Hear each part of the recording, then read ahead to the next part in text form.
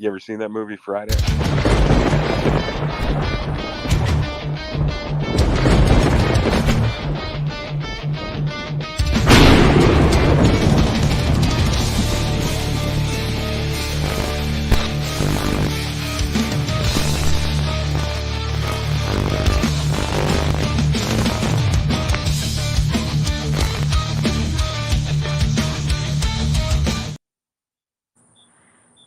Hey everyone! Today is a battle for the ages. We got the Were-Kitty himself, Fien'x, and the real dragon from Fire and Ice, Mark.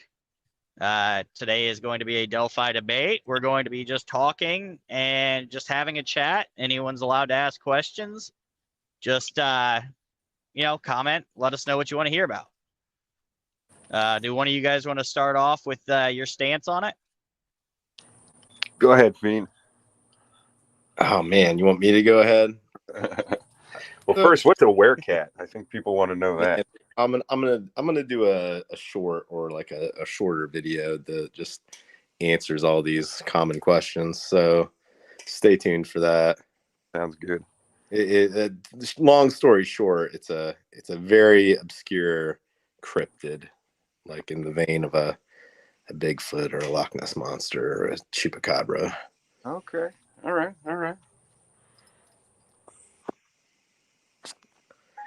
Yeah, so I mean, my general stance. I assume we're talking Delphi here, but Is that what we're doing? I think I come from a stance where just my worldview is like I don't believe in things that there isn't evidence for. Like I'm plenty open to it, but I kind of need to see it laid out, and especially like in a true crime scenario, there's regardless of what you think about something, there is like constitutional kind of like outline that lays out the it has to be proven beyond a reasonable doubt. So in this particular case, I would say that like I think there's probably like 90 to 99% of the things that like you might like really think are like true facts and stuff, like I'd probably be like that's not even close to like being like substantiated. I think that just people have like a lot, and case in point, and I'll also mention this as far as the hearings that just happened.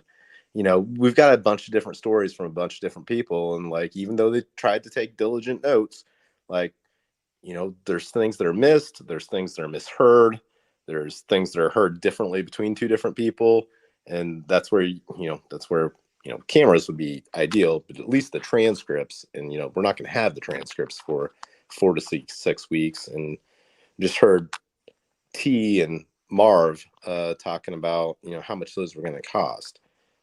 So if anybody wants to support that, because I'm a big like freedom of information person and public information person, and just thinking like what should be available to the public, like it should be available to the public. It's cut and dry sort of situation.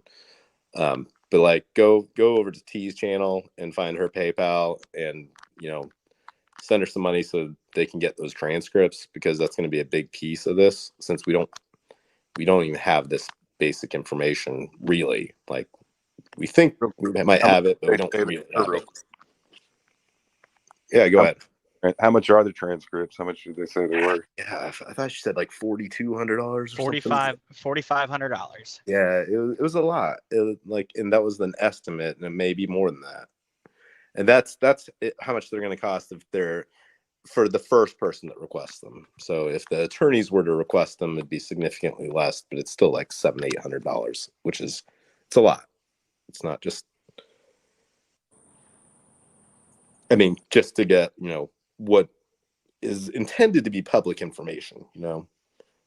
This is supposed to be a public trial. These are supposed to be public hearings. The fact that we don't actually have what happened is, it's a little bit. I'm not a big fan of that. I feel like they're charging more for it because it's a high profile case. Because I know it's like almost $6 a page Right. It's ridiculous. Well, you're not going to get a 3-day hearing on a low profile case, So like, yeah, I don't doubt that they sometimes probably just give people the transcript sometimes if it's not that big a deal. But yeah, I don't know. I don't think that, just generally they've tried to be super transparent with this case. Yeah. All right. Now, Miss Cat vs. Dragon, nice criminality.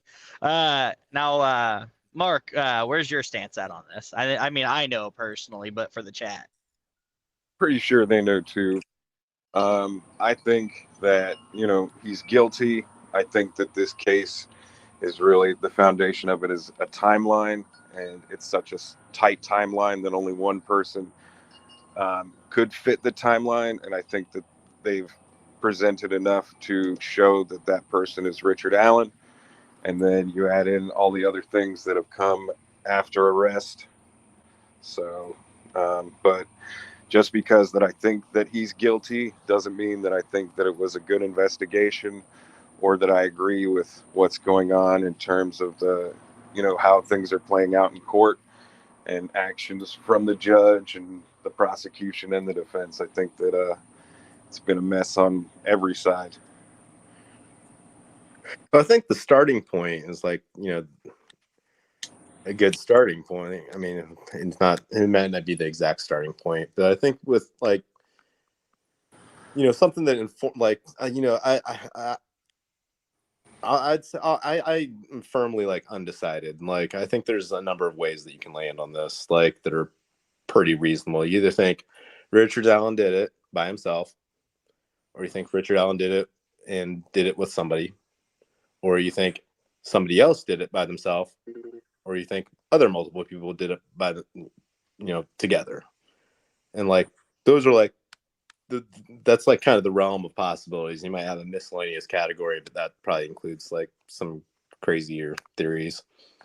Like you could say aliens did it or something in that category, whatever. So you're in the camp of Richard Allen did it alone. Correct. And I think that like you can be in any of those camps, and everybody wants the case to be solved and whoever actually did it to be held accountable. I think that sometimes it's, I haven't seen the evidence that Richard Allen didn't do it. I lean more towards kind of the defense side, just because starting with the investigation, like there's a lot of things that are not trustworthy. Like we're saying there's these problems with the investigation, like there clearly are, like major problems. Agreed. But then we're trusting the same people to like be successful. That's the part where like, it's one of the parts where, this is not a good foundation for trusting that they've got the right answer, because for a long time they didn't have the right answer. Yeah, there have been a lot of things that have been done even after, Allen was arrested that just don't seem, I don't know. But I think what they're doing is they're kind of fluffing up things to make it seem more solid than it is. So that way, I think that their reasoning behind that is that if they do that, then the public will be more satisfied and kind of forgiving about all the missteps. Oh, I agree with that. I don't think that either, but no, based on that being a reality of the case and the reality of the investigation, regardless of anything else the defense presents, any other theory, like, I've always thought the strongest pillar of the defense is going to be poking holes in the investigation and showing how it was bad. And I've seen that in other trials that I've watched, of when you say it out loud in front of a jury in a courtroom, like it sounds really bad. Like and when your burden, when the burden is beyond a reasonable doubt on one side, and it's just caused reasonable doubt on the other side. Like, just showing how bad an investigation, like, it can go a really long way. Yeah. I think the investigation as a whole versus the investigation of Richard Allen, though, I don't think that they're going to be able to poke many holes in that. Well, no, but that's not true, because they've got a tip from him, placing himself there. If I mean, what's the most true is that if it is Richard Allen, either by himself or involved with somebody else, like, that makes the investigation the worst possible scenario, because they never followed up with somebody that said, I was there. Like, that's the biggest mistake. Like, if it's not him, like, oh, maybe no harm, no foul. I mean, maybe he was a good witness, but you didn't follow up with him, but maybe he didn't really know much more. Like, maybe not the worst mistake. If it is the guy, it is the worst mistake. It's the worst possible mistake they could have made. 100%. Like, imagine if it is Richard Allen and he's a serial killer, and you've let him roam around for 5 years and he's killed like 20 more people. Like, not good. That's a really bad situation.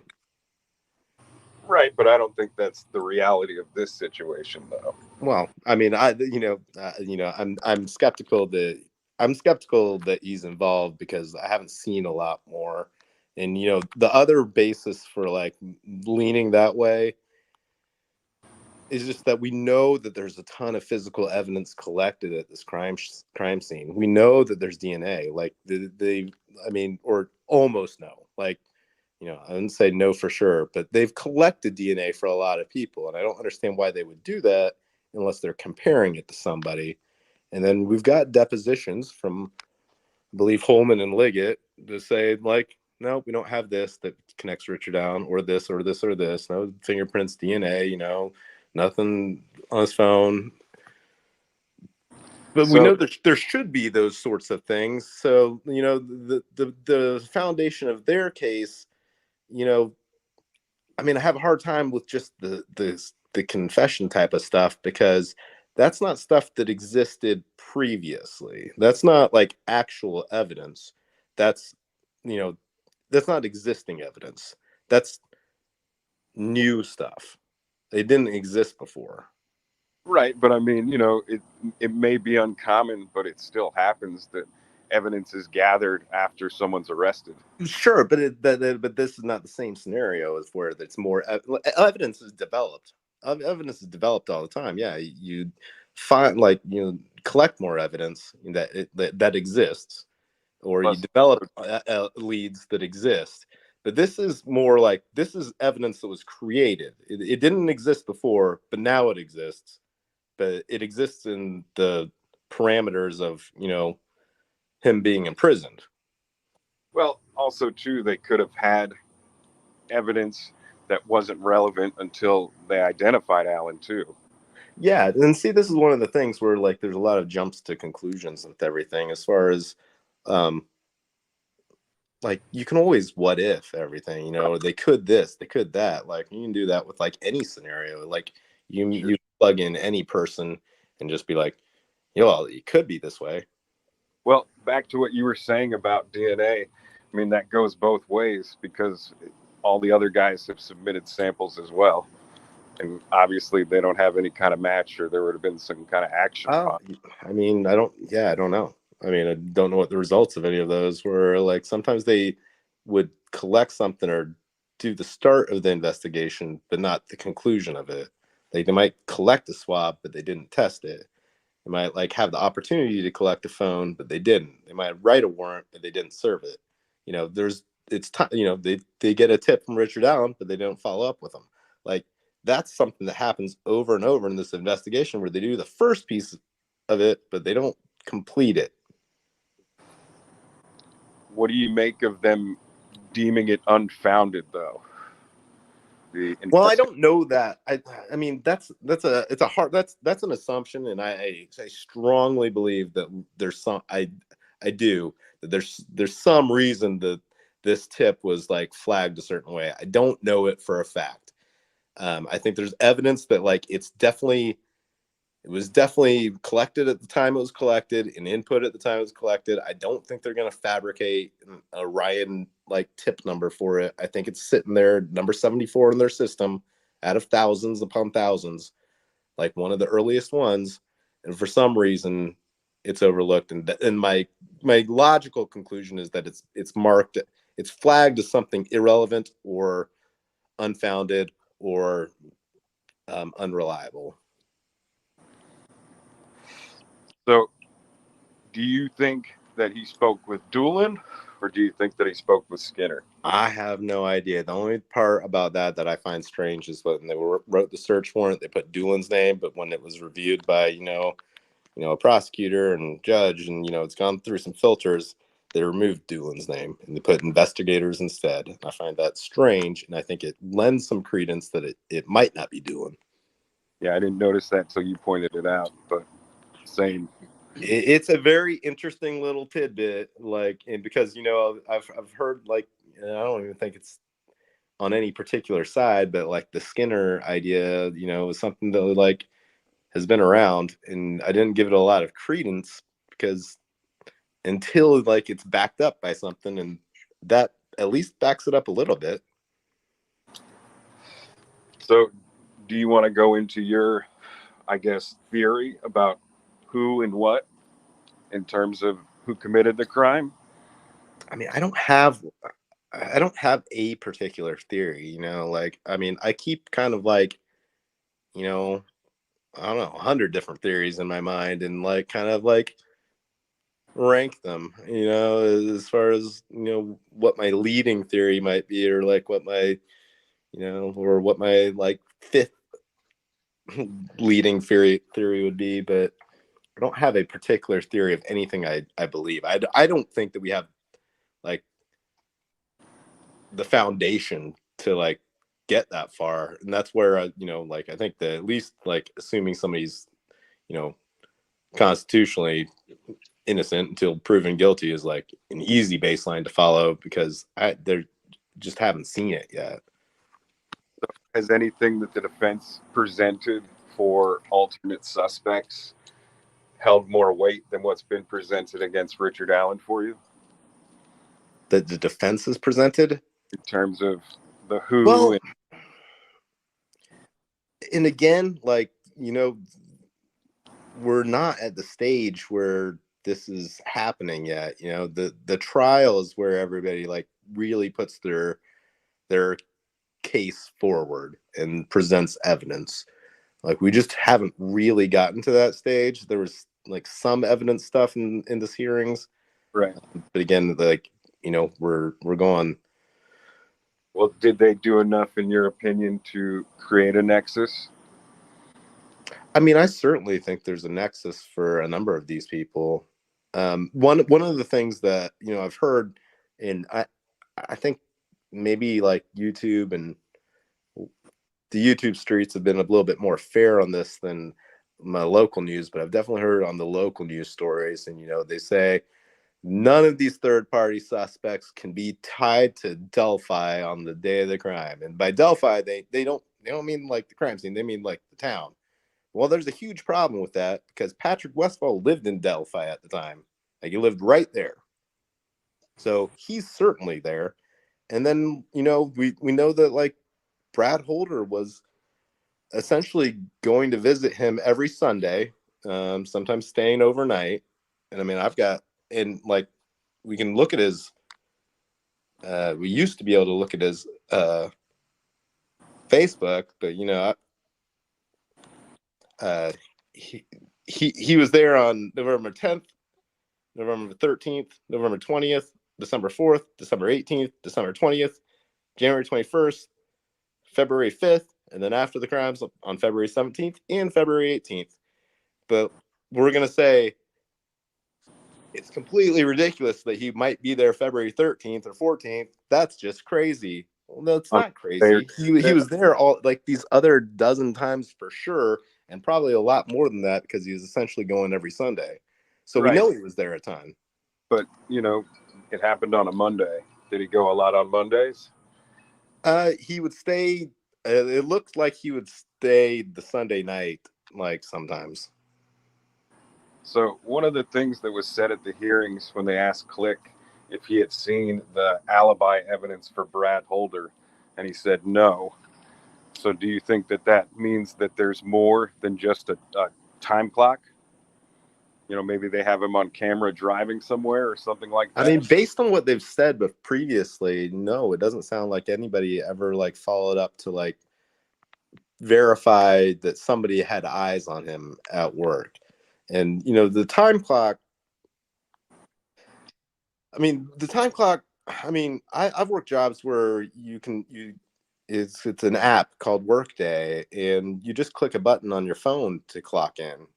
You're not. It's not like a physical like card punch or anything like that. It's just an app, and you can do it from anywhere.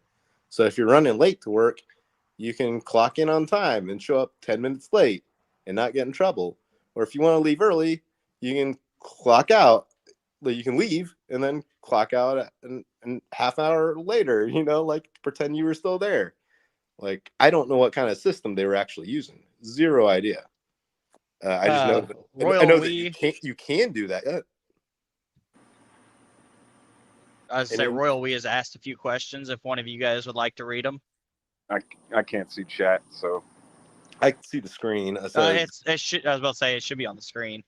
It says the Royal We. Mark, how about that bullet being buried 2 inches in the ground? What are your thoughts?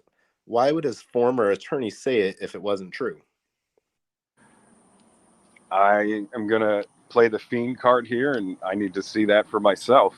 I mean, I'm going to play the Fiend card here and say I need to see it for myself. This is the major issue that I have with a lot of stuff. Is that like we're basing like things that we're going to pretend are true on something maybe only one person said, and like it could be any person. It might be, you know, there's a ton of people that are taking a ton of information from the Fien'x memorandum. You know, and pro prosecution people, they're assuming like a ton of things in there are true, but then they're assuming a ton of things in there are just absolute lies. And I'm like, you're just picking and choosing. That doesn't make any sense. Like, either this is a reliable source and you're going to like take it as a reliable source, or none of it's a reliable source. So don't use it as your source. So the biggest things for me, like the bullet, I don't really know the science behind it or how credible it is or anything like that. So the bullet's never really been something big for me. The big things for me is his car on the Hoosier Harvest Store camera, and how he and the 3 girls, I know it's 4, but they describe the same interaction. I mean, I would disagree, you know, that they're describing the same interaction. When I read it, it sounds like they're describing different interactions. You know, he doesn't give a lot of detail. We don't have much of his description. We don't have a lot of words from Richard Allen to describe anything. And then, you know, all the witnesses give kind of different descriptions, and none of them are really all that consistent with Richard Allen, and most of them are not consistent with themselves. The biggest consistency among like the witness, you know, call them witnesses, statements, and this is just for seeing somebody, not seeing bridge guy, not seeing the murder, just seeing somebody on the trail, when we know that there is tons of people on the trails. The biggest consistency between I think 2 of them is, or maybe 2 or 3 of them, is that there might be a face covering, or they couldn't see his face, where you start to get some consistency. Otherwise, like, they're very different statements. Other than that, he passed them and didn't say anything, and they said that a man passed them and didn't say anything. You wouldn't take that as pretty similar? I mean, maybe, yeah. I mean, I would add maybe, yeah, that part might be similar between them. I don't think that it's like, I mean, I don't know. I mean, the 3 versus 4 is a big deal to me, a major inconsistency when you compare the 2. Michelle O asked, and keep going for walks on the trails after the murders. I mean, if he went all the time before and never after, how could that not be a suspicious activity? I mean, that's something that we just have no idea about, though. Most of the things that we talk about, like we know, we actually don't know. And certainly, like some of these additional things, like they're great questions, but like we have zero idea what the answers are. No idea. No one's talking about Richard Allen and saying, "Oh yeah, I know he kept on going to the trails." Like no one's coming forward and saying that. Where are we going to get that information from? What Sure, about it may be something that they investigated and they might have an answer for, but there's also like a very easy explanation for why someone stopped going to the trails after there was a double homicide on the trails. Everybody stopped going to the trails after that. all right? Well, what do you think of the Harvest Store video? I mean, I haven't seen the Harvest Store video. I think that their description of the Harvest Store video leaves a lot to be desired. They use the word resemble, and that's not a strong, like, they're not saying that's definitely his car. So in the hearings, they had talked about how with Keegan Kline and the red Jeep story, right? How they went back through traffic cameras to the route that would have been traveled by them, and they weren't able to locate this red Jeep, right? But they were able to go back and look through traffic cameras to try, right? It's not a stretch to think that they did that with Richard Allen as well, right? To whatever extent they've got. I mean, I would not assume that there's like some vast network of cameras like there are in European cities in rural Indiana. Like you might have a random camera here and there, and it might not be very good quality. I don't know that you're going to be able to. Is it possible that they would be able to pull something from some of those? Sure. But like that's where we're saying like we can always like work in, could you do this? Could it be that way? Sure. Like that's always like a given. It could be, but like what's backing it up that we should actually think that they did that or they have that?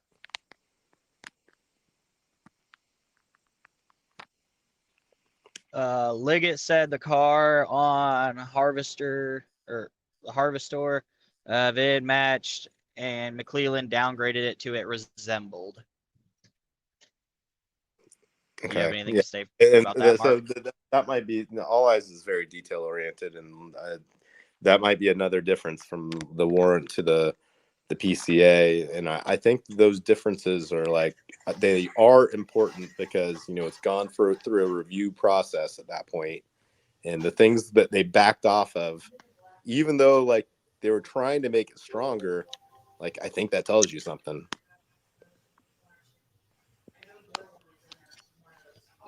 I don't know that they're all that. The tip narrative not dated? I mean, it's Mark, a you're good here, question. dude. That's a good question. I don't know why they wouldn't provide. There's a lot of basic details that you would expect in a PCA, and even the warrant, like and like very basic. In a normal warrant, they should have to document how they know that Richard Allen lives at the house that he lives in, and they didn't even do that. Like it's a very bad warrant, and it's very bad PCA. Like you're missing like just the foundational elements. Like you have to say why you think Richard Allen lives this location, and maybe like what, like I looked him up in the white pages. Like we looked at the GIS, and we the public records show that he lives at this address, but it's something that's supposed to be included. Like you have to have a reason to believe that he lives there. And it's a very basic piece of information that they don't even do that much on. Luis said the defense said RA contacted law enforcement when the girls went missing. Is there a chance he was in the search? No, I think that would have come out by now if he was part of the search. So I'm going to say personally, I don't think he was part of the search. I'll say that's just another thing that like we have no idea of knowing. Like I think that people that would know that, if they do know that, they aren't coming forward and saying it. But I don't think that we should like expect that any, like, we know that people aren't coming forward and saying anything about Richard Allen. Like, he's been incarcerated for 2 years. Like, is anybody coming out and saying stuff about him? No. So Do you find that strange that nobody's coming to his defense other than strangers? Or vice versa, or anybody's coming to his defense, or anybody's incriminating him. I mean, very early on, we did hear a couple of like neighbor type people being like, "I can't believe it," and I don't think he would ever do anything like that. But then, like, it got shut down very quickly, and then we just didn't hear anything. All I said, that car was also driving away from the trail, not towards it, and the state only witness to CBG was, or while he was on the bridge, turned around and placed a completely different car at the CPS building. Sorry, guys, it's really hard to read and drive, especially these long comments. Where they have him on camera, it's very, very possible that he would have stopped and parked at the CPS building, despite the direction. Turn off that fucking light switch. I mean, I've got a lot of questions about it because, you know, I him not describing it as the CPS building, and for there not really any reason to describe the CPS building as the old Farm Bureau building, and the tip narrative isn't a direct quote. You know, this is the tip narrative is written in third person from whoever's writing it, either Doolin or Skinner. Well, we'll assume at least narrow it down to those two. They're not quoting anything Richard Allen says. They're just writing it. This guy's telling me this, you know, like, he's not like quoting him. So I don't know that he even said old Farm Bureau building. Like, is it possible someone says old farm building and you just add the word bureau to make it make more sense? Because if you say there's old farm buildings, yeah, there's old farm buildings. There's old farm buildings right across from the Mears lot. Those are old farm buildings. So I don't know for sure, you know, where he parked. I don't even know for sure that he was really there that day. Like, I don't know why this tip is not relevant. If he was there that day, it should be relevant. I'm trying to make dinner. Sorry, the kids are going back to school. It's kind of hectic over here. What did I miss? No, you're fine, man. Okay. We've got like all year round school in Indiana. All year round school? Sort of. Like, I don't know. They don't have very long summer break, so they've been back in school for a while. So yeah, I mean, like I said, this is just such a tight timeline, and for me, based on the interaction with the three girls, him being on camera, his own admissions, that's enough for him to be placed in the timeline for me. It wasn't the old Farm Bureau in 2017. It was just the Farm Bureau. Says all eyes.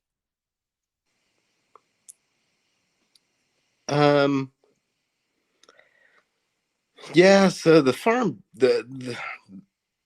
so a lot of people think Farm Bureau insurance, but that's not the only usage of that word. There's co-ops that are like Farm Bureau related. There is there's a Farm Bureau. It was an old Farm Bureau building at the time. It's currently like the Friendly Market, I think, the Friendly's Market. That was the Farm Bureau co-op building. You know, not Farm Bureau insurance, but the people would still call it Farm Bureau. It's down south of all that. Much closer to the Indiana Packers location. But if someone said old Farm Bureau building and you tried to figure out what they were meaning, like, I think that would be the much more logical conclusion than CPS building, because that doesn't make any sense. It also does. But does anyone have exact? But if you're walking the trails, it does make sense, because that is a place that people park. But it doesn't make sense to say Farm Bureau building.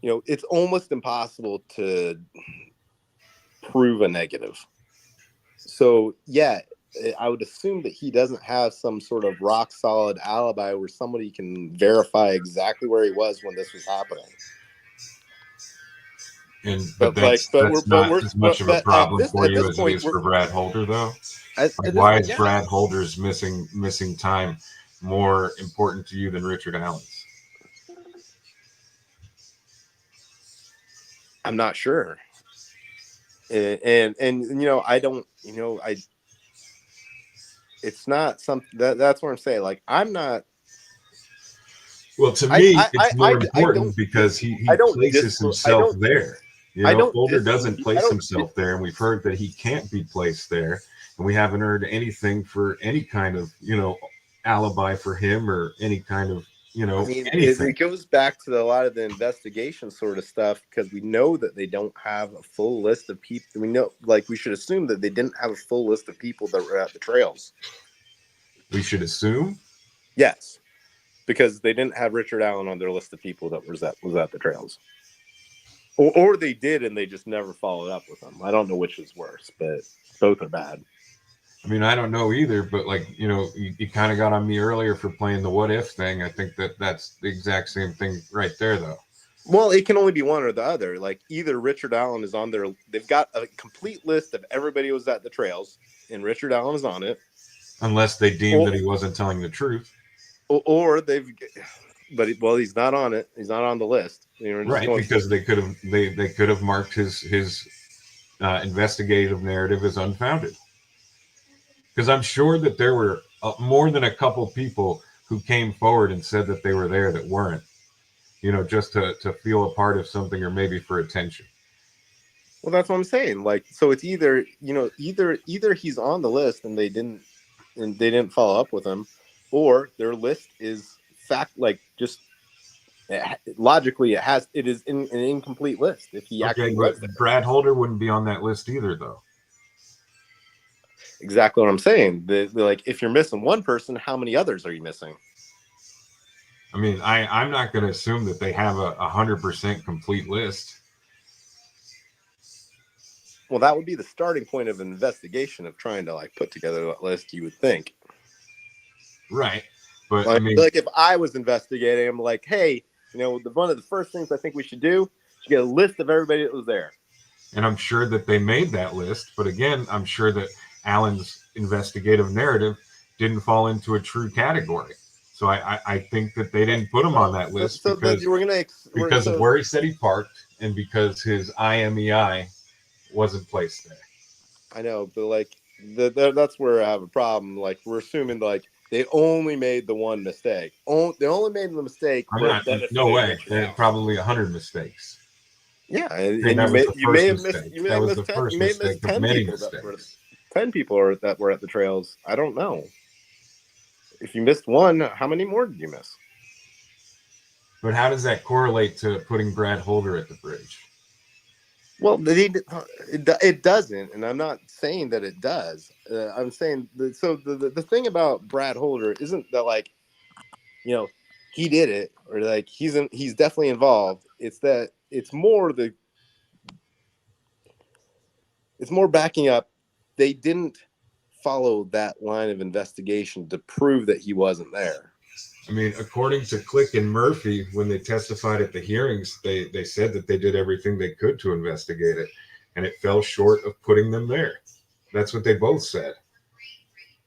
Well, they did do a long, thorough investigation, and that it just came up short to that. And there are a lot of things that definitely make you go, make it seem like it's possible. But when it gets down to proving it, there was nothing there. And they both of them said that they did do an investigation. I mean, I haven't heard specifically what they did to investigate his alibi. I don't think that they were the ones doing it. I think they were probably, I'm not saying that their investigation is perfect either. We heard from. Hey guys, I got a question for you. Would you be okay with a third party making an appearance as a special guest referee? Are they acting as a referee, or they got something to say? They are no, they're neutral. It's criminality. Oh, Sure. sure. Figured I'd ask you guys. It's All your right. guys' discussion. T is cool. Like we like T. For sure. T can act as a pretty good So moderator. let me ask you this then. For them to get on to Richard Allen and actually pursue him as a suspect, arrest him and charge him, are you saying it's because of corruption? Or are you saying that they went through things and then they reversed engineered a suspect because of his statement? I would be much more in the latter. I don't. Again, like if there's some sort of conspiracy or something to like do something nefarious, like, okay, that's a high bar. Like, you need to show that to me. Like, and it needs to make more logical sense. I think it makes a lot more sense that what they say is essentially true. This tip was brought to Liggett's attention. He decided that was the guy, and then they searched. They got a search warrant, and the probable cause for a search warrant, and probable cause even for probable cause for a search warrant is a pretty low bar. And we know that for sure, especially in this case where they did a bunch of searches on different people that probably weren't and didn't have any involvement or any evidence tied to them. And like it doesn't seem like they turned up very much with that, unless you really like are leaning on the cartridge, or you're leaning on the gun that ties to the cartridge. Have you seen anything that's been presented to refute anything in the PCA? Or anything that's been presented that shows Allen's innocence? No. I mean, not really. Not nothing more than statements. And again, like you might draw a lot of things as being true that are in the Fien'x memorandum. But if I were doing that, I would say that well, here Richard Allen said he left at 1:30, so that's true too. I don't know, like. I'm not going to pick and choose and just like I'll take everything the defense says with a grain of salt, and like I don't know that they're 100% accurate on everything that they're saying.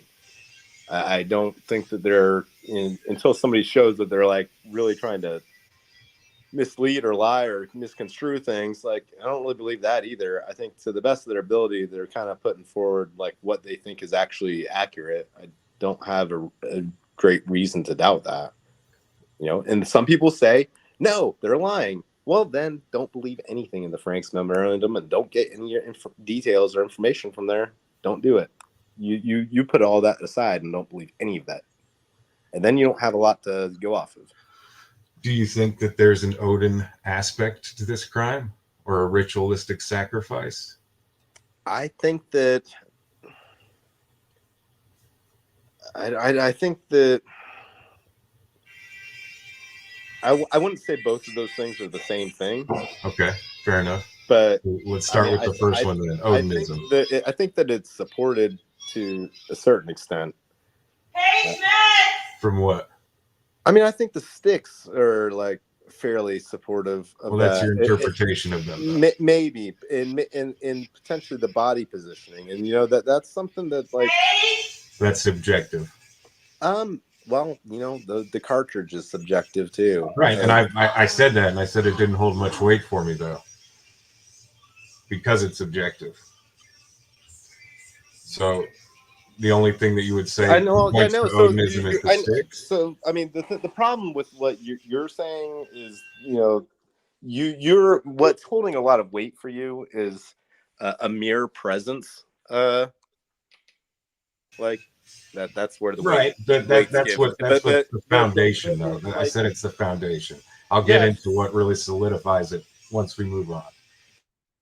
Yeah, but those are things that we don't actually have because, like, I haven't seen the Harvest Store video. Like, I can't pretend that I have and imagine. No, but essentially, is what you're saying that you're more upset that he wouldn't be found guilty, or we wouldn't have known certain things without his confessions. You're bothered by that they had to get those confessions to solidify his guilt. Well, I don't know. If you're supplementing something that isn't really founded, I don't know that you're really supplementing it. And I think the conditions under which the confessions came, confessions that we don't like have the actual, verbiage of. No, but Harshman did testify under oath that Alan provided details that only someone who was there would know. Agreed?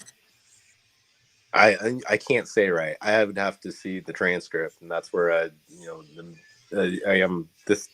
Teresa, have you heard that from more than one person that Harshman testified that? I'm sorry, I wasn't paying attention. I was typing in chat, so I feel kind of put on the spot because nobody was talking to me. So I was doing my own thing over here. Playing in chat. Would you say that it's that Harshman testified that Alan provided details that only someone who's at the scene would know in some of his confessions? That Harshman just testified that he didn't go into what details, but he testified that he did provide details. That was my understanding. Right. All right, go on, Fien'x. I mean, it's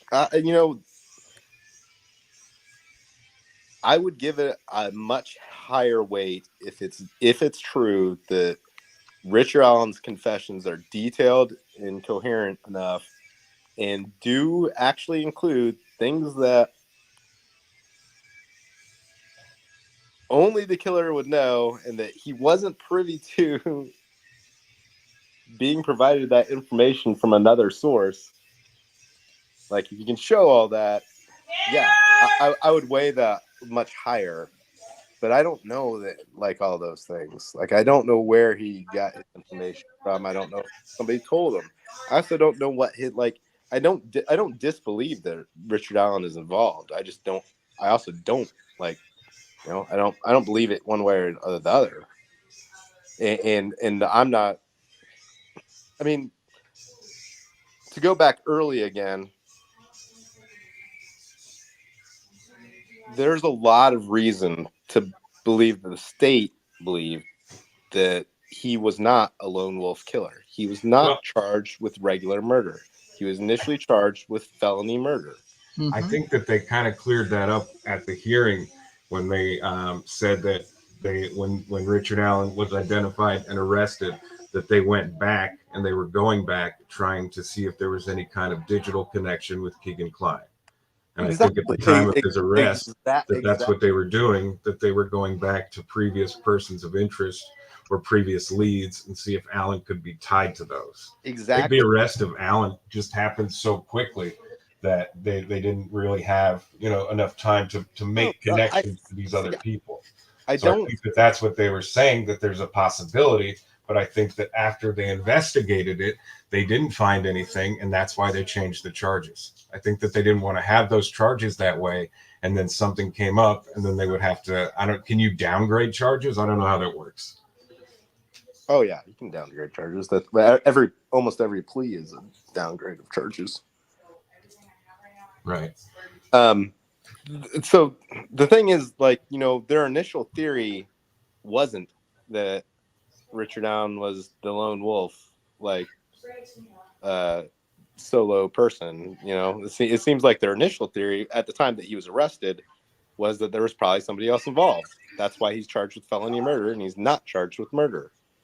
Go ahead. I'm sorry. And then you're right. I think that at this point, like, I mean, I'll take them at their word for it. Like, it looks like they really did look at Keegan Kline, and like they took his word so much for it that they probably did like a $1 million, if not multi-million-dollar search of the river, like, based on something he said, which that really bothered me too. I mean, it seems like a crazy thing to do, but like, it sounds like that's actually what they did. And I don't think that worked out well for him, because you probably don't want to pull that kind of stuff if it's not true. So I mean, I think I think that they've changed their theory, and then maybe they changed their theory to, like, you know what, we do think it's him as a lone wolf, but the problem with that is that they don't drop the felony murder charges. They only add regular murder charges. And not only that, is they add accomplice liability to all of those charges. Which is, again, you don't need the accomplice liability. You don't need the felony murder if he's the only guy. I mean, there's reasons. I get that there's legal reasons that maybe you would want to do that. So, like, What would those legal reasons be? the legal reasons would be like, would you present the jury, both charges, so that if they're not quite convinced of the one, that they might default to the other one. So isn't that a logical explanation then? It depends. I mean, it's a possible explanation. So, like, I mean, I'm not going to just say that is the reason, because I don't know what the reason is. We don't know. And when they amended the charges, they had every right to rewrite their PCA, which from the very start, from all sorts of analysts have been like, this PCA sucks. Like, you had it was totally their right to, you know what? We're going to rewrite this PCA so that it makes sense and like it supports these new charges. And they were just like, nah, I'm not going to do that. It's not required to do that, though, is it? No, it's not required. But if the PCA was good enough for regular murder charges to begin with, why didn't you charge them regular murder charges? And if it wasn't good enough for regular murder charges to begin with, how is it then later? Now it's good enough, and that's not like on like our determination. That's on their determination. That's on the state's determination. But I mean, they literally said that when he was arrested, that they went back and they tried to connect him to these people. So if they were able to connect him to these people and he played some kind of different role, so it just sounds like that they were covering their bases, not only in the way that way, but also in leaving the other charges. That way, the jury has options. The logical explanations for those are, just covering their asses. Well, it's also, that's a possible, explanation. Wouldn't you say it's one of the more logical ones?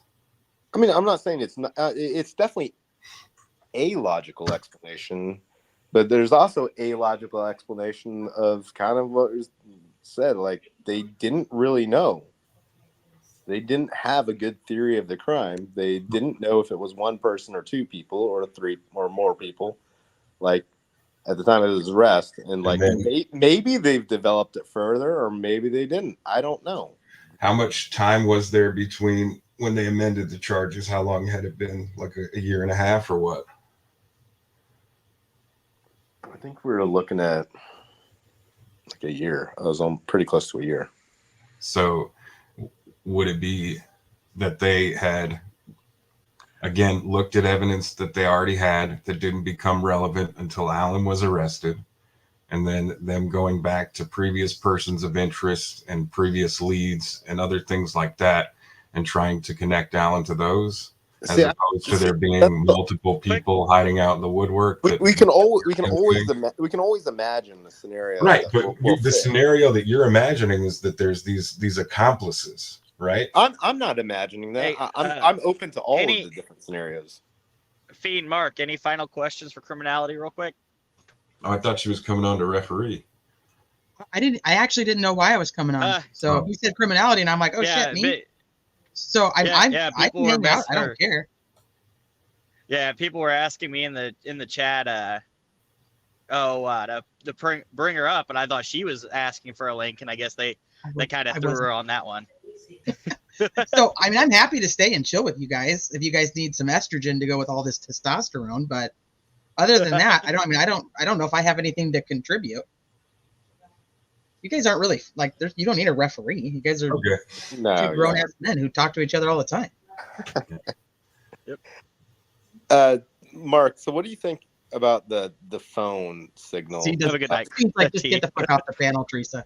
It's fine. We got this. The phones, I need more than that. So one of the things that, like, my understanding of, like, some of it's come out just in these hearings a little bit in more detail. It seems like the phone was off for a significant period of time, and then it turns back on at 4:33 a.m. Well, I'm excited to see the transcripts for that part, because the way that it was described to me was that the new phone extraction in May of 2024 was done with Cellbrite, and they determined that the phone didn't turn off until 4:33 a.m.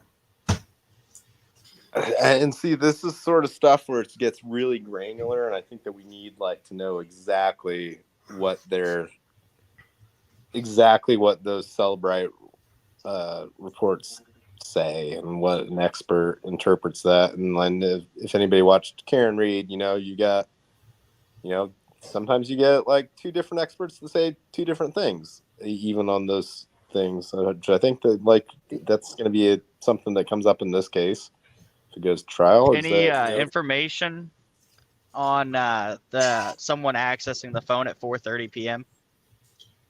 It's 4:30 a.m. So that's the problem. Sorry, It's over 12 hours apart. They basically say the phone doesn't move after 2:37 p.m. 2:39. 2:39 p.m. I think is correct.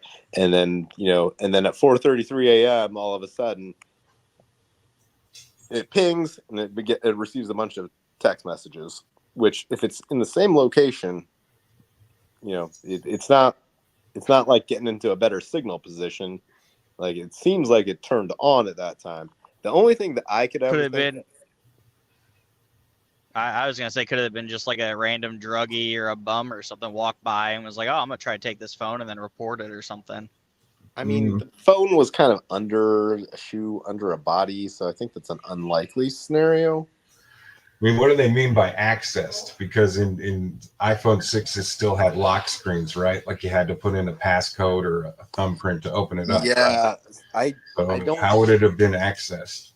If you're talking about it in terms of like that, like somebody opened up the phone. I don't think that's what they're saying about access. I'm not saying that. I've seen it brought up. I think that's some of the granular stuff that I don't really know of. The only thing that I could think of where I tried to challenge, like I was definitely thinking, what this means is that the phone was definitely turned on at 4:33 a.m. The only thing I could think of that might not be that way, although it's unlikely, is going back to the water damage, and that the water damage didn't like kill the phone. It didn't turn off the phone, but it killed the signal. Which is totally possible, right? It might be possible. So I'll kind of a little bit of water on the SIM card would cause I looked into it a little bit. And interference. It's probably not likely, but it might be possible that it getting wet. Could you explain why it's not likely? Yeah. So getting wet, that can kill a signal without killing the phone, and then drying out could restore a signal, but like. Think about, we all own smartphones, and like we've owned smartphones before they were waterproof, and like you think about what you're supposed to do when you got your phone wet. Like you're supposed to turn it off, put it in rice. Like it's like a whole resuscitation like procedure, and that just like optimizes your chances that you didn't completely kill your phone forever. For the phone, for it just to naturally dry out in that scenario enough, and like it only affected the signal, but it didn't kill the phone. Like it's just a lot of things that are compiling. It makes so you've been there, right? Yes, I mean, so what's the regular signal like there? Like, is it I've never clear had signal, or is it like a I've been there much more recently. Yeah. I wasn't that there in 2017, but I mean, I've not had any major issues with signal or anything. So whenever like my phone turns off or loses signal or something like that, when it turns back on or gets signal back, every text message that I haven't read kind of comes through all at once. And sometimes they come in as iMessages and SMS text messages, or just SMS text messages. And see, that's a completely, so that's another completely possible thing, except that it's not possible if the phone's just sitting in the same place because nothing changes to change the signal. If the phone was in a dead signal location and then moved to back to where it got a signal, which is like, I don't know, underneath a body, like apparently, then yeah, like that could happen. But then we're also saying who's moving the phone at that point. It's the same problem. Who's moving the phone at that point as who's turning on the phone at that point. What would be the reasoning for turning on the phone for someone else, though? I mean, I think the only thing I could really think of, because it seems like a crazy thing to do, is that someone was assisting with drawing attention to the crime scene or locating the bodies. Why wouldn't they just take the phone? Because they wanted to draw attention to the scene or help locate the bodies. But why? I mean, so then if the phone had turned off at what was the original time? They said 5 o'clock, right? I'm not sure about Around 5 o'clock, I think is what they were saying, right? Did the person who committed the crimes just turn it off and then decide to come back at 4:30 and turn it back on? Because this new data shows that the phone didn't die. But if we're going off of that the phone was turned off at 5 and then somebody turned it on and accessed it at 4:30. So how would they have turned it on again if it died? Exactly. I mean, right. that's what there's these major questions about that. I mean, I completely agree that it doesn't make a lot of sense. Right. So, but if the phone, let's go off of that though. If the phone died at 5, how would they have been able to turn it back on at 4, whatever? Right. Well, how would Did they take it home and charge it and then bring it back? I mean, we know that the phone was on at 4:33 a.m. Right. So I don't know. Like if the phone actually just naturally died, the only way that you would be able to turn it back on at 4:33 a.m. is that you went and charged it somewhere, which isn't at that location, and then you brought it back. I mean, I think that it's more probably seen. I think the simplest explanation is probably that the phone was turned off, and then it was turned back on. So the person turned it off at 5 and then came back at 4 in the morning and turned it back on. Does that make sense? I mean, does it make sense what you're saying? I mean, no. Like, why? If they wanted people to find the bodies and draw attention to the crime scene, why would they have turned the phone off in the first place? Well, I mean, I think that leads to like a lot of the questions is like, what is the actual theory of the crime here? You know, I think that like when you hear people talk about like whether they were abducted and taken to a different location, you know, maybe they abducted, phone turned off, brought back to the location. Didn't the blood expert kind of quash any speculation that they were killed anywhere other than they were found? Well, I mean, if we consider them 100% right, well, no, because he's really testifying to the location, not the time.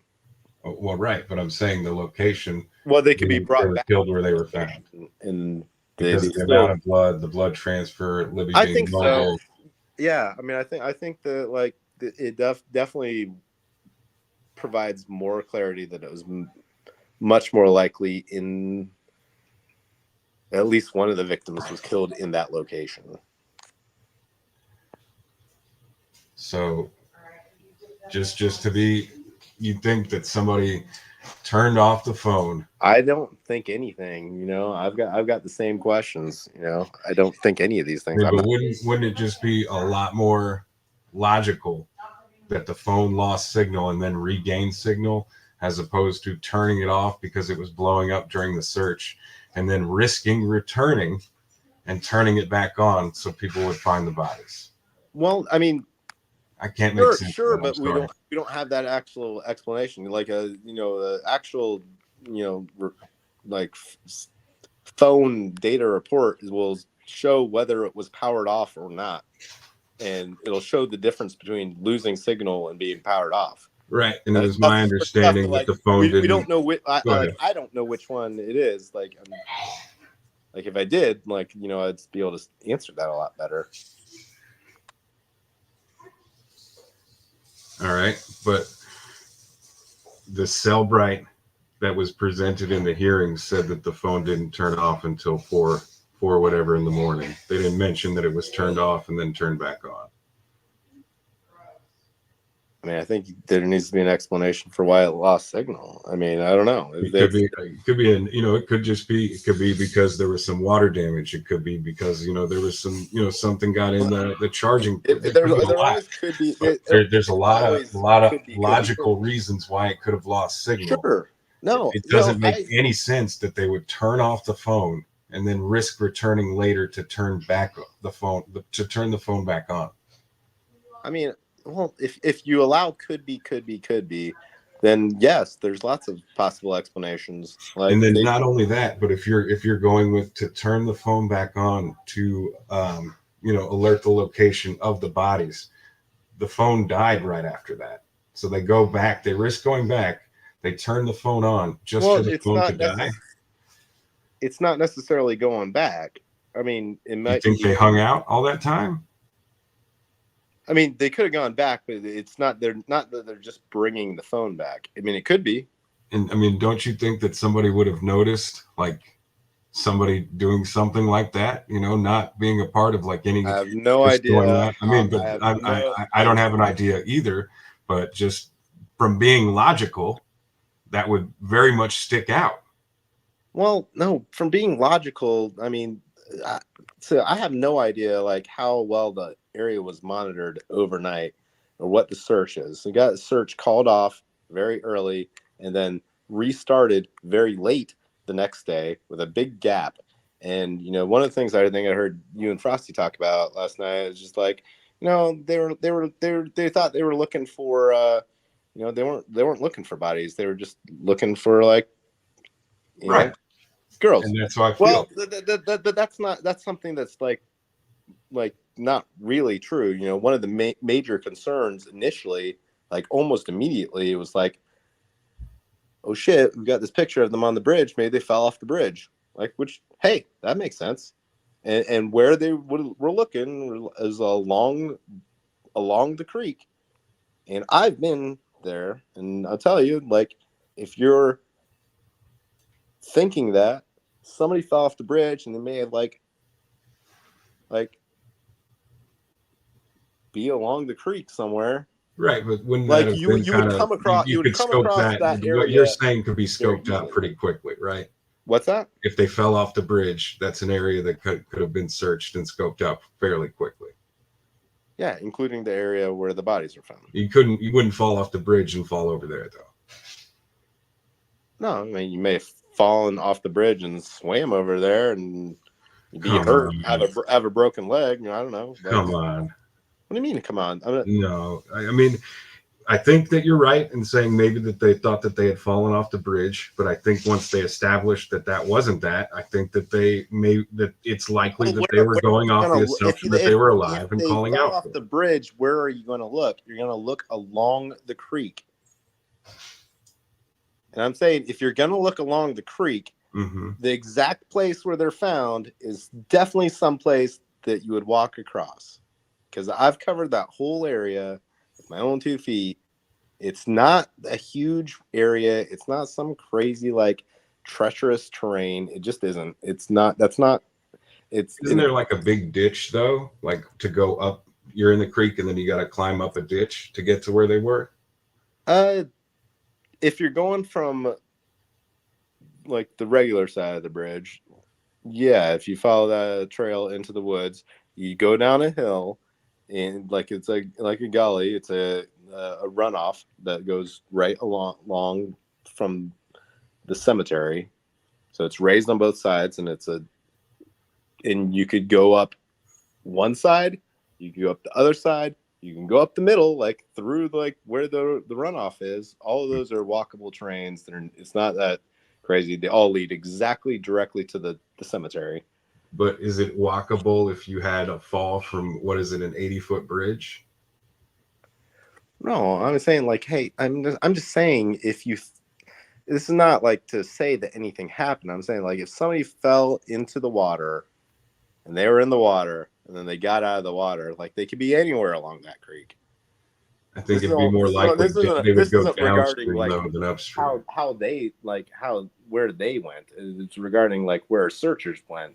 Right, but a searcher would eat like, yeah, it's not a big deal to go like follow the creek.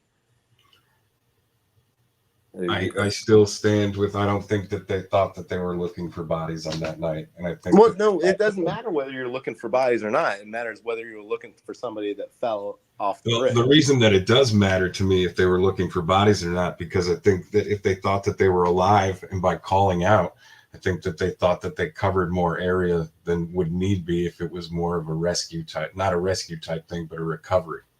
You know. I think in either case that you'd look along the creek. Because downstream.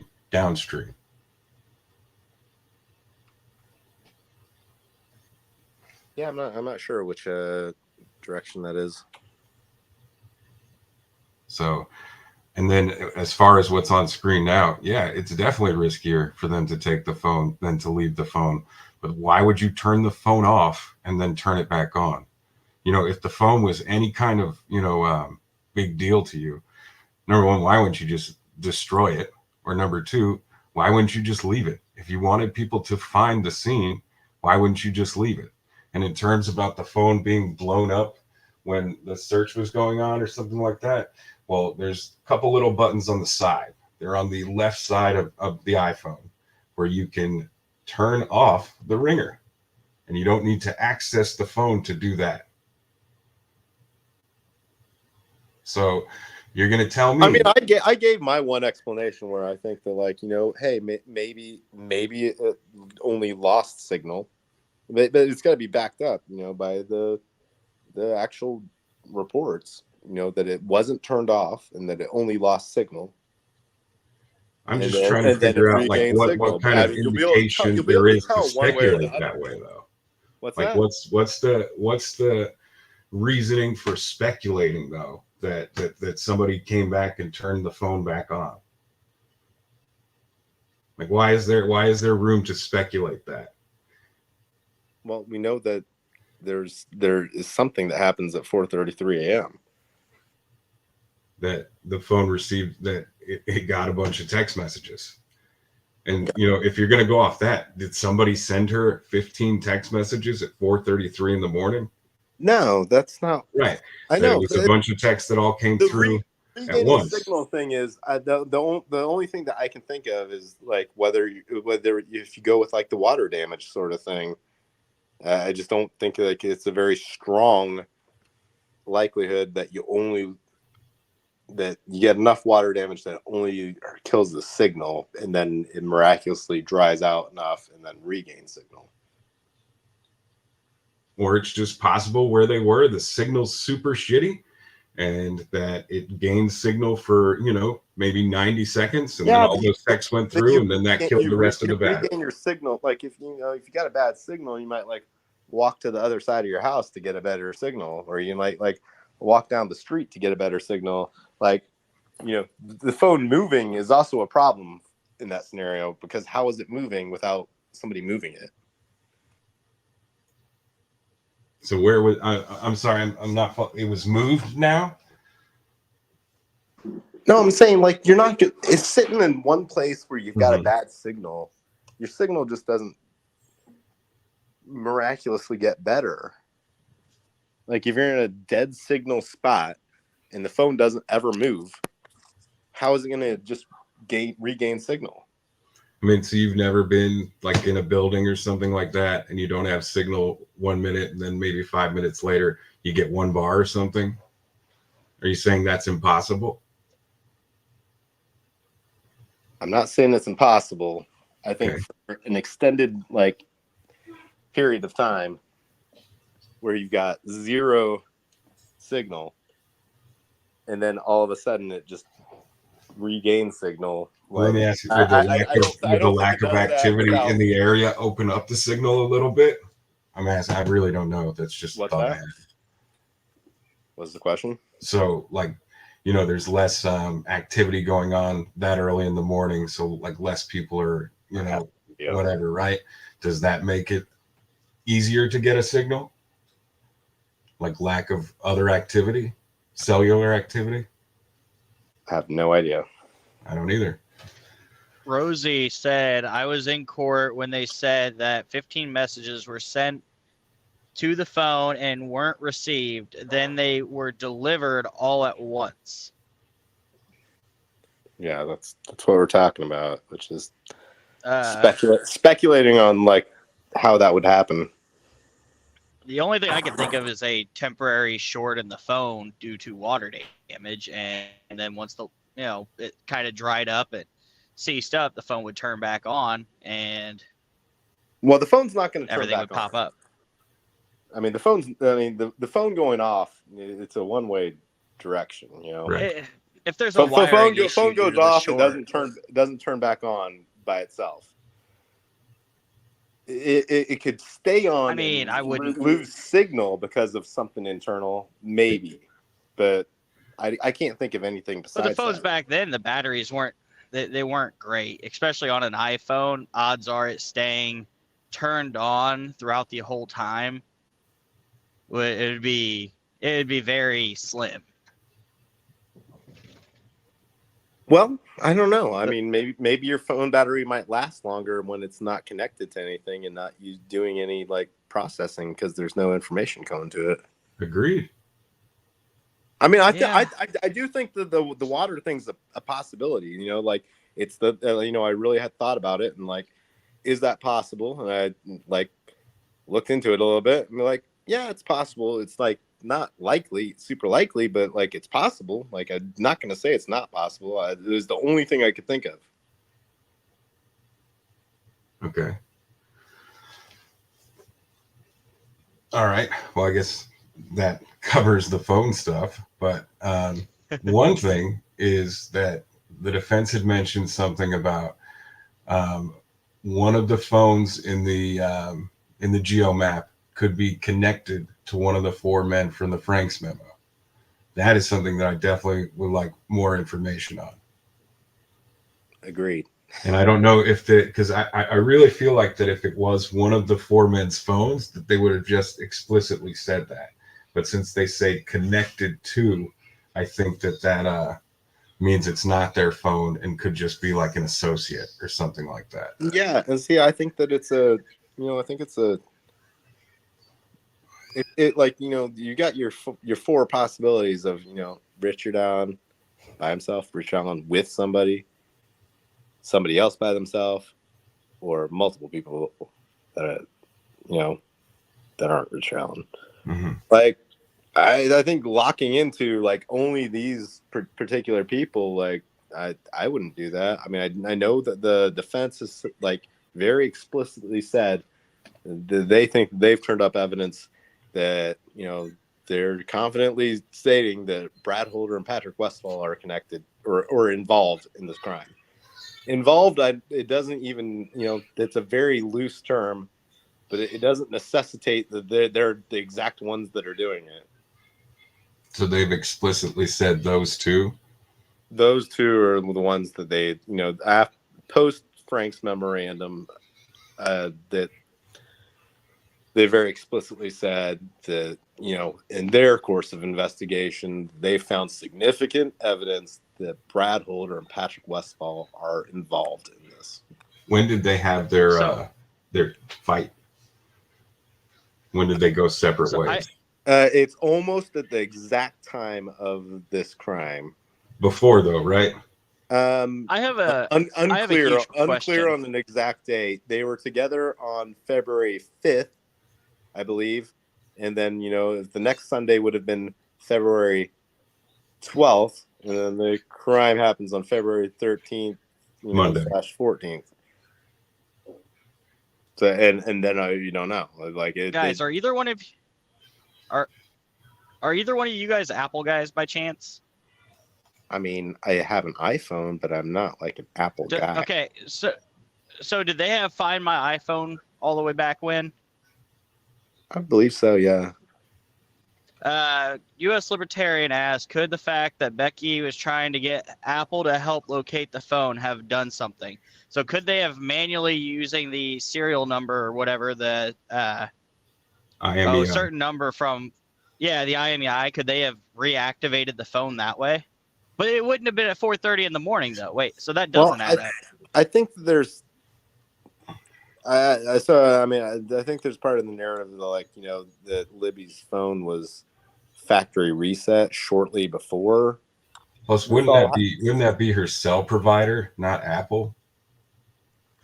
So I think that she may have been light on the apps, which she may not have had Find My iPhone put back on there. But yeah, they did engage the provider and like the cell phone company, and I think that's how they started getting the pinging going. Which I don't know how they actually managed to accomplish that, but it sounds like they did, and they got pings going. I think it was like that they sent something like every 15 minutes or something like that. Yeah, but I mean, it's not a common thing to just like be like call up a service, you know, call up AT&T and be like, hey, you can start pinging this phone every 15 minutes. Like it's actually kind of difficult to accomplish that, especially like where you're not backed up with like an Amber Alert or anything like that. You think if they called, you know, and they were like, hey, our kid's missing, they might be in trouble, you think that would be hard to get the cell provider to? Yeah. You think so? Yeah, I do think. I don't think it's common. I mean, it's good that they worked with them to be able to do that. You know, I wish would have been more productive, but I think that however they accomplished it, you know, I don't know. You know, I mean, maybe they got a hold of the right person. You know, or they had law enforcement involved to like convince them to do that. So if these guys were involved, how would they elude investigators from discovering that they were at the scene? That they can, you know, track almost all the way up to it, but they can't put them there. How do they elude being placed there? Well, how does all of them leave their phones at So- home and they're talking on walkie-talkies and, you know, going through underground tunnels and Mark? Yes. Same question for Richard Allen. How does he elude? well, thankfully now he hasn't. Okay, but like if we're just saying like, hey, add half a decade and maybe come up with more, then like, what's the difference? The difference is that they went back through evidence that they had that became relevant when Allen was Well, no, apprehended. you're assuming that, and I mean that's completely possible, but I don't have any evidence of that. I guess then if you're going to look at it both ways, say that like Westfall or one of them would have came up, they would have been able to do the same thing. And now that they're under the same kind of microscope, they can review the same evidence and everything's still falling short. Well, I don't know that they've fully pursued any additional investigation. Why do you think that? Because we still don't have like a fully vetted alibi for Brad Holder. You and I don't have Or that. Patrick. That doesn't mean Yeah, that it I doesn't know. exist. You can say maybe they do. Like it's weird that it wouldn't come out when it's such a point of contention. Because you could nip it in the bud by just being like, "Bam, here you go. We got 3 witnesses." I to think solve maybe, Brad but Holder's okay. work. So on page, I think it's page 76 of the Fien'x, when they're talking about Brad Holder, they describe him more as like a Manson type figure, and that he orchestrated the murders but didn't directly participate. I think something like that does exist, and that's why that they lined it up like this. I think it's offered as like, you know, a wide range possibility.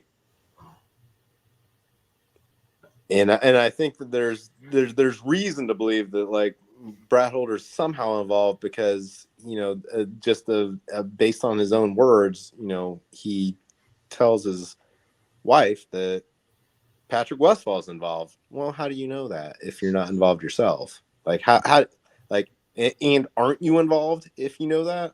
Like, you don't just know that information and you're not involved.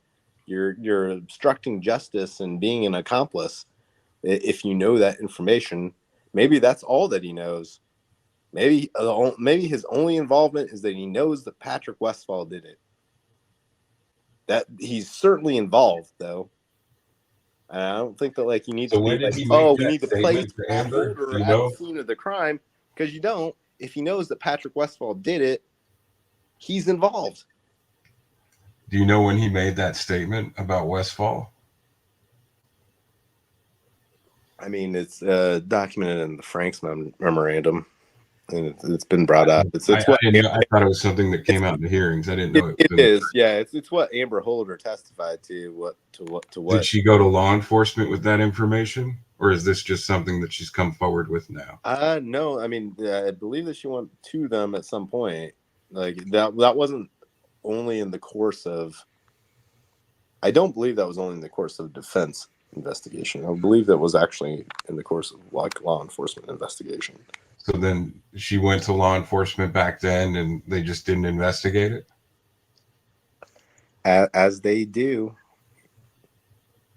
just as they didn't investigate Richard Allen, even though he. Well, I mean, that's even Richard though Allen didn't say that he you know that he heard somebody say that they killed the girls. That's not a fair comparison. If Amber Holder went to the police whenever this statement was made and said, "Hey, my husband said that this man killed these two girls," are you saying that they didn't investigate her claims? Sufficiently, yes, I would say. I firmly believe they haven't sufficiently investigated any of this throughout the entire investigation. What makes They didn't investigate Richard Allen when he provided a tip. They didn't Agreed, but follow he up with didn't him. provide a tip saying that he provided a witness statement. You're talking about these people who are being investigated in terms of committing the Well, crime. no, but they weren't really being investigated. That's the problem. Like they should have been, but they weren't. So they didn't vet their alibis, even though they should have. Like that's the entire problem.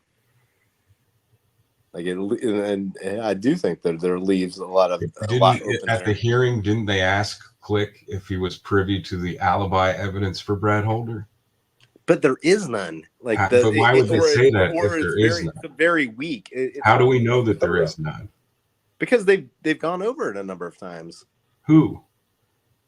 They've gone over it in the hearings. Like I heard it with my own ears because I was at one of the hearings. They said exactly what happened. What did they say? The FBI referred they follow up on this alibi and it went to Frederick Rogers and he drove there and and there's he didn't really do anything. The extent was that they talked to the HR person and they're like, yeah, he clocked out at 2:45. So and they're like, oh, there should be there might be a video. They're they didn't look at a video and they didn't talk to anybody that saw him. So am I understanding then that this is how it went in terms of how you see it? They went and questioned Brad Holder. Brad Holder said that he was at work, and they were just like, yep, you were at work. Cool. No, not completely. They did send somebody to follow up. Then that person didn't really follow up on it. Well, what did they do after that? That's only following up a little. That was the whole thing. Then they cleared him. The guy was like, I talked to the HR later. He said she clocked out and we asked them if there could be other evidence, and they said yes. But we didn't get any of the other evidence. We didn't talk to any other people. We didn't talk to anybody that saw him. And look at any video that showed him there. So if this lady said yes to this guy's questions, then does that make her lumped in with these guys too? Is she part of it? Who? No. The HR lady. No. I mean, I don't doubt that the time clock says 2:45. Right, but they asked if there was other evidence, and she stated yes. Yeah. So why would she state yes if there wasn't other evidence? I mean, I think that's totally believable. I would assume that she's telling the truth and that, yeah, there's probably video that you could check. There's obviously coworkers that you can check with.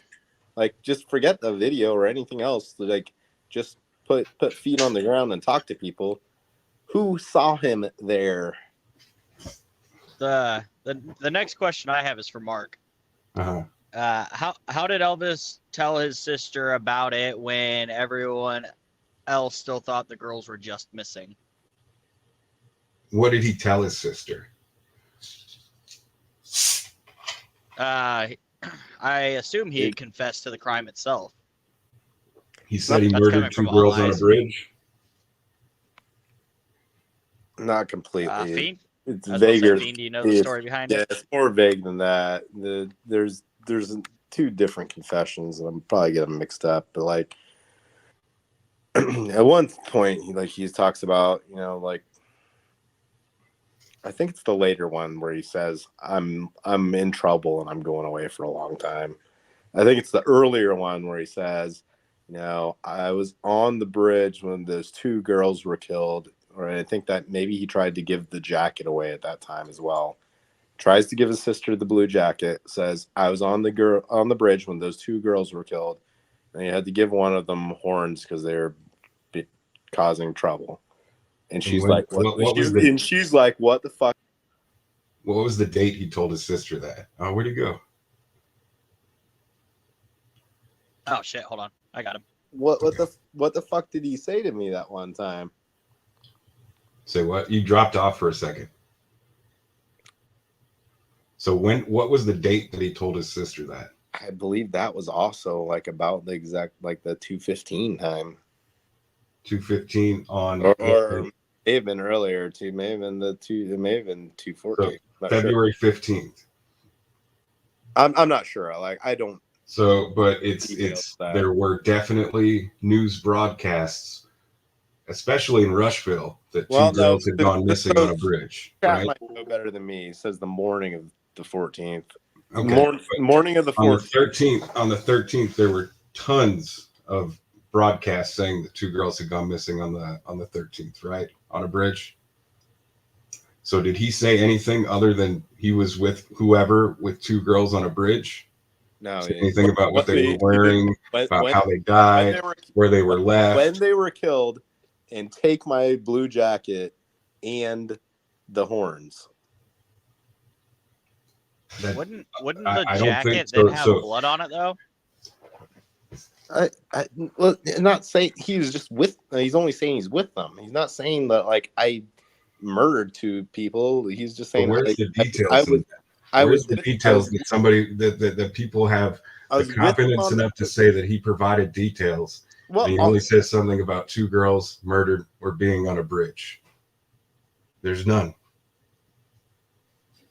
Well, murdered wasn't a detail that existed. Did he say murdered? Yes, when they were killed. Well, I mean, the only thing that I could refute that with is, it's logical that he thought that way. And I'm sure a lot of other people thought that something bad had happened like that. Yeah, but a lot of other people would, but they wouldn't say, like, I was with them at the time. What's the context of the conversation? And with two other people. Were they watching the news together? I have no idea what, like, I think that he just came. Don't you think that's important, though? Sure, I know. I'm not saying that, like, this is where, like, even, like, I mean, I'm not going to, like, prop up the Click Ferency Murphy investigation more than it should be, because that could have gone a lot further as well. These are the details that are, like, super important to get. Mm-hmm. All these details are super important to get. All these people that, like, peripherally, like, connected, like, and I'm not going to pretend that Brad Holder isn't, like, connected. Like, he's got a very close relationship to the victims, and he's a very suspicious person. Let me ask you this, because I've heard the jacket brought up a whole lot, right? And he offered his sister the blue jacket. Obviously, she didn't take the jacket. What did he do with the jacket? If he didn't give it to her, did he just throw it away? Or wouldn't it have been available for investigators to, collect? No idea. Yeah, he could. But she didn't take the jacket, right? She said that she didn't take it. Yeah, I believe that. No, she didn't take the jacket.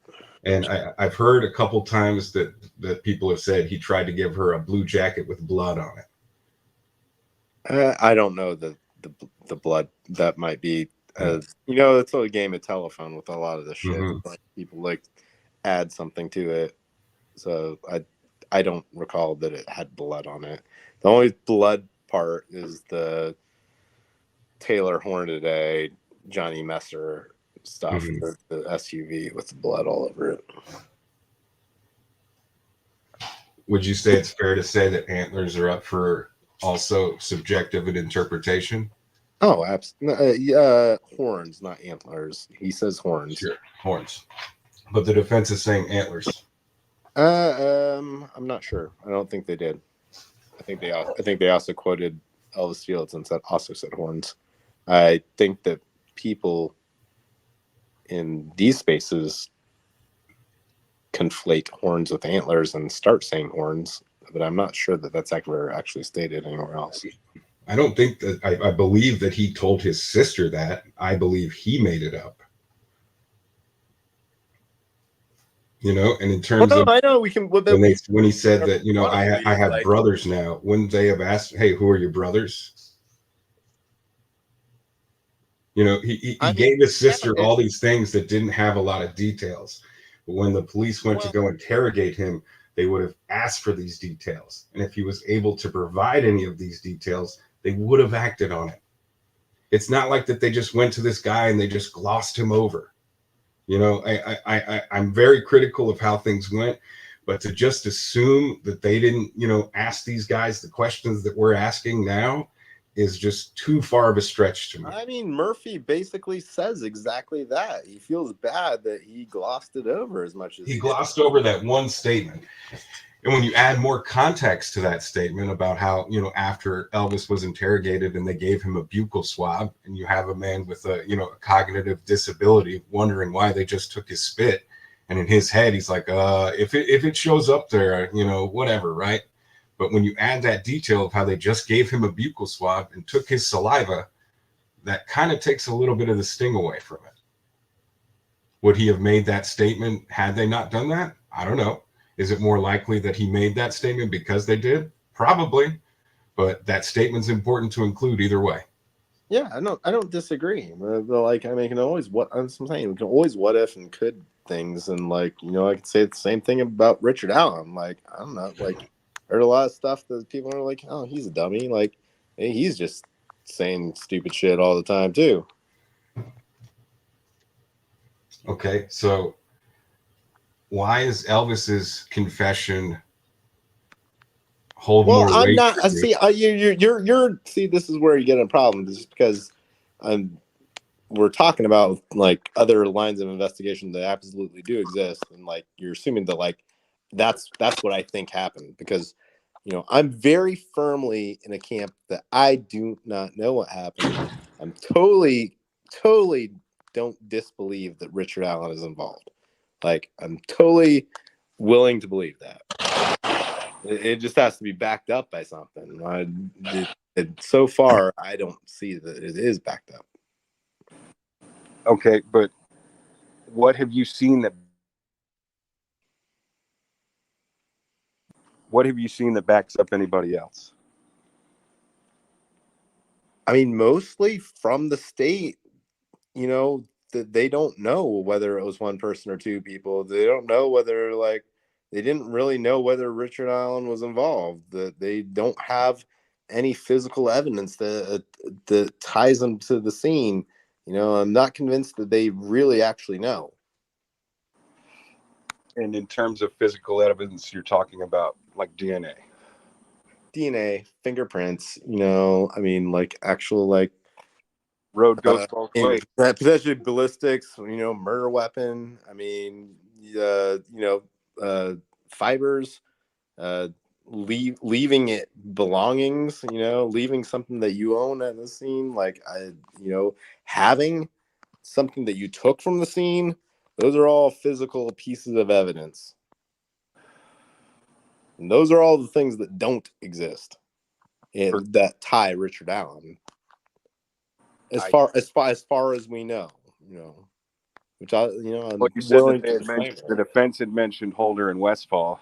If those types of things existed for either of those men, it would have been proven already as well. No, it's not a given that like all of the physical evidence will exist, especially if you didn't collect it all. You know, we've heard that they collected Patrick Westfall's DNA, but I've never heard that they collected Brad Holder's DNA. When you enter the military, they take your DNA and it's put in a database. So they do have nowadays they do. Not sure exactly when that started. Fairly certain, but I could be wrong, so I'm not going to say absolute, but I'm fairly certain. I mean, I was in the military around the same time as all of them, and I don't recall that being a thing. That No. they took my DNA and put it in the database. Fingerprints, maybe. And then also, like, if you have a gun permit, you'll take your fingerprints.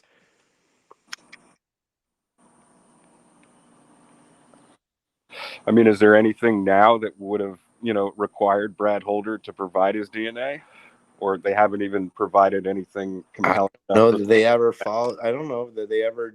That's what I'm saying. Like, Well, if they're so confident though of these two men, wouldn't they have something compelling enough to present to investigators to show them, that there's evidence that well, one of you're these guys- much more limited as being, a defense attorneys. Defense attorneys are absolutely required to do their own investigation, which I think a lot of people don't understand.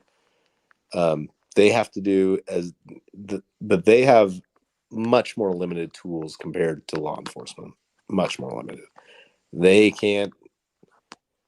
Right, but don't They're not going to be able to polygraph people and get people to do DNA samples and stuff. They can, try to compel someone to do a deposition. And, I think there's, I don't even think that's guaranteed because I don't know that. I know that Brad Holder did a deposition, but I don't know that Patrick Westfall did. So, they're very limited as far as, it's not anywhere close to they can do the same type of investigation that law enforcement officers can do. Okay. So if we're going to talk about his confessions now and the fact that Harshman did testify that he did provide details that only someone who was there would know, why does that not hold weight for you? I understand that you're upset before that they got to that point, but no, I'm not upset about that. Like, no, and I said, like, hey, if he gives a perfect confession that, like, like it just an exact match, like I would weigh that much more heavily.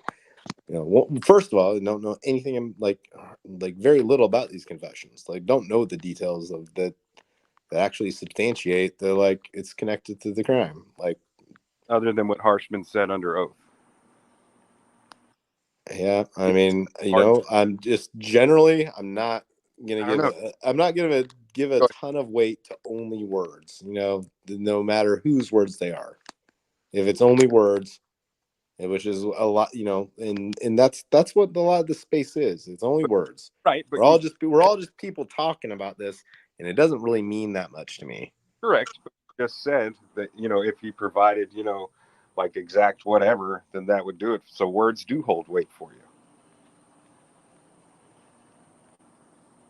Yeah, but I need the words first. That's the problem. Like he didn't actually give the words. No, but he did. A U.S. Marshal under oath gave the testimony that details were provided about the crime that only someone who was there would know. Well, that might just be his opinion, man. Is it not enough? Is it? Does it have No, his opinion of it is definitely not enough because I need to know exactly what you're talking about. I don't even know what he's talking about. Like what part are you talking about when you say the details match the crime scene? And like you not just like, the details. You could say like, hey, you could go with like the box cutter thing, which I don't give a lot of weight to. But like, dude, like if there's science that exists, so like you can tell whether wounds are caused by a Bowie knife or a box cutter, and there's going to be a significant difference between the two things. 100%. And like you should be able to tell, like it's a fairly substantial. Hold on, I would like. Let me answer the box. I would like to make a point, real quick. All I says, confessions without evidence are just rumors. But couldn't the same thing be said for Elvis Fields? Well, hang on. Let me answer the box cutter thing. You're absolutely right about that they would be able to tell, box cutter versus Bowie knife or something like that. And to me, the fact that the defense didn't highlight the box cutter thing as being something completely wrong, because to me, that would hold a ton of weight if he gave the wrong kind of knife versus, saying something like shot in the back. That would, to me, that would be a lot more compelling about falsely confessing. So to me, the fact that it wasn't highlighted by the defense in one of the confessions that he got wrong, and the fact additional steps to try and locate this knife tells me that there might be something there. I mean, I don't completely disagree with you. Like, yeah, I kind of I'm with you on that, but I'm also like on the other side, the state isn't saying it's a box cutter. They didn't say that. And If the state was willing to say anything at all about any part of this crime, it would go a hell of a long way. but back to some, And any part of it, you know, like, can't they just be saving that for trial? that's goes all back to the could they sure, Right. they That's what could be, when I brought up, but it's not convincing, Yeah. and it's not going to be convincing to, you know, a lot of people. How so? Well, how is it going to be convincing? They haven't said anything. What are they going to convince us of when they're not saying anything? You know, okay, so They haven't outlined the theory of the crime, a timeline for Richard Allen, what he actually did. They're not charging him as the only person involved. They're not saying what the murder weapon was. They're not saying what the wounds were. They don't have a time of death. Like, they don't have like descriptions of anything.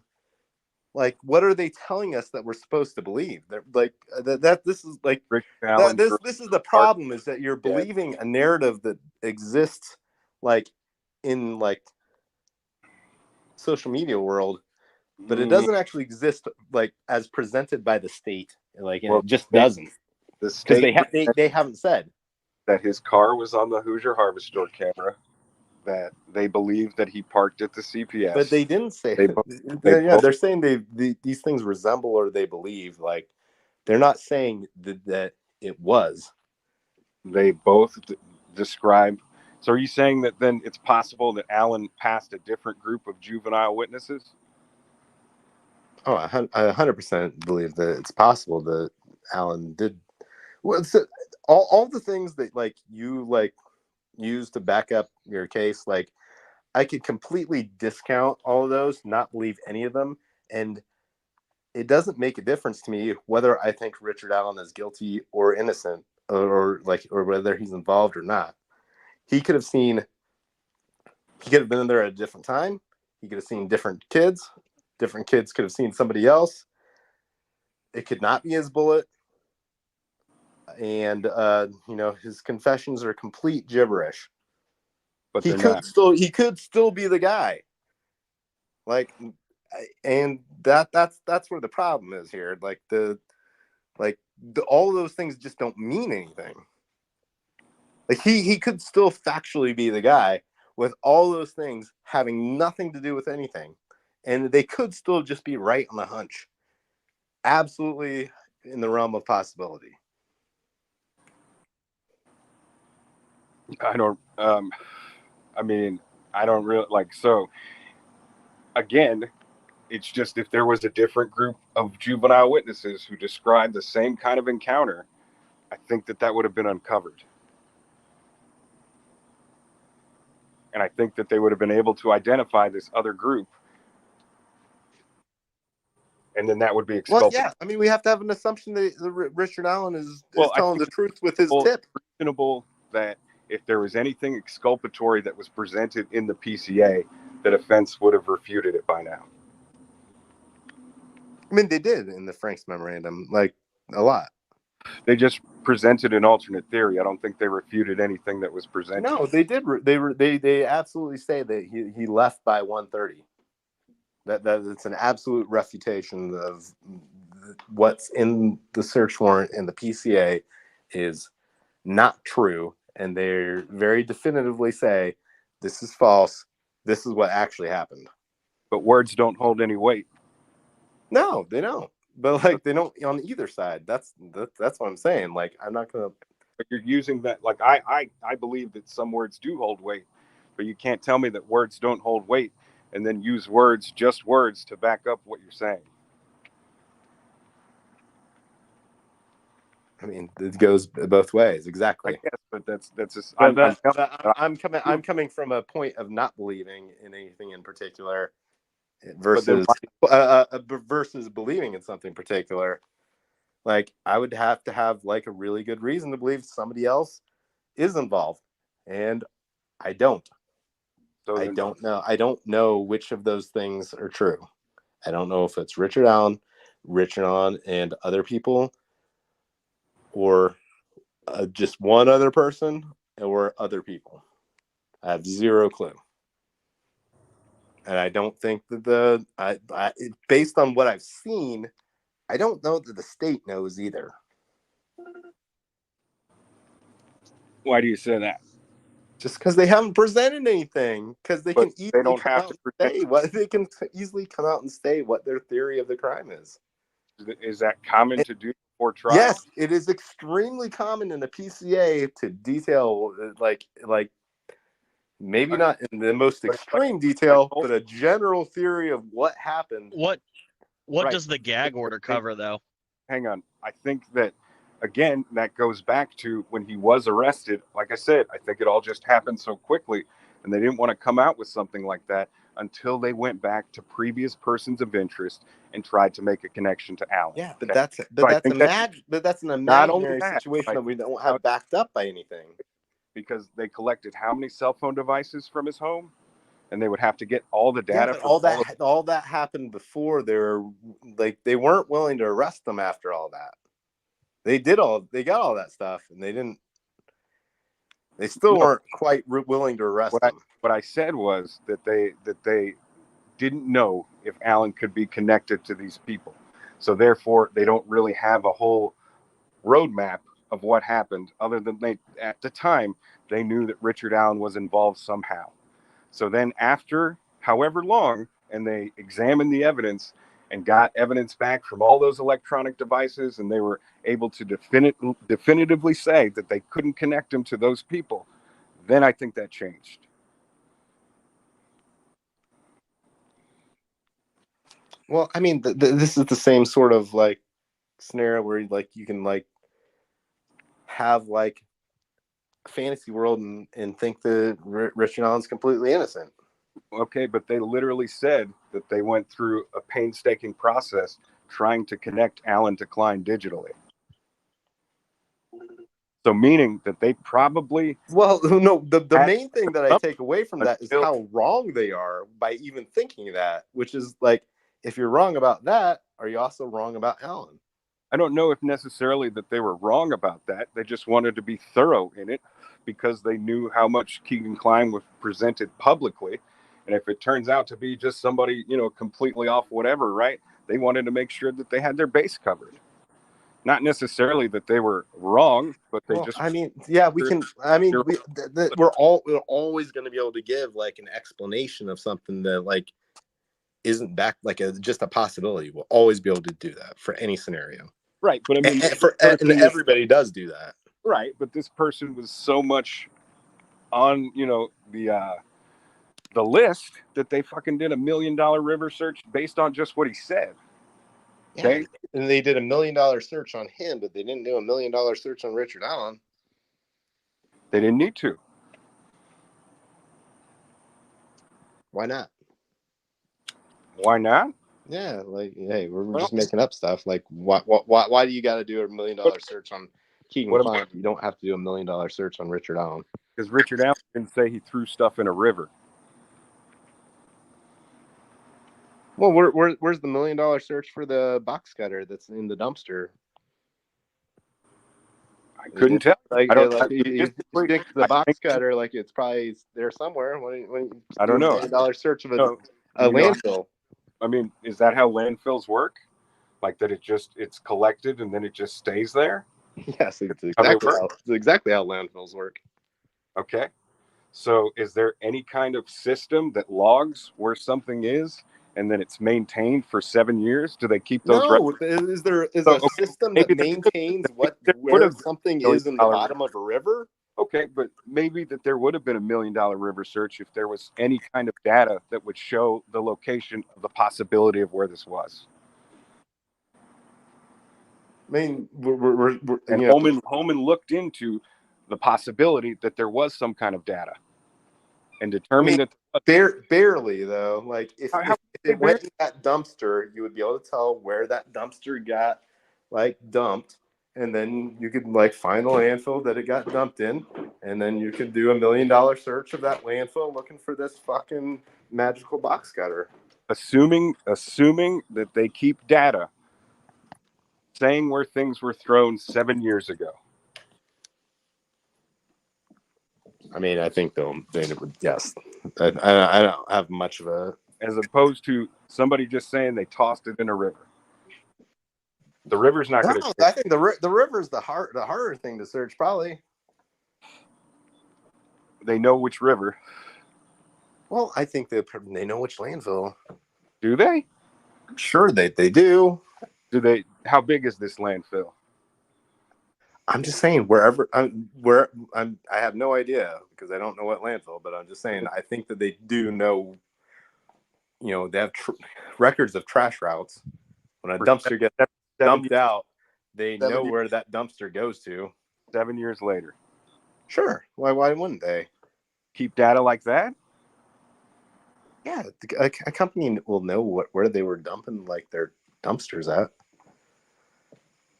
This year, because like because all the dumpsters probably go to the same place and be like, yeah, this is the landfill that we used from like that we've always used. It might be like this is the landfill that we've used for the past 20 years. Like we don't send anything anywhere else, so it's definitely that like every dumpster that we ever dump out goes there. It's not like they all go different places. You need to keep some like. I'm sure that there's changes over the years. I don't think that it's just been one linear, spot or anything like that. No, not one spot. I mean, it's going to be anywhere in the landfill, but like they look in landfills for stuff. 7 years later, is that common? I mean, they'll look for bodies and stuff.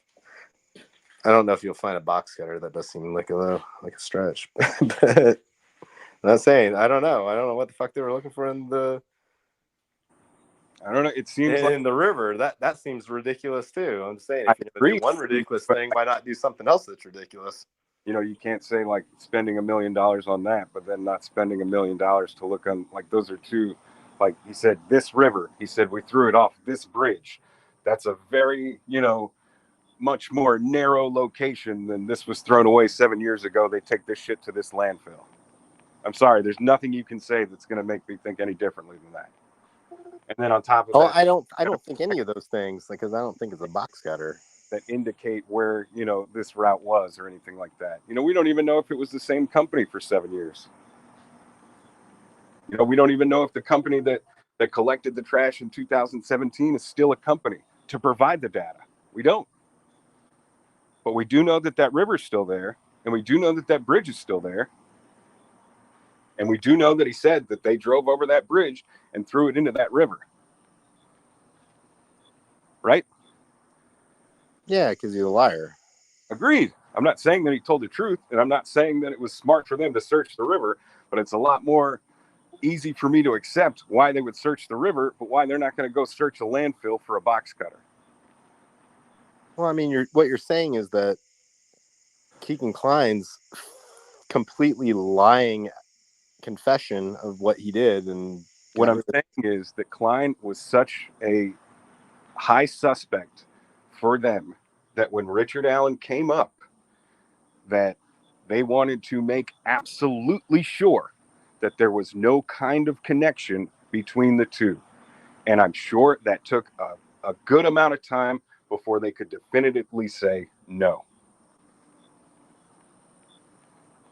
The fact that they were willing to search a river and spend $1 million just based on this asshole's words alone, he was a pretty high suspect for them.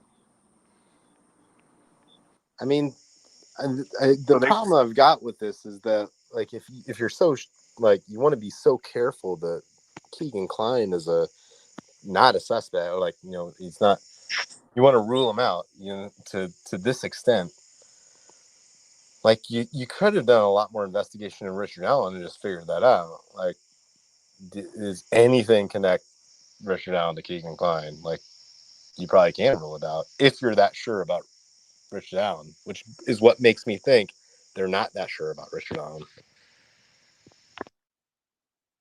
Okay, say that again. I don't think I followed. Saying that if they're so like want to be so careful that it's not Keegan Klein related, Not and that he's not related to Rich Allen.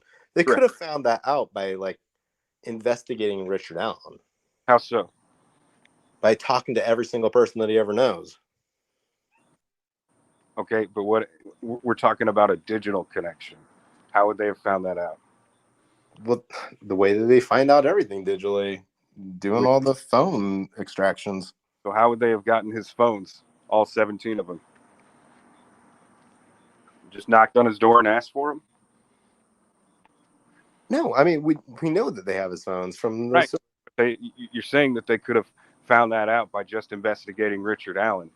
They No, did. I mean after they've got his phones, yeah. That's what they did. I don't see what we're arguing about. I know, but then they didn't find anything connecting Keegan Klein. Right, but I'm saying that they investigated it, which is why they made the statement that there is a possibility that other actors are involved, and they made that statement October 31st, and they just collected the phones on October 13th. I can't imagine that they would have gotten back all that data within that amount of time. I'm sure it probably took about a year. We're talking about apps, we're talking about whatever, right? And a lot of those companies, they have a lot of data privacy laws that make a lot of things really hard to get. So I'm sure that it was a painstaking process that they wanted to make sure that they did thoroughly before they could conclusively say that he cannot be tied to Richard Allen nor these murders.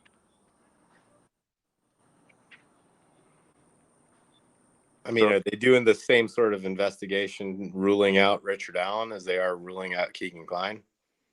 In terms of how? In thoroughness and scope. In terms of ruling Richard Allen out, how? Like, how would they investigate to rule him out?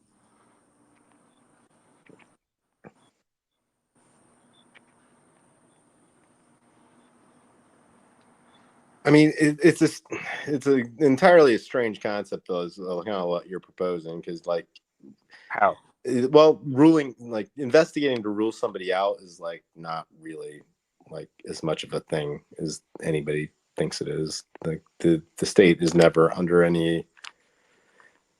No one should ever expect the state to develop exculpatory evidence ever for any person. But like for them to do $1 million search to rule out Keegan Klein, like they wouldn't do that. They're only trying to incriminate people. They're not trying to exculpate people. Oh, I'm sure they were trying when they were reviewing everything that they were, sure as shit, probably hoping that there was some kind of connection, and they didn't find it, therefore making it exculpatory. But I'm sure that they were looking for incriminating. So they're going so far down this wrong road, but they can't go down the wrong road if it's Richard Allen. That's only the right road. It's only the wrong road when it's Keegan Klein, but it's the right road when it's Rich Allen. Even though when they went down the Keegan Klein road, it was the wrong road. So why can't they be wrong both times? Why are they can't only be wrong the one time? I think that there's evidence that supports it being Richard Allen. But what's the evidence? That's the problem. What is the evidence? Is mere presence? Presence. Well, presence doesn't go anywhere, man. It just doesn't. Matching witness accounts in terms of the interaction. I mean, these are weak pillars, man. Again, but like they think of it more as stairs. Okay, so you go up the first stair, then you go up the second stair, then the third stair, and then you've got the confessions. Now, I understand why a lot of people are like, well, fuck, if they didn't have these confessions, it would be a pretty fucking weak whatever. But they do. I mean, they have something. I don't know what they have as far as the confessions.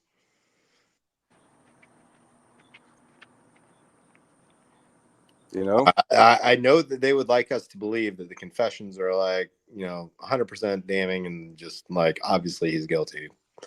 I totally get that. I have no reason to believe that. And why is that? Because they haven't provided details of any of it. Okay, but Are they obligated to? No, it doesn't. But that's not. Like, I'm saying, like let me ask you this. whether they are obligated to, like, if I've got something in my left hand and I've got something in my right hand, guess which hand I've got something in? Confessions. That'd be No, both. guess which hand, left or right? I don't understand the correlation here. Well, no, I'm saying you have to guess which one. Like, is it my left hand or my right hand? And what happens if I guess right or wrong? Well, I'm just going to tell you that you're wrong and I'm right.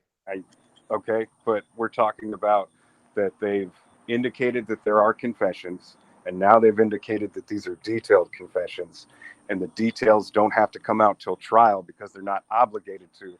What the fuck does that have to do with left hand and right hand? Well, I'm going to tell. I'm just saying I'm not going to guess which hand it's in, and I'll tell you. I'm not obligated to tell you. Okay, fine. And that's it. That doesn't add anything to what we're talking about, though. It does. Like, they don't. I'm saying it doesn't. It doesn't exactly. It doesn't add any. Like, we're not going to be able to figure out what the confessions say because they're not obligated to tell us. Like, we just can't tell we don't know what they say. That's it. It doesn't matter whether they're obligated to us.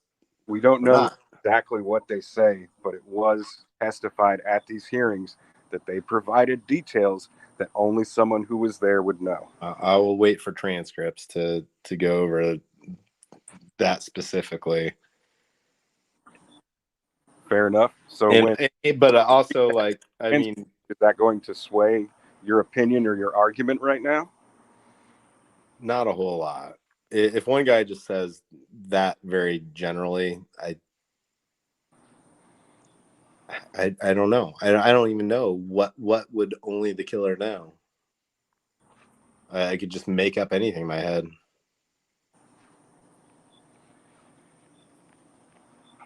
So why should that be very super convincing to me when I can just make up whatever answer I want? It depends how close and accurate you are to what actually happened. You know, if you're able I don't know what actually happened, and nobody does. And it matches perfectly. Wow. But then you add into the account that it's not just one, it's not just two, it's not just three. We're up to around 61. Yeah, but I don't think this guy's saying that 61 statements or confessions match up perfectly to all exclusion of everything else. Like, I'm pretty sure the transcript doesn't say that. And that's why I'll wait for the transcript to see exactly how committed he was to what he said.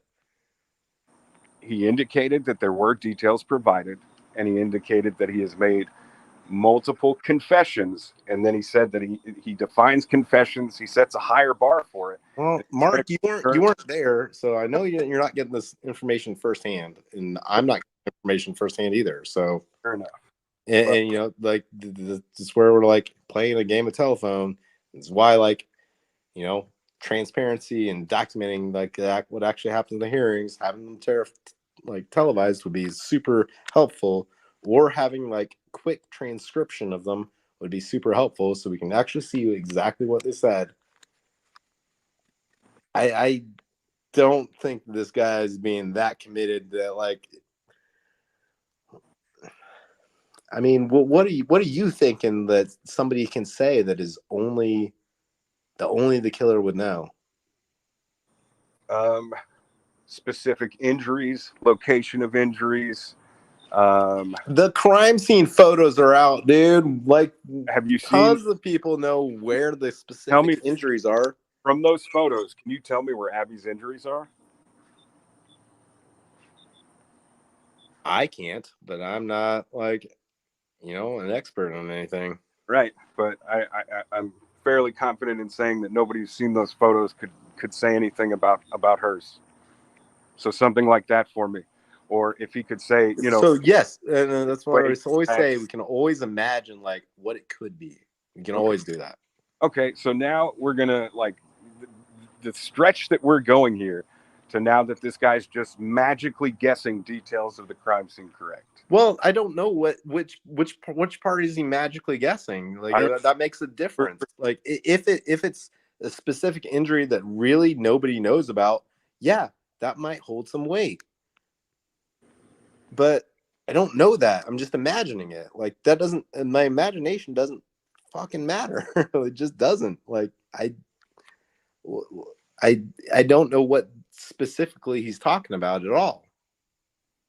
Is it reasonable that really only the killer would know this, or do other people know this? Does he only think that other people knows it, but like other people actually know it?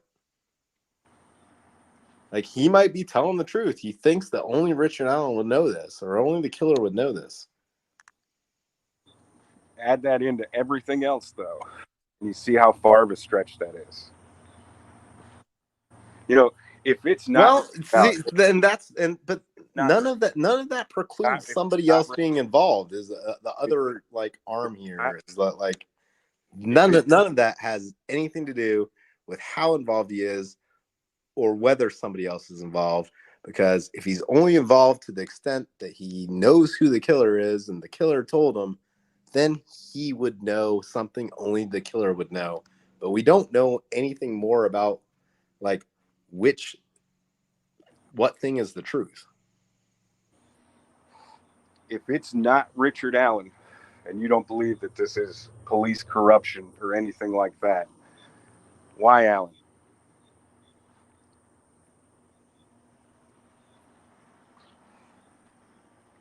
I don't think it's corruption to be wrong about something. And I think police officers and law enforcement officers are wrong very, very often.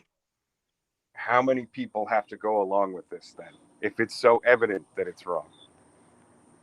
I don't know that it's even evident that it's wrong. It could still be wrong without them actually realizing that it's wrong.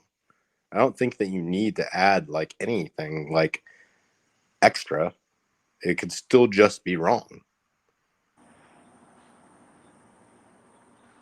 And like the reality of the world is that like on any like contended subject, like anything, like pick a side. Mm-hmm. People like everybody across the entire population of the whole fucking world, people are wrong more often than they are right.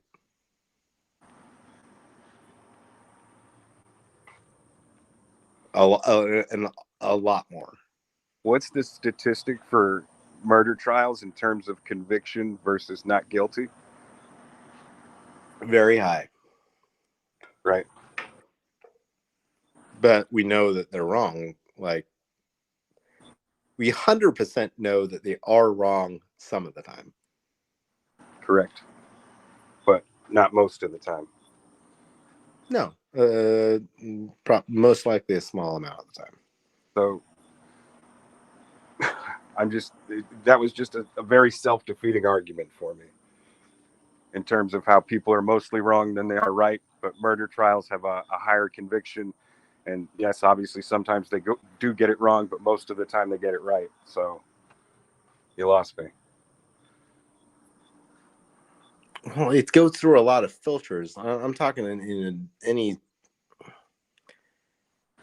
I'm saying across all decisions, all points that you can have, like universally, people are often more are mostly they're wrong more often. Any person is wrong more often than they're right. Like people that are right 55% of the time about like things that they think, like, are batting a high percentage.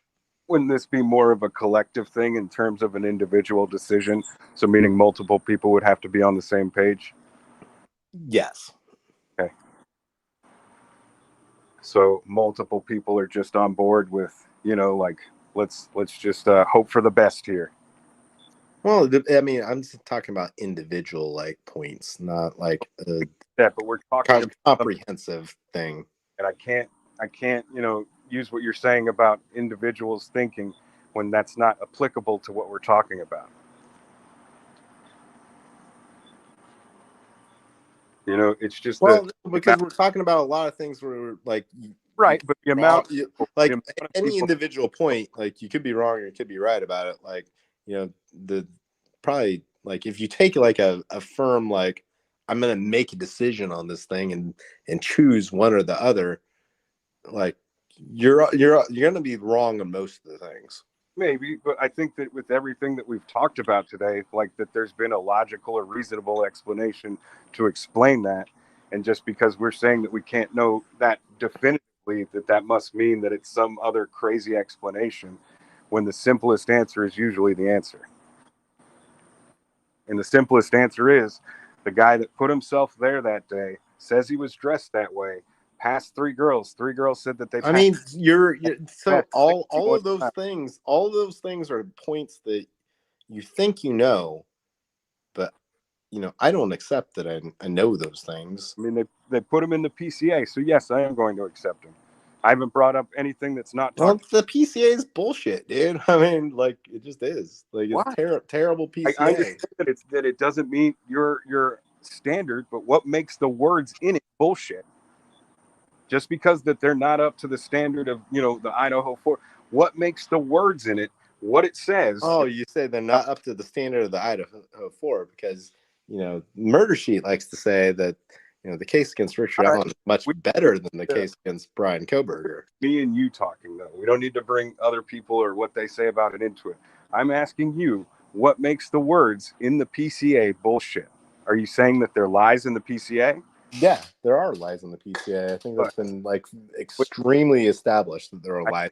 I think that the lies in the PCA are them again fluffing things up, and the only one that I can think of is the muddy bloody one. I think there's the misconstruing of the 3 versus 4 is a huge thing for me too. That one, not so much for me. And in terms of them putting in varying descriptions of the suspect and varying descriptions of the car, I think that they put those in there because if they wouldn't have acknowledged them, especially right away, and the defense comes across those statements, those would have been powerful in terms of exculpatory. But they did that so they could take the power of the Well, let me ask you this. Sure. Knowing that, like, if there's one lie in the PCA, that there could be other lies in the PCA, like, don't you just hold a Fien'x hearing and make sure that I think, or not the PCA, but the warrant. If there's lies, if there's one lie, can't there be multiple lies? possibly, but I think that the only lie vet that out. I think that they would have gotten the warrant with or without Carbaugh's statement. So I think that's why there wasn't a front. Then you're putting yourself in the position of the judge, having an imaginary hearing in your mind, and then ruling on it without hearing any of the evidence. Like, let's not do that. And just like, don't you think that like they should just? There's too much ambiguity about the hearing times and stuff like that I think that there was some kind of consent given. So I can't really comment on anything about that. And with how open they both are and went to law enforcement and spoke with law enforcement however many times without any kind of attorney, it's, there is it too much of a stretch for you to assume that they gave some kind of consent? No. I mean, well, hey, can we look in your house for weapons? Sure. See a 40 cal. Okay, we need to upgrade this. Get Diner to sign. Well, they did. Yeah, but like that all happens like almost simultaneously, if that's like what happened. And I mean, again, we don't have like a transparent like we don't know exactly what happened. It's weird. Like what actually happened to allow a search to happen. But what we do know is like even you're conceding like, hey, there's probably one lie in here. Like I'm just saying, can't there be other lies?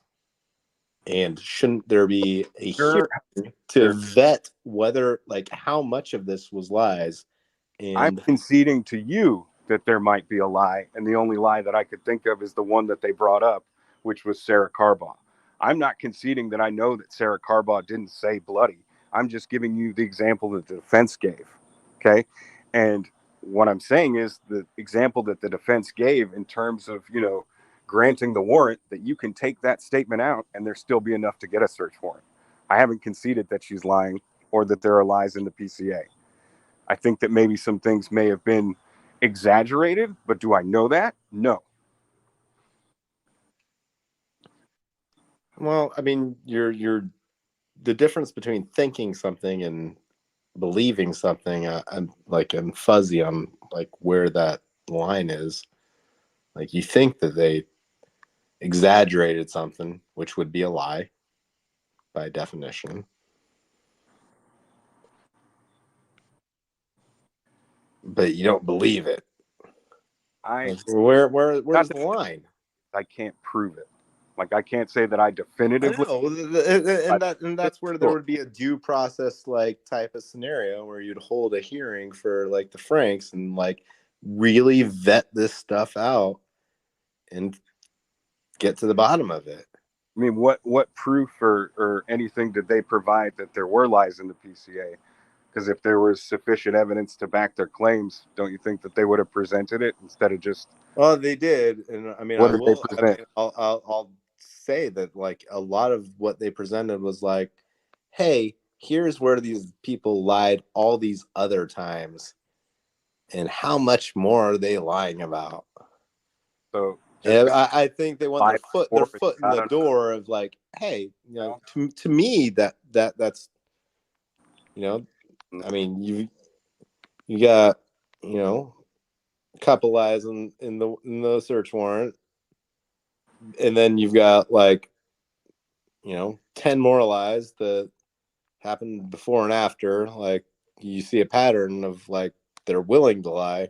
Either this guy is the unluckiest guy in the world and the most evil, corrupt group of policemen, or it's just a simple explanation. No. See, I don't adhere to that at all. I think it can be a simple mistake, and no one has to be evil. Really, they can just be wrong. People are wrong very often. Pursuing their error and not just admitting their mistake, that's evil. Criminality said, let's talk about Nick saying they couldn't find the Purdue professor when Holman already had. I no idea about that. Well, it's totally inexplicable. I mean, we do know about it. I mean, they're obviously just lying. How it didn't, like the way that it was represented, like wasn't the case, and Turco kind of just like blew that shit out of the water. No, it doesn't have anything to do with what Turco says. It has to do with what law enforcement said, which is they didn't even remember his name. Okay, it doesn't matter what he says. What kind of communication is there between Nick and Holman? Constant communication? I mean, I don't think it's. Do we know? Holman, they update each other, or what information that they share, or what information that they haven't shared? Like what's the? I think they documented pretty thoroughly that Holman absolutely knew that Turco was Turco, and they did not disclose that information. And what does Turco add to anything? That's not the point. The point is that they're liars. You're saying that they 100% lied about it, and that there's zero chance that it was just a miscommunication. I mean, from what I've seen, yeah, I probably would say that actually. See? It just seems like this is just the most disorganized group of fucking fucks on the earth. Okay? And if they were I concede that they might be like just like making mistakes and being wrong about things. If they were going to lie about something like that, wouldn't what they were lying about bring something to the table? And this guy's just absolutely nothing to add to anything. So why would they lie about that? Is in terms of there was just some kind of miscommunication. Like I could understand like hiding something damning or exculpatory or something like that. That ain't it here at all. Not even a little bit. So Holman lied, not Nick. Is that the argument? I think that Nick lied, and I don't know lied. Maybe Nick wasn't just privy to the information. I would completely agree that I think that Nick McClelland has been put in a bad position time and time again by law enforcement, and that he was not aware of what they were saying or what they knew, and that they didn't tell him what they knew. And I think 100% think that that's a reality to this entire scenario. So then, instead of something nefarious, it's just something, I don't know what the word I'm looking for, but it's not like done specifically to hide something. It's just not, like diligently. The communication isn't good. The flow of information isn't good. That doesn't make it nefarious. Yeah, that's Bad. the other razor is that you should always just chalk things up to incompetence rather than people being evil. Right, but don't you think that if they were going to lie about something, especially hiding somebody's identity who presented testimony, don't you think that the person that they were trying to hide would be providing important testimony? It seems like that if Nick knew who Turco was, he'd been like, "Yeah, guy, go talk to him right now. Go ask him what they're saying." Right. So when law enforcement lost all the information, was it just this case, or was it other cases as well that was lost? No clue. I believe that it would have included any other cases that they did videos, like interviews for. The things at the Delphi police station, Hanlon's razor, thank you. I don't really love Hanlon's razor, like, because I think the chalking things up to incompetence over people being evil highly discounts the existence of evil people. And like, we're talking about a case where 2 children were murdered. Like, we know that fucking evil exists. Like, don't tell me that evil doesn't exist. Don't tell me that people doing bad things doesn't exist. Like, I know it exists. And it might be the most common answer that, like, oh yeah, just people being stupid. Agreed. But if Like, you know what? I know that people do bad things all the time. right, but if you're going to equate, like them knowing that they're wrong and still doing this anyway, in terms of getting justice for the 2 murdered girls that you just talked about, to me, that puts them on the same level. And No. Would you commit an ethical infraction if you still thought you were right and thought that you were being good? This is a question personal to you. Like, would you do something that you knew is not, like, considered right in the minor sphere, but like ultimately, like, it was doing the right thing because you think you're right about something?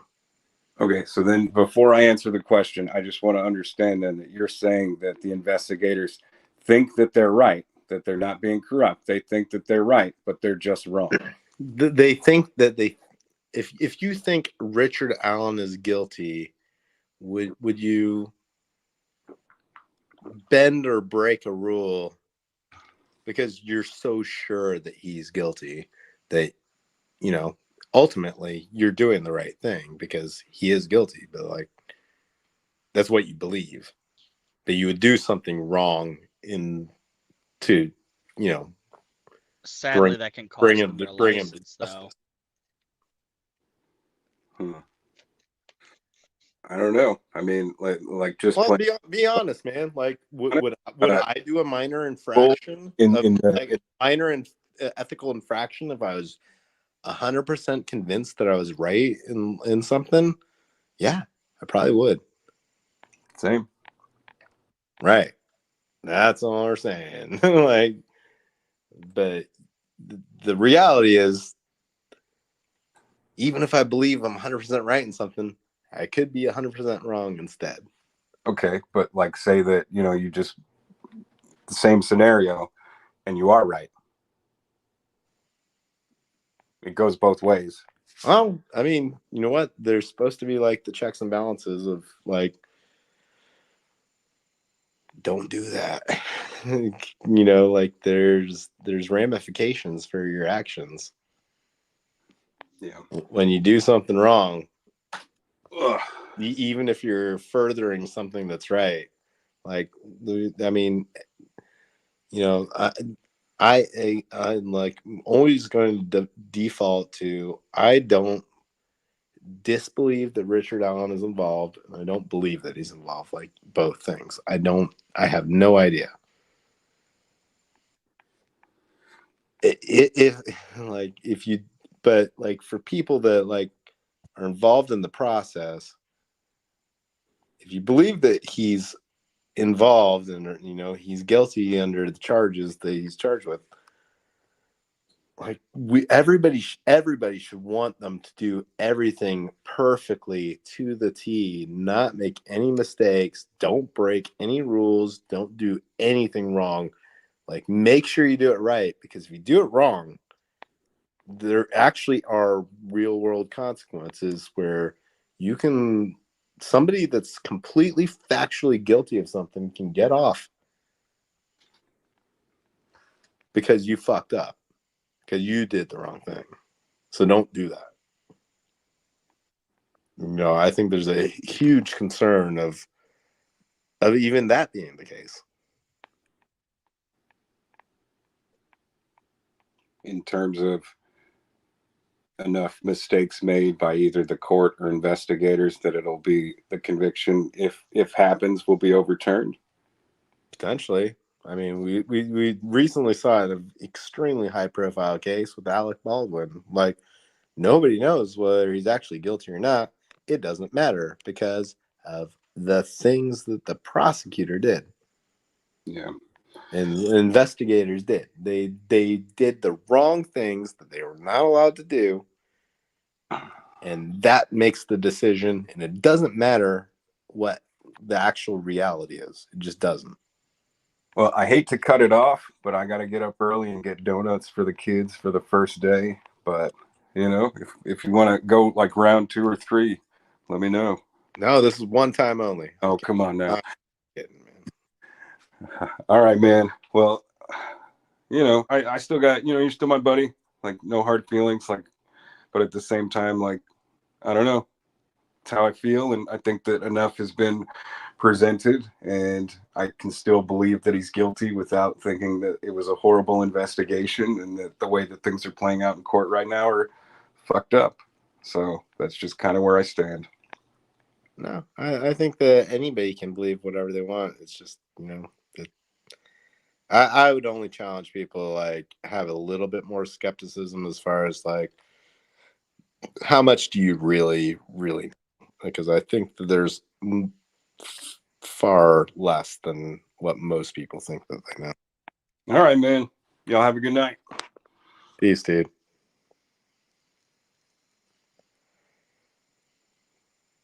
Blake, are you awake?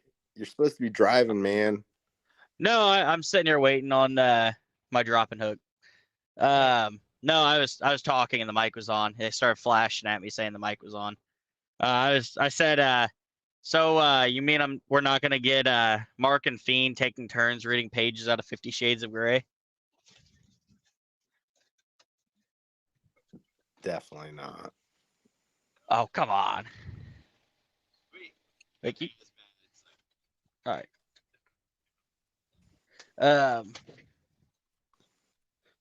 Oh, sorry, man. Yeah, what a conversation. Fiend Blake got an AI summary. What's that? Yeah, I've seen that pop up on more and more, even like random channels. I would be curious. Screenshot that because I want to see what it says. It's going to say that we're talking about something crazy. I don't even know what an AI summary is. Oh, so you don't watch on YouTube? Oh, there's Right? the comment. I was waiting on it.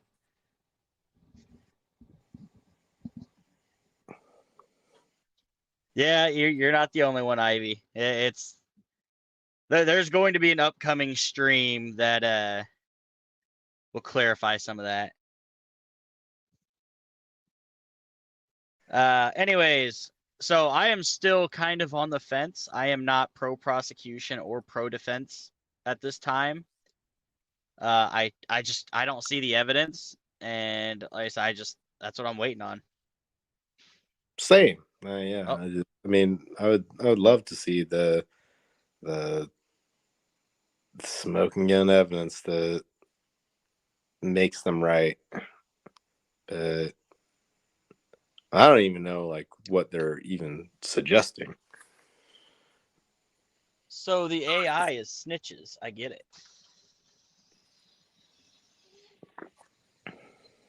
She sent us both what it said. Thanks, T. Yeah, I think I'm gonna have to get off here too.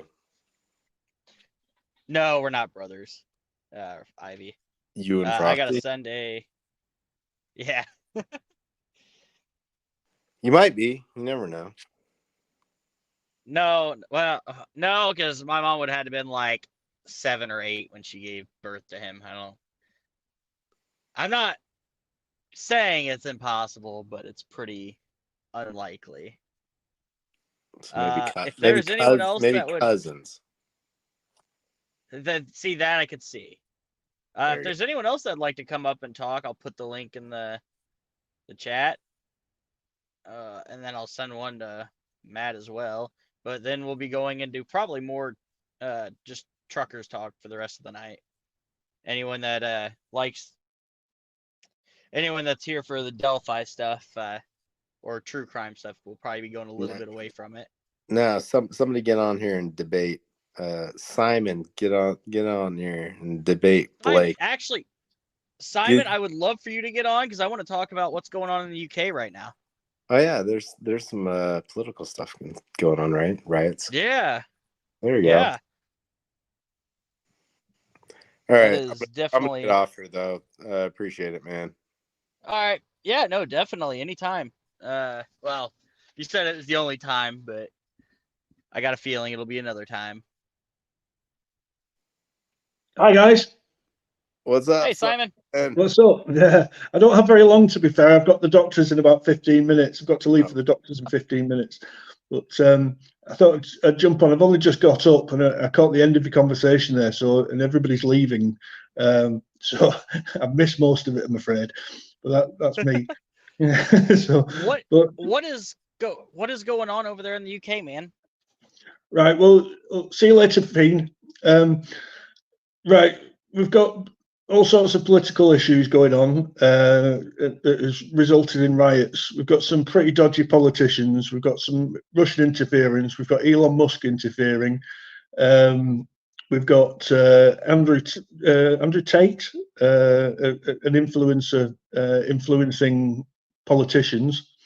They're admitting to listening to Andrew Tate's rhetoric. And then they spread these rumors using I don't really know what the word is, but sort of nods and winks and that type of thing, rather than actually say go out and riot. So they say and you know who to target, or that type of term. We've had the far right, inciting young men to get criminal records by setting fire to shops and setting fire to police stations. There was a police station set on fire. A citizens advice bureau was set on fire. Libraries have been set on fire, and hundreds of people are getting criminal records for drunken behaviour, really. But they're ending up with quite long terms, sort of 3 years for assaulting a police officer and that type of thing. So, but saying that, the last night and the night before there wasn't any rioting. But it has been driven by Russian interference, and I say that there's channels that definitely are Russian backed. Called I'll give you an example. There's one called Hindustan Times, which seems to have a live on 24/7 of a far right guy called Tommy Robinson, who's actually on the run. He's on the run in Cyprus at the moment, dodging.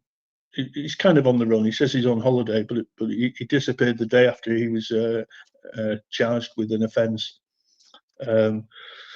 So we've got lots going on, but the UK is still a safe place. I'd be a hypocrite if I said my area was very safe, because I did actually see some trouble myself a few days ago and I stopped it myself. So I was in my local town, Huddersfield, doxed myself again. I was in my local town and got off a bus and saw fights between a white guy, a black guy, and 5 Asian guys. It wasn't very nice to see, so I interrupted it, and it dissipated pretty quick. But that could have been the beginning of a racial attack, I think. I reported it to the police, and they called me a good Samaritan, so I was quite pleased with that.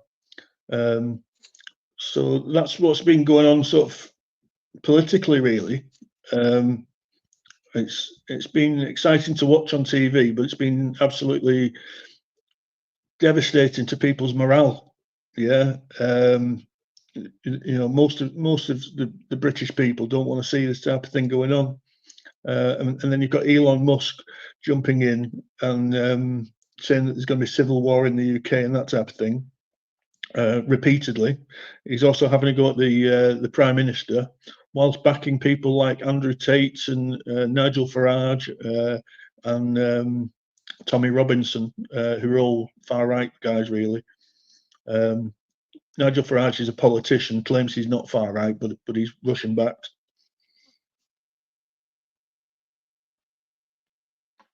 Can you hear me? Sounds like it's a rough time over there. Yeah, sorry, I was getting my trailer hooked up. Yeah, it's on we've got our own MAGA group in effect, and they're particularly violent on the streets, but it's young men that have been drinking and they're influenced by propaganda regarding migration and Muslims, and it's just not true. But they're falling for it. Yeah, that's the thing that's negative about all social medias in general. They put thoughts into people's heads and people go crazy. Yeah, Michelle O's absolutely right. There has been counter protests, and the counter protests have been huge. Tech Death says immigration is killing our country. It's definitely affecting our country. It's not the migrants' fault. We're targeting migrants when actually, migrants are just the cause. Sorry, the effect.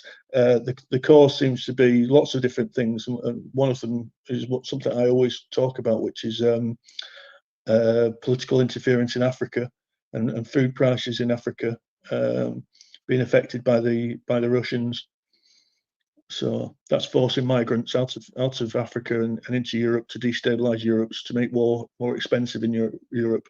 So that Russia has an easier time in Ukraine. But it does look like Ukraine are doing well. They're doing very well with US weapons.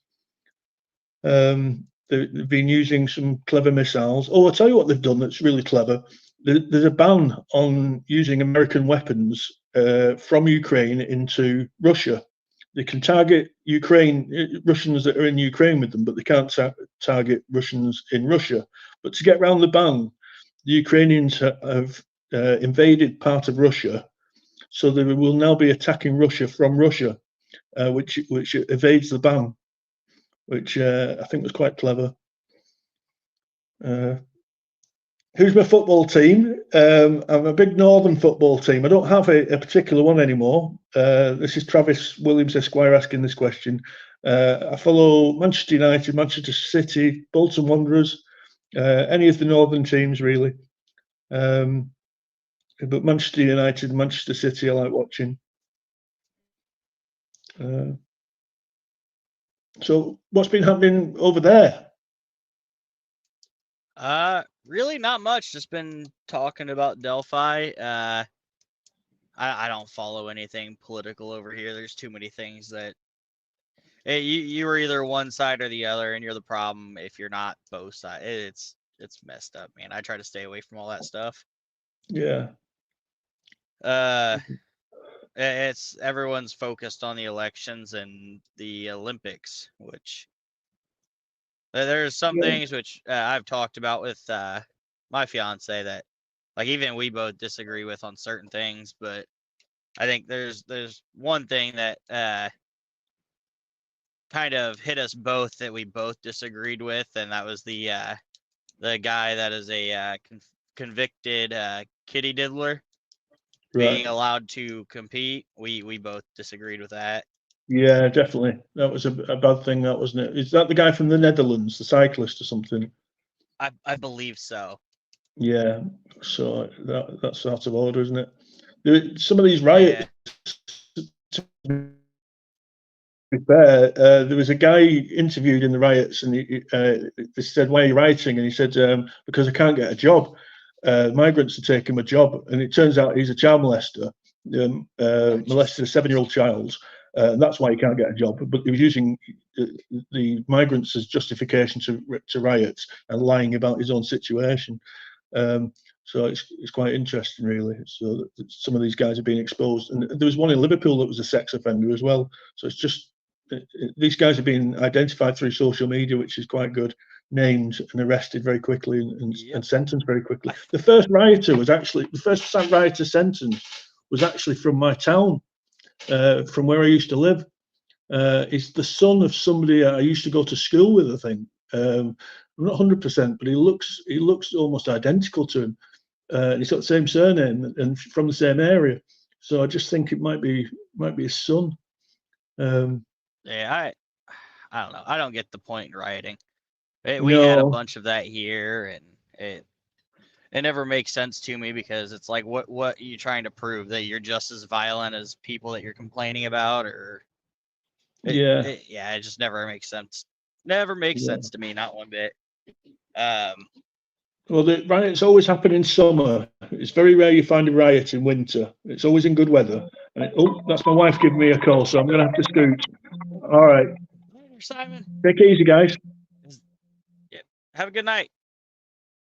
Is there anyone else that would like to come up and chat tonight? It's kind of like an open panel kind of thing. I sent Matt the link. I will post the link again.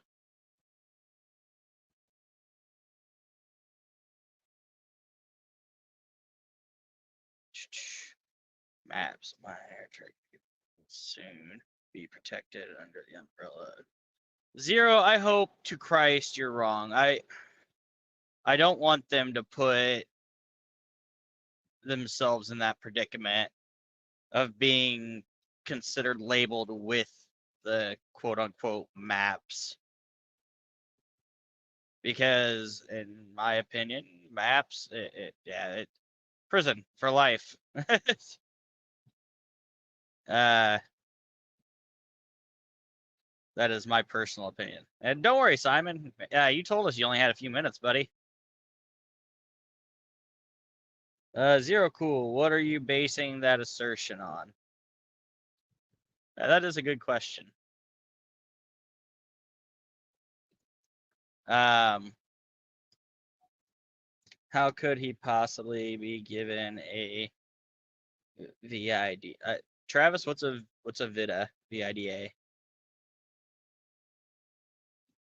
Sorry, buddy. I have no idea what that means. Just like I don't know what IMO means. I see that all the time, and then I asked someone else what it meant, and I never got a response about what it meant. Oh, visa. Okay. See, that makes more sense. Yeah. I wasn't aware of that. I guess I could have put 2 and 2 together. That would have made sense.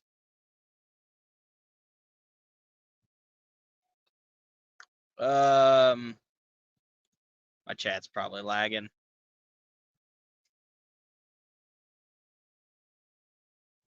Tech death.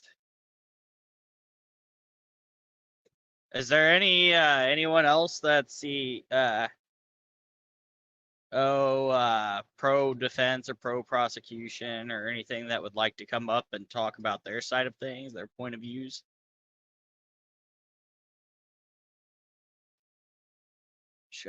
My ability to discern.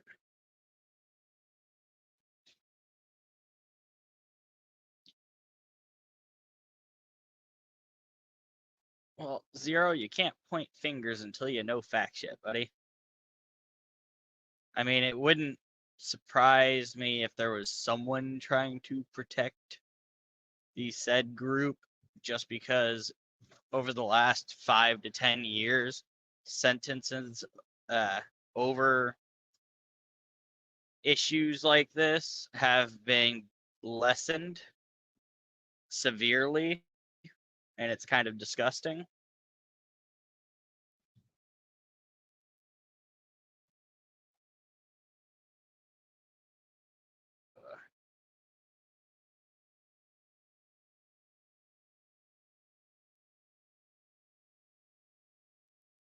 So it's just your opinion based on anecdotal recall of observation, IMO, in my opinion. Oh, thank you, Kay. I appreciate you. I don't say that enough, but I do. Someone finally gave me an answer. I think I've been asking for like 3 or 4 days. Let's see. Play My Jam subscribed. Well, thank you. Play My Jams. I appreciate the subscription. So sorry, I thought you said OMO. No. IMO. Yeah, I know big trucks in UK and Nevada, Utah. Truckers can tow 3 trailers. How many other states can you do that? So I can haul 2, but I'm pretty sure you have to be on the interstate to haul 3. But I'm pretty sure they're normal. They're either pup trailers or I think up to double 48 footers, I believe, is the most. Again, don't hold me to that. I don't haul doubles or triples. I just haul single 53s. And yeah, I think tonight I'm driving about 600 miles. No problem. Sorry. No, it's okay. Sorry, Fat Thumb. How does he get a... You did it again! To France, or does you accept everyone with visa? Do you know much about Australian trucking? I do not. I don't know anything outside of the United States. I don't know if the regulations are different or if most countries follow the same regulations. If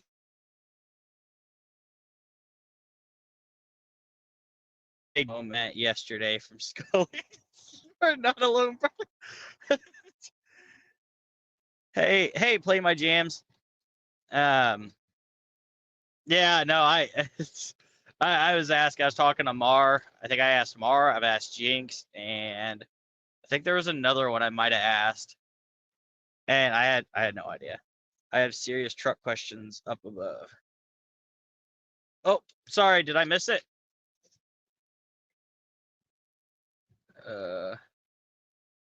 How could you possibly be giving me Texas? Worcestershire. I'm not seeing questions. I love watching the Alaskan or ice truck. Oh man, ice truckers. Honestly, that scared me when I was younger, and I always told myself I would never drive a semi. And look at me now, you know. That's I got past that fear, and it's. I mean, I'm not doing something like that, but I am still driving at night. We do run into some weather that's not great. Haulers with Must be on our turnpike. Yep, that's the same way it is here. Play. Unless you might be from around this area, I don't know.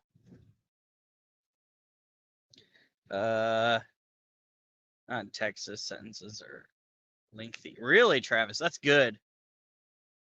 Hey, Kramos. Oh, here's one. IMHO. Honest or I, I don't know.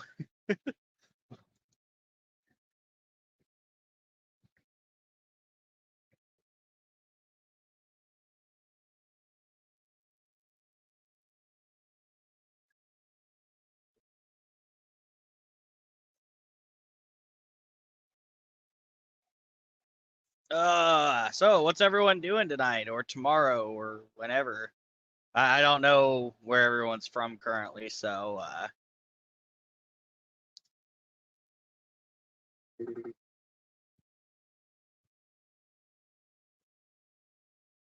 you got it. Triple trailers, yeah, triple trailers would be rough. What are they? They're three pups, so 3 28-footers. So that's like 84 feet just for the trailers, not including the hooks and the tractor.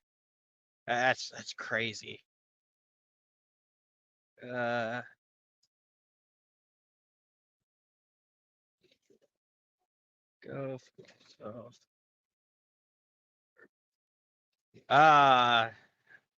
See, I don't use the anagrams that often. Not gonna lie. Good for you and go fuck yourself. That almost both of those phrases are so similar. It's almost the same thing. Like if someone says "good for you" about something, that's what I'm thinking to myself. They're telling me to go fuck myself. So I guess it's kind of the same thing. And yes, I am. That's why it's been so hard to keep up with some comments.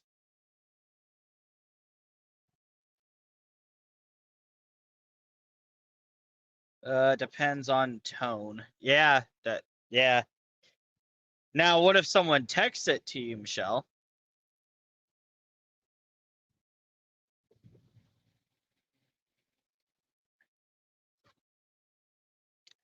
See, Zero's the texter here.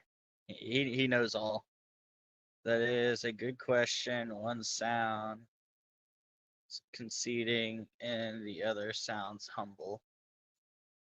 They're 100-foot long, but states like where roads are flat and straight: Arizona, Colorado, Idaho, Indiana, Kansas, Montana, Nebraska, Nevada, North Dakota, Oklahoma, Oregon, South Dakota, Utah. Blake, do you know? Yes, I know, shaking my head. I was like 3 months ago when I learned that, but I did figure that one out. Thanks, Luis. I appreciate it. As long as Matt gets in here, I can kind of keep it going, but I don't know where he's at. Exactly. Then it depends on context. For instance, I infer it as a clever rebuke or insult in this case. Exactly. You just play it off like you mean the other. Is that once you cool off play? They're like, oh no, I didn't mean it in a negative way, and then make the other person sound like they were the ones that took it the wrong way.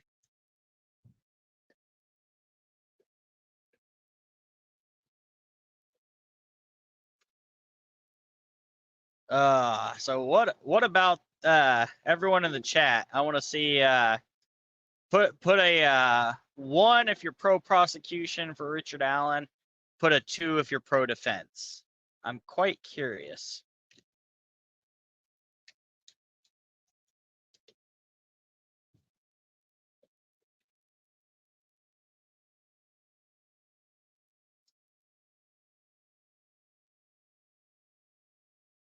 We got 1-1. We got 1-2. Oh, we got 2 1s and 1 2. Exactly. Maybe I never say that to you. So that is 2 prosecution, 1 defense thus far.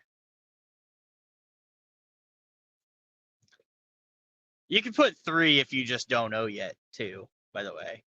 I guess I could have put that as a third option. Because that would be me. I would be a 3. Yeah, see, good. See, Travis is already ahead of me. Travis, I don't know. We'll wait for trial. Very little accurate info out there. I agree with that statement. That's what I was going to say. Michelle also says 3. Like that Key and Peele sketch where they're texting, but the one dude thinks the other. Yeah, I love Key and Peele, man. They're great. I also like the one where he's like searching through his tabs on the internet or something like his quote unquote wife is, and Jordan Peele's like sweating profusely, and it keeps getting worse and worse, and she's like, "What is wrong with you?" Kay says 2. There's more evidence on others than they have on RA. 0 says 2, leaning towards 3. I need evidence in court, says Michelle. On the fence, sort of, says Don. That is all. It's one of those things where it's really, really hard in this case to be one side or the other. And which, don't get me wrong, I have friends that lean one side or the other. Like I said, I'm really good friends with Fiend, Mark, Frosty, all them. I don't have an issue with any of them. And at this point, it's kind of like it's you can't say yes, he did it in the end, and you can't say no, he didn't. We can only wait for the evidence, and once the evidence is presented to the jury, once the jury gives their, decision, then that's most likely why. If they convict him, then they have damning evidence. That or they hold him hostage in court so long that they finally decide just to give him the, either say, fine, whatever, we'll just let him go, or fine, lock him up. Either way, that is a bad jury if they do that. That's kind of the issue with the whole thing, is you never know what's going to be presented, which, like I said, I'm going to try to go. I live fairly close to it, so I'm going to at least try 1 or 2 days. And then I would like to get a group together and everything to go out to the bridge, as I've never been out to the bridge. Okay, so is this a live view or? Yeah, yep, this is 100% live.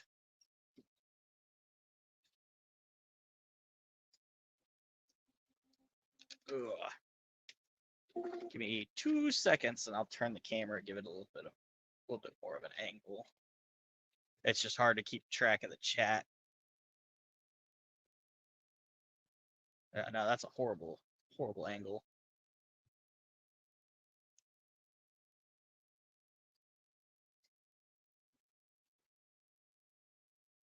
Ugh. Yeah, it's like a dash cam. That's what's great about the phone mounts that attach to the windows. And it's kind of nasty windows because it's just a lot of bugs and everything. It's cooled off, so everything's kind of floating around right now. Like, can I come and stay with you for the trial? 0.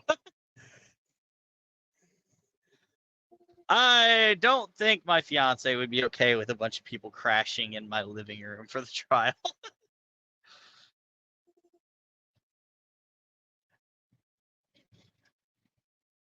Oh, that's funny.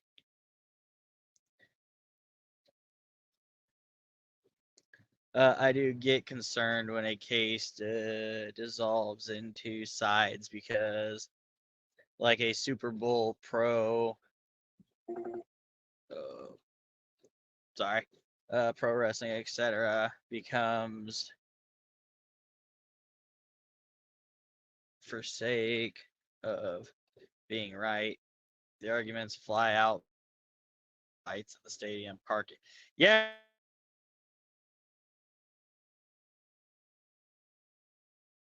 Legit like arguments inside of the courtroom and everything. Again, I've never been, but we'll see. For the murder of 2 children at this time.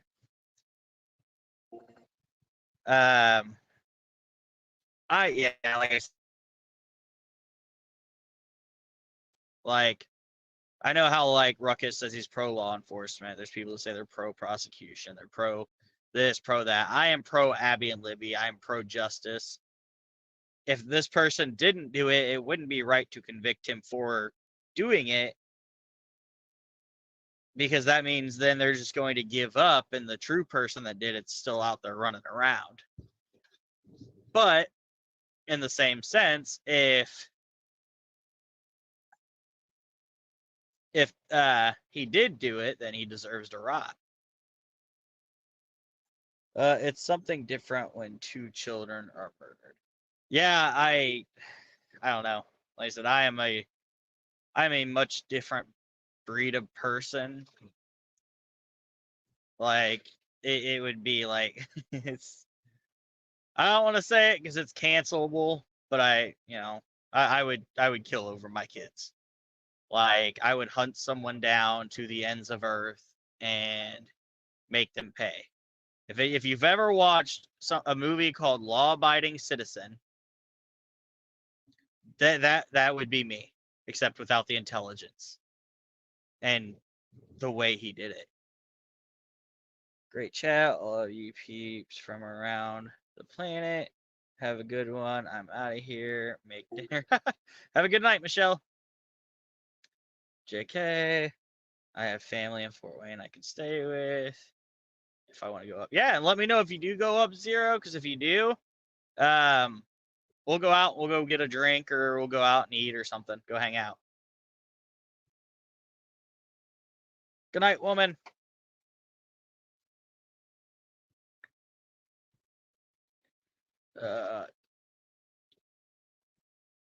Play says ditto. Law enforcement feels the same. They wanted the right person charged. I cannot back law enforcement because sometimes they want what's best. Sometimes they try to get stuff done. Things get rushed. People fuck up. There's too many things behind law enforcement.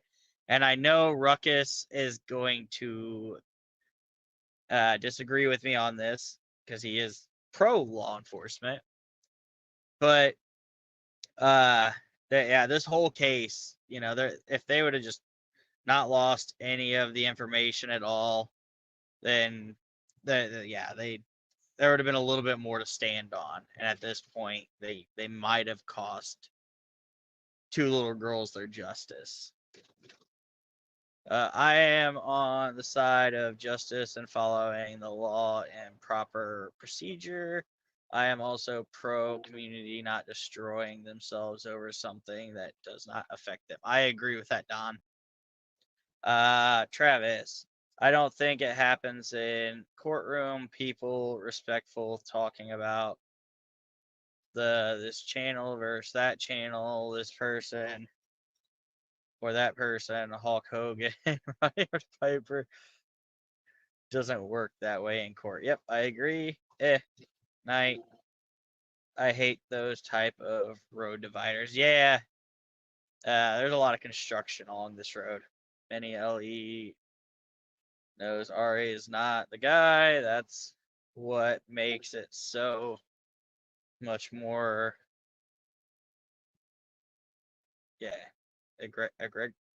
egregious. I myself, like I said, I am literally just a sponge absorbing all the information from everyone I talk to. Again, I talk to everyone on, either side kind of thing. And like I said, as far as what I've heard, it confuses me on both sides because, like I said, now there's multiple people that have confessed to the same crime, but one kind of got shrugged off. But again, is it because they looked into it and there wasn't enough evidence to prove he was even there? Or, you know, I'll bet that and raise you. Yeah. Knowledge is power. You said pro defense. Who said pro defense? If RA is the guy, that means law enforcement never had a clue what happened to the girls until the assistant manager at CVS in Delphi showed up and explained it to them. It's too for me. Yeah, no, I agree. Like I said, I am again. I don't know what they have. I don't know. I don't fucking know anything if I'm being completely honest. I'm just here to listen. That's why, again, you were giving valid points, and I wasn't trying to show favoritism as far as your questions go, but you were very informative, and I like, people that are, you even said you were reading the notes, so that just makes me a little bit easier to try to believe what you're saying. Not try to, but you know what I mean.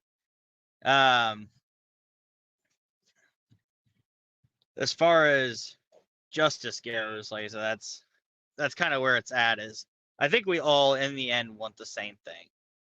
It's not about, did this person do it or did that person do it. In the end, it's we want you to find the person that did it and they need to be locked up. And if Richard Allen didn't do it, then you guys need to step it up before you lose any kind of leads. Generally, law enforcement does get it right. However, like anyone, they can get tunnel vision, bias, and things come off rails. It frequently happens in cases like this one goes cold. Oh, I appreciate that, All Eyes. That's actually not something I would have expected.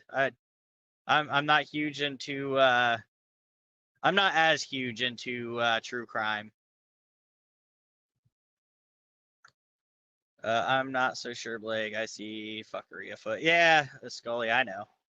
I have read Fence. Have only manipulated information to make law enforcement look incompetent. Massive pressure. Travis, you sound a lot like Ruckus. I'm not gonna lie. Oh, Sleuth, I didn't realize you were still here either, buddy. Yeah, thank you. I want to reach out to you, man. I don't have any way to contact you at all. Travis, I find you very soothing and chill to listen to. We'll see. That's kind of what the goal is which Ruckus and criminality was a very calm debate. Mark and Fiend are both people that can get a little bit more heated, but again, they're great guys, and I was glad to have them on here. Blake is drinking the Kool-Aid. I am not. I'm actually drinking Propel. I just joined and absolutely love the live road feed. Oh, well, I appreciate the subscription. I can tell you subscribe because you can chat. Yeah, I want to get into more stuff. I know there's one thing against a police department currently undergoing. A guy is suing him for $100 million, I believe it was, due to he stole a car, got out, was running. They tased him and he fell, and when he fell, he injured him somehow, and he's quadriplegic. He is now paralyzed, and that he's suing the police for $100 million. And me and my fiance actually had a debate about this, and we are on different. Oh, hey, what's up, Matt? Hey, what's going on? We are on different sides of. We're on different sides about it. She says she thinks he does deserve the money, that he is owed it, whereas I am a fuck around and find out. You play stupid games, win stupid prizes, kind of thing. And when I heard he is suing for $100 million for something that he had caused, like it was simple. Don't steal cars, don't run from the police, and you don't get tased. Well, now he thinks he's owed money for breaking several laws. And I disagree. She thinks that he's owed at least something. But that's kind of like where I'm coming from, is people can have different sides, but people can also get along. Like, it like Fiend and Mark. Like I said, they're cool, they're friends still. They can come on, have a heated debate, but in the end, they're still really close. And play my jams, yeah, no, I agree. No, definitely not. Who's driving the truck? That would be me. That would be Balake, which I guess I don't have. Since it's just the two of us, I can put the names up. Maybe. It's not showing the names. Well, okay, well, whatever. Blue Eyed Trucker, congrats on the bump on subs, getting closer to that 1,000. I don't even know what I'm at. I know I was at like 108 when I started the stream. I seen when I went on there, it was like 850 or something, 880. Jesus, that's crazy. I didn't even know that. Yeah, no. I know my watch hours spiked insanely high over the last couple streams. And I know there's a couple people that have been complaining because I'm not going to say complaining. They were upset because I haven't been. Well, Matt, can you not read? Someone said in the chat 823 current. Oh, okay. It is confirmed. Matt cannot read. Yep. Yeah, can you clip that too? Hey, I don't clip anything that has you. Well, except for you giving me the heart attack on that other stream. Yeah. Holy crap! Don't do that crap. That's why I waited a second before I said, "What's up?" right away. How do I sound? A little bit better today? Probably a federal 1983 action. Most certainly will be tossed, absent, something. Yeah. Just went up to 825. Well, thank you everyone that is subscribing. Oh, Luis wants to come up too. Yeah, definitely.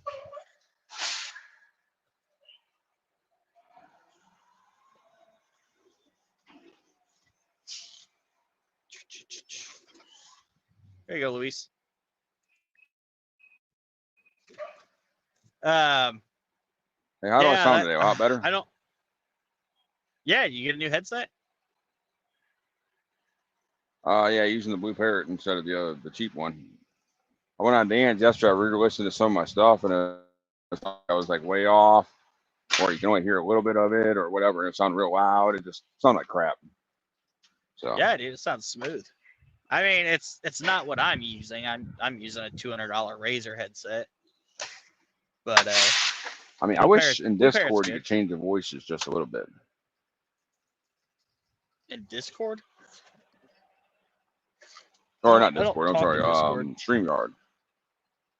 StreamYard, I wish I could change my voice just a little bit, man, because it's like, it's too deep. You haul.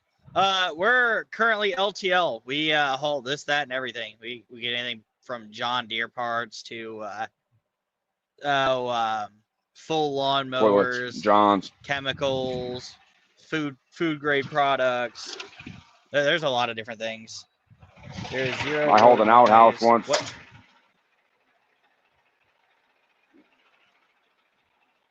Sorry, buddy, go ahead. I sound like a little girl.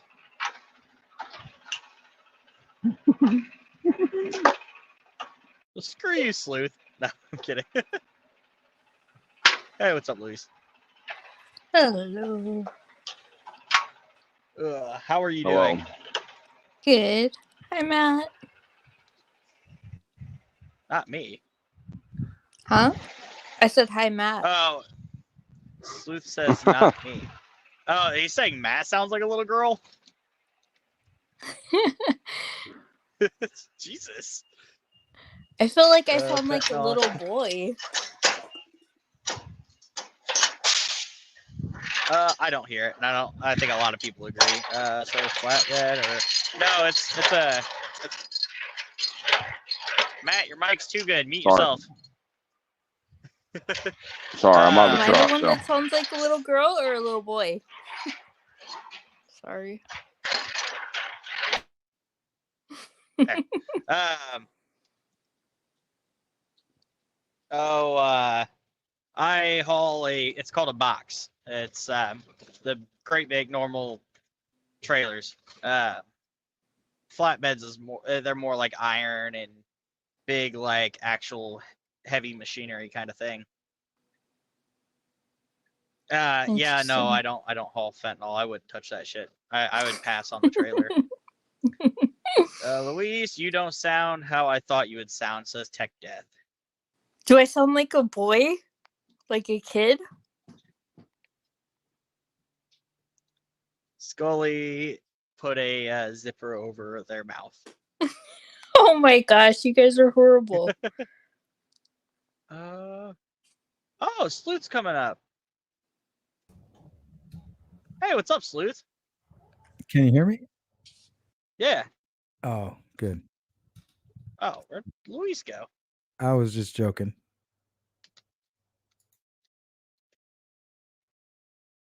I don't know. I don't know what happened with Luis.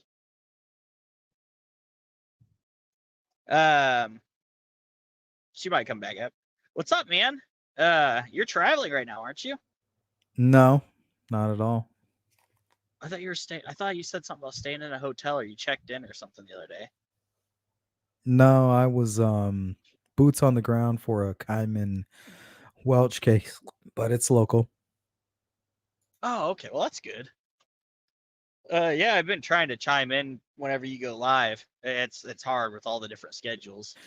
Yeah, man. I went out there. I talked my wife into coming with me and everything, and we got out to the mountain to use the drone to try to search for this missing person, and they shut us down and kicked us off the mountain. Why? No drones in the wilderness area, and he kind of explained it to me, but once I register it and get my unmanned pilot's license, they'll go ahead and probably give me like an exception. Is that like you got to take a whole course and everything for something like that? Yeah, it's called the 107. So I have that scheduled for next week, and I'm studying right now for it. Oh, nice. So it's not like you got to do a certain amount of hours or anything. It's just like a test. Yeah, it's a test, and if you fail it, you only need to hit 70% of it, and then you can take it again in 14 days if you fail. But I'm taking it pretty serious, and I have it scheduled. That's yeah. See, I think CDL training should be the same way. For us, if you fail either the written test or if you fail the driver's portion or something, you have to wait 2 days and then you could take it again. Well, it would have been just so nice to tell that ranger to fuck off and to like tell him like, hey, look, you know what I mean? Like, because he was Yeah, talking no, I so just- much shit. He said, he's like, oh, you're looking for that guy that went missing in 2020? I was like, yeah, that's who we're looking for. And he goes, well, there's been 2 major fires through here. He's like, that guy's been burned up and long gone. Like, he had no hope that I would find him at all. It's so what they think they just incinerate all the bones too. Yeah, and that's not typically what happens, because I studied what happens No. to the body after it's burned, and I looked at those pieces, and yeah, the body might be scattered and things like that. I get that, but that's what I was looking for. And not only that, I knew where the fire radius was, and I told him like I'm looking outside of that radius, so fuck you. Yeah. Well, and some of these people, they just get so defensive because they're like, "What? You didn't think I did my job correctly?" kind of thing. Yeah, it's like he didn't think I did my homework because he was trying to tell me where the Yeah. fire was, and I told him like, no, man. And I even showed him my paperwork. Like I had everything. I had everything. I had all the fires from the last 4 years because he's been missing for 4 years. And he was kind of shocked by that. He thought I was just a dumb beaner. He kept using the word demographic. Like, That's dude, horrible. yeah, but I get it. You know Jesus. what I'm saying? Because I feel the same way. You know what I mean? Like I'm like I know that demographic. You know what I'm saying? Like I know No, what you're, that's I know what you're no. talking about. He's talking about the city demographic, like people that just come out and just fuck around. He's not talking about Mexicans per se. He's just talking about city Just folk. anybody like that doesn't care.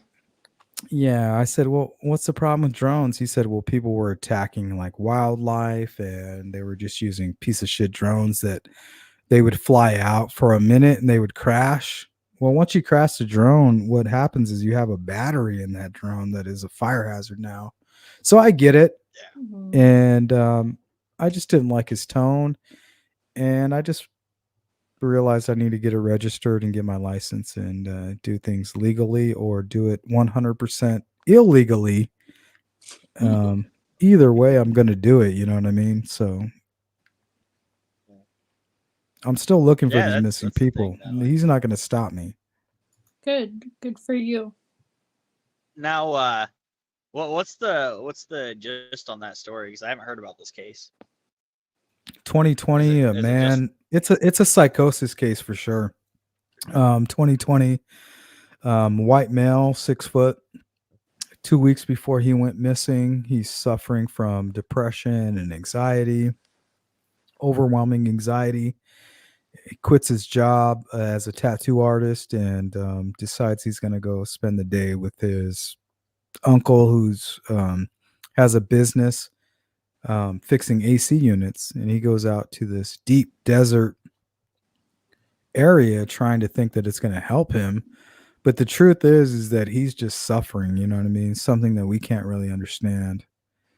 That's one thing I'm learning about psychosis and this depression is that we can't possibly understand what these folks are going through. I mean, what's going to motivate you to just go missing in the desert? You know, you got to be suffering from some fucked up Desert. shit. Yeah. Hey guys, I didn't realize I was on mute. I was trying to like dial out talk and answer, and it was funny. Oh, sorry. I muted you. Your No, you're crank on the landing gear was loud. no, you're good. I was just gonna say I had a caveat to that, a little bit, because they're talking about the can't fly in drones because of the battery, and so why can they fly satellites around? I'm just gonna leave it there. Wait, what was It's that? a wee bit of a difference. No, I was saying, well, why can they fly around satellites? I mean, who knows, man? I mean, I Well, just kind of they, have a they were Different feeling. kind of talking drone, more. Matt. Yeah, they were talking more about like these fucking assholes that come out. They get a Christmas present as a drone, and they come out to the desert and they fly their drone and they crash it. But I try to explain to him like, nah, man, like this is a sophisticated piece of equipment. But it didn't matter, and I'm learning as I go. And the truth is, I need my unmanned air license, and I got to take a test to get that. And if I want to make exceptions to where I can get out to these parks and these wilderness areas, I need to do it legally. So that's what I'm doing right now is I'm studying for the test. I've actually scheduled to take the test here in a week and a half. So Good for you. Is That's yours like great. is your drone one of the ones that's like a remote, or is it one of the ones that's got like the VR headset and stuff on it? no, this thing is fucking incredible, dude. Like I've never seen anything like it. Like I can fly it out 5 miles. Oh, Wow. But that's like the thing is like people will use that stuff for like bad things, like watching people sunbathe and all of that kind of No, stuff. nobody's doing that with Not these kind of you. drones. But Not some you, people but do. no, I You're right. know. Some people do some stupid shit, and that's what he was talking about. Like people are ruining Yeah. it for the rest of us, kind of thing. Exactly. Yeah, But you're that's right. with everything. That's what sucks. And like you're trying to do like a good thing. That's why, but he also said it's only in the wilderness areas. Like, I've also been searching for a missing person named Daniel Robinson, and he went missing in what's called in Arizona BLM land, and that's where you can go shooting, you can do whatever you want. It's basically you're free to do whatever the fuck you want out there. It's not considered wilderness. So I'm going out there Sunday to do my second search for him, but I don't give a fuck what this ranger said, and I'm not waiting for my license. I'm going out there again probably in 2 weeks, and all I'm doing is I'm gonna do like some off-roading and get out there to where the rangers can't see me, and then I'm gonna search for Kaiman. That's amazing. But I will be eventually be legal.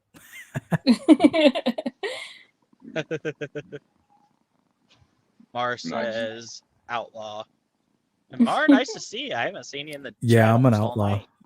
I'm an outlaw for real. Are you considered criminal underworld? Oh yeah. But like with the asterisks, like positive criminal underworld? Well, I'm looking for missing people, and sometimes you got to break the rules to kind of figure that out. Like, for example, I went out there and this motherfucker just shut me down. Like, I was ready to go, and he just shut me down. And I wasn't out there for myself. I wasn't out there for anything. I was just out there to look for a missing person. And not only that, he said, "Oh, well, you shouldn't be looking for this person because there's been 2 fires out here and he's burned." And I told him, like, I know about those 2 fires. I've done my research. I know what the fuck you're talking about. And my grid is outside of both of those search radiuses for a reason, because I know about psychosis and I know about missing people, and I've covered these cases for the last 3 years. And I know what the fuck they do, and they go further than what you're expecting. Yeah. They go a lot further than just 1, 2, 3, 4, 5 miles. These people who are suffering from psychosis, they traverse a great distance, an easy 10 miles. If you look at the case That of makes Aiden, sense. yeah, Aiden Clone, he went at least 10 miles before he decided to take off his shoes. So once he took off his shoes, he probably went another 10 miles. Play My Jam's ass sleuth was the woman who was tied up and left naked on a signpost near you.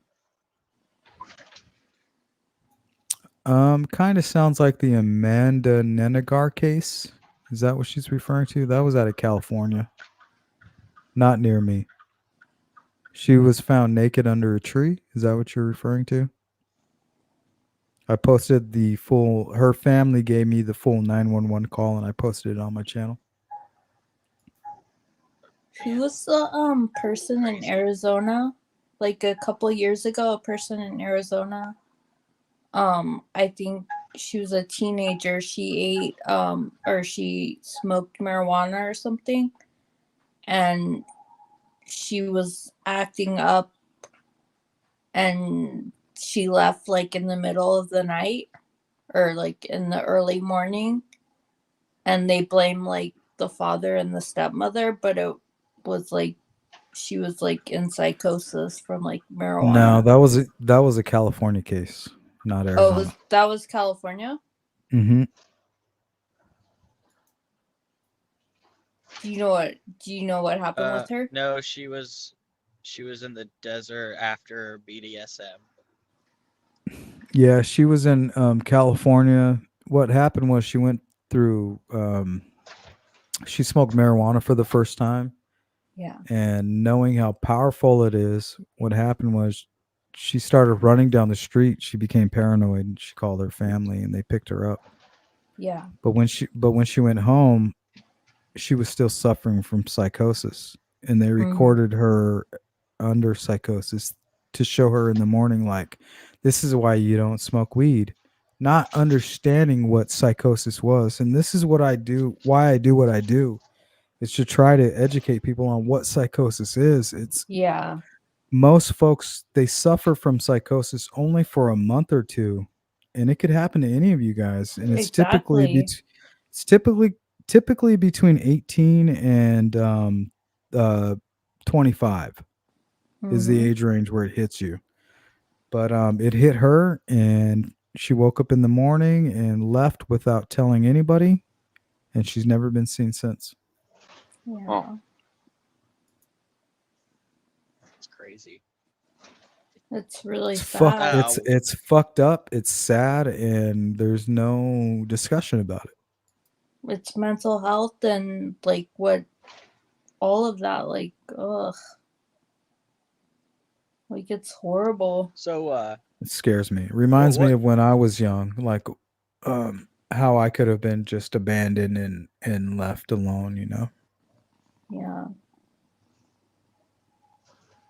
and it also makes you wonder like how long someone suffers during these like psychosis events. Well, they don't care. Small amounts They- of time.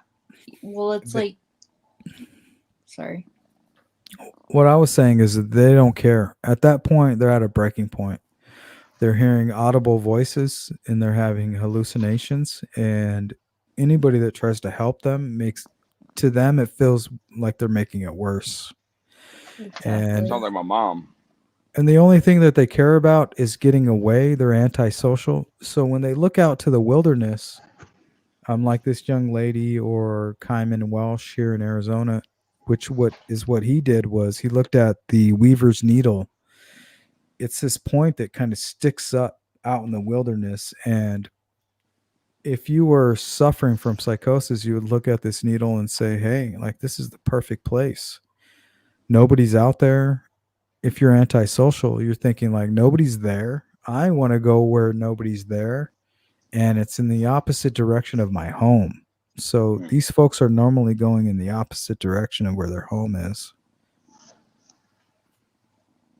Yep. Yeah, I know what I was saying. That sounds like my mom. She's got schizophrenia. She did a Well, lot of drugs and stuff. Tell me about that. Well, yeah, like like you were saying that she kind of like hears voices sometimes, or hears things in her head.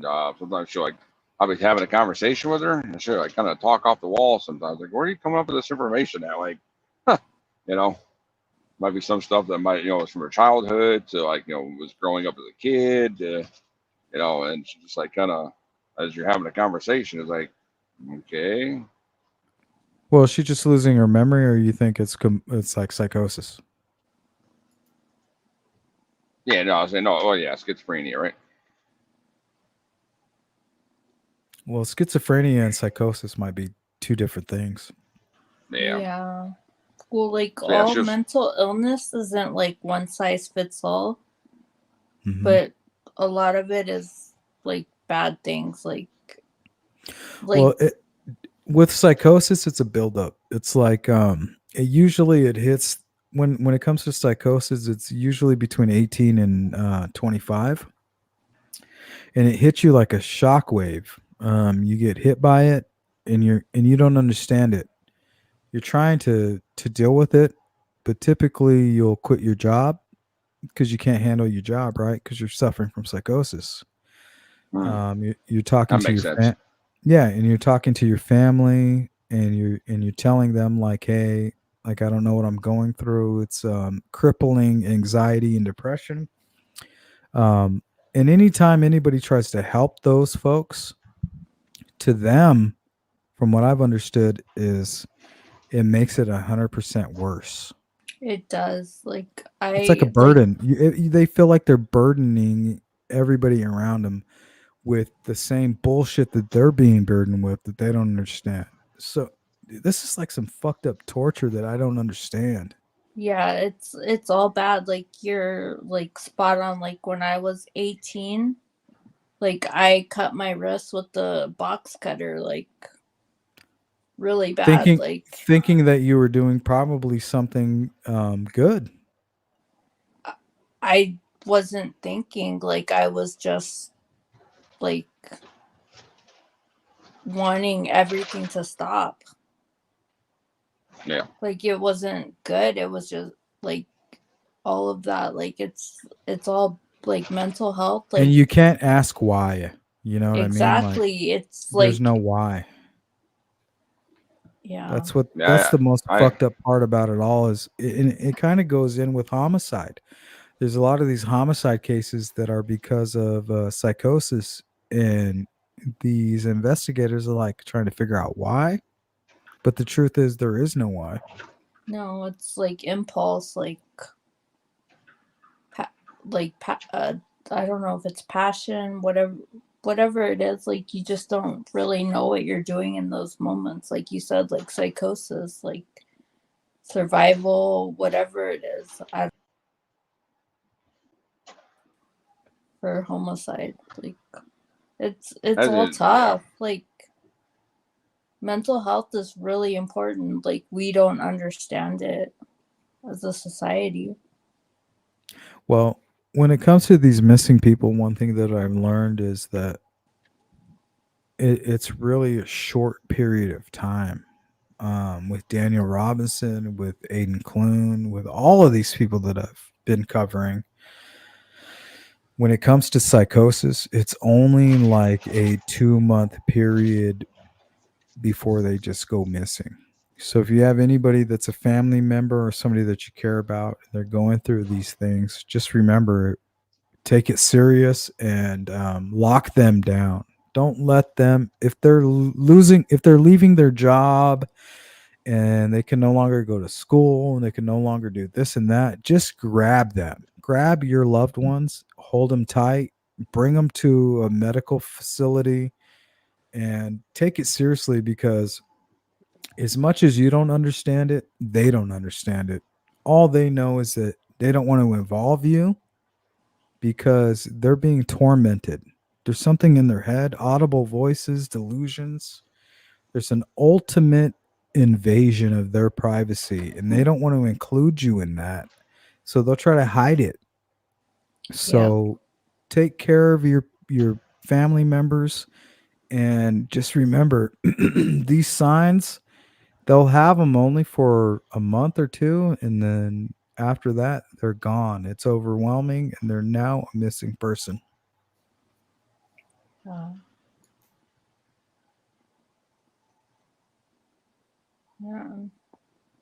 Yeah. Yeah, I had an ex-girlfriend, she kind of, it was like that. I think it was that we were like in our, I think she was like 21. I was like 23. But yeah, I remember she was having like these blackout moments where like, she'd be driving home and then just kind of forget where she's going. Like just her mind would just go blank. Mm-hmm. And yeah, she didn't understand it or anything like that. Sleuth, what's your stance currently on the Delphi case? As far as what, I'm an expert.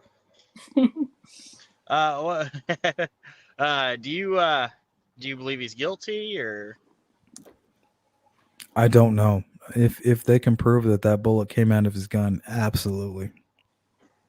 Yep. That ties his timeline in, and that makes him the guy. I don't know if that proves the motive, but that proves that he's the bridge guy, and he can tell law enforcement officers what happened after that. Yeah. How accurate do you think the testing for the extractor marks and everything is going to be? Honestly, man, I've known a lot about that, and if it's a good sample, it's good, and if it's not, it's not. But the truth is that I've heard Doug Carter over the last 6 years talk about one piece, and in my opinion, that's the one piece he was talking about. Yeah. Doug Carter said he made one mistake. So if he would have picked up that extracted round before he left that crime scene, you don't think he'd have ever been found? No, they had the crime. They had the extracted piece from the beginning, from the 14th, but they served dozens of warrants, right? And not only dozens of warrants, but they checked a few different 40 caliber firearms, and nothing matched. But when they ran Richard Allen's firearm, there was a match, and that's why he's in jail. Do you think that alone is enough to convict Yeah. him, or do you think these confessions That's are it. also key? Well, it's Fuck the like confessions. It's enough. It's circumstances enough for me. also. Like circumstances, like him at the bridge, him not having an alibi, Kathy Allen possibly not Yeah, being that's what it there. is. It's the timeline. It's It's what it does. everything. It's a cherry on top of the timeline, is what that bullet is. It's him showing up at the right time.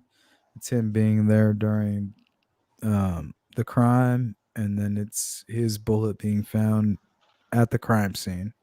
So it's everything. To me, the bullet is everything. If they can prove that, to me, the whole trial is about that bullet.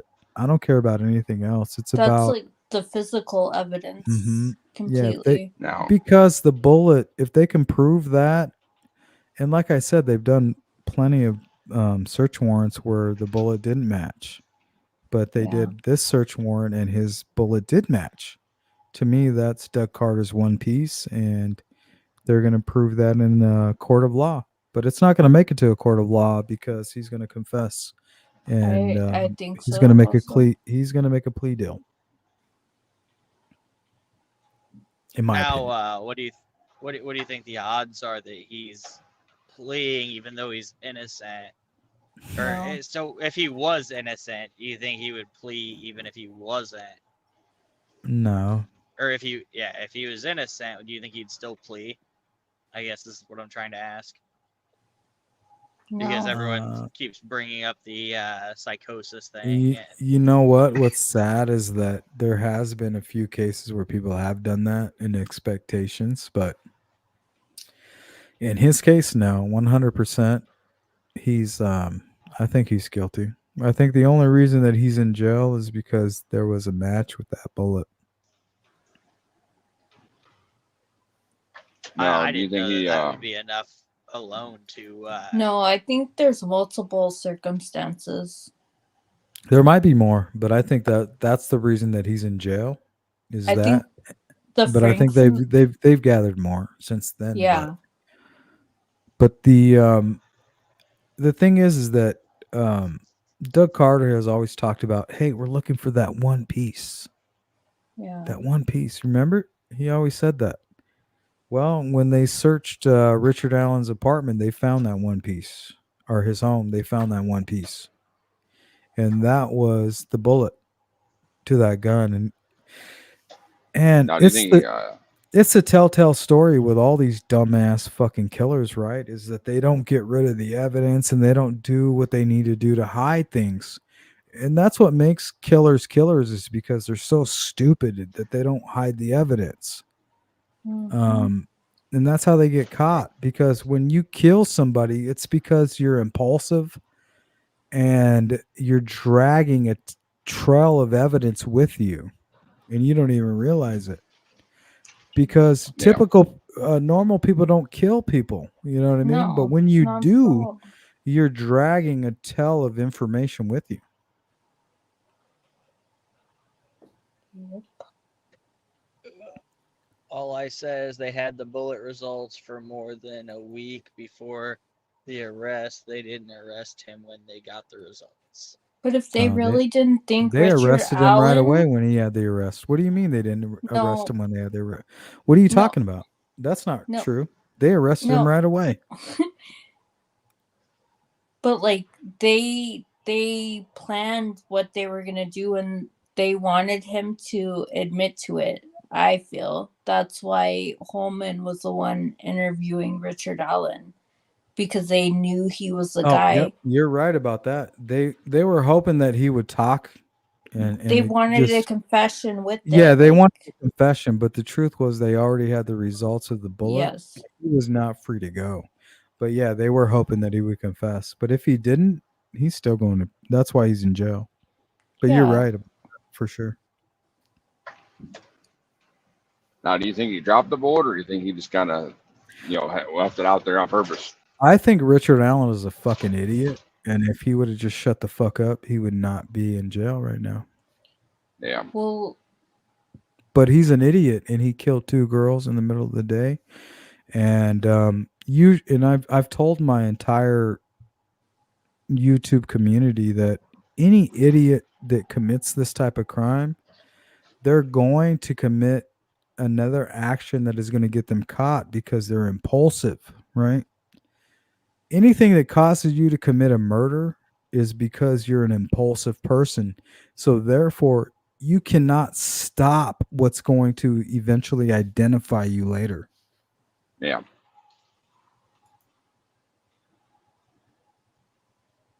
What about like Israel Keys? Like that's the closest person I find Good. That's a good example. to Richard Allen. Me too. In his duality, I think his duality with the daughter. Yep. Yeah. Exactly. Like that little bit of conscious. Mm-hmm. Yeah. I see that duality. Well, the duality with Richard Allen and Israel Keys is his daughter represents what could have been. Yeah. It represents goodness and how no matter what Israel Keys does, goodness will live on through his daughter. Yeah. I think the same thing is with I'm glad that you brought that up because I feel the same way. Yeah, that's a great example. I think that Richard Allen is duality is with him the same way it was with Israel Keys. Yeah, great example. Yeah. Did you ever look up that video from what was it? I think it was Delphi After Dark or whatever, talking about Kathy, or what the rumor was with Kathy leaving Richard or Rick out. No, but even before anything, look, I've done my own investigation. Like, I have sources that are in Peru. I have sources that are in Mexico. I have sources that are in Denver. I have sources that are in Logansport. And they've all told me that Richard Allen is a quiet person. And some sources told me that shortly before the murders happened, that there might have been some swinger stuff going on. Not so much with Richard Allen, but with his wife. Don't repeat that because it's just rumor. Yeah. I mean, I can't say much for the 60 people watching. And I don't expect them to. I hope that they spread that far and wide. But yeah, no, like I said, I'm just trying to connect dots, and I don't have time to sit down and watch every video ever made on this stuff. I do. So I kind of just I like I told you, I'm going through a midlife crisis, bro. This is what I do right now. Hey, that's okay though. So it's a hobby. That's what keeps you sane. It's not a hobby. It's not a hobby. It's not a hobby at all. Like I told you, I'm having like a real life midlife crisis. Like I'm not money hungry anymore. Like I spent my whole first 40 years of my life being competitive and compiling money. You know what I mean? I'm not doing that now. Fair enough. When we gotta go ghost hunting, man? That's. You want to go ghost hunting in Superstition? No, I'm not super. Or you want to go to where you want to go? Arizona is a place for ghost hunting. Oh, really? Well, you should know that. What do you mean? You're asking me about ghost hunting and you don't even know about ghost hunting. Well, okay, so I haven't done it on a more or less professional standard, but I'm not a fucking professional at anything. Yeah. But yeah. This is just what I want to do. Yeah, no, I get it. Trust me. Michael. Oh. Ain't you a family? Oh. No. We're not going to harass people in the chat, Michael. Anyways, yeah, no. Who's that, Michael? He says, Michael Myers. You a family basher, all eyes on. I'm like, what the fuck? Wait, what? That's stupid. Yeah. For the most part, everyone's been civil tonight in the chat, so It's I would okay. I've like to been keep it that really way. well behaved. Just I feel. block them. Honestly, man, just block them, and they're a memory. Do you still have me blocked, Sleuth? Probably if you said some stupid shit. Oh, I did. Yeah, Sleuth, if you did said you some learn from stupid. Ruckus too? Nah, man, I don't give a fuck about Ruckus or anybody. No, I run my Ruckus own unblocked channel me. my way. I'm worried Ruckus about my unblocked me. That's people. fair enough. Yeah, I'm looking out for my people, and I don't deal with negativity at No, all. I'm trying not to be negative. I was. I can before, unblock you and if you shoot me an email to sleuthintuition@gmail.com and I blocked you. I'll unblock you if Okay. you're gonna be I cool. will. I will apologize also. You don't have to apologize. Just say, "Hey, No, I'm not gonna be." I owe you an apology because I was and Okay. I was mean. So Thank you. I apologize. Thank you. I appreciate that.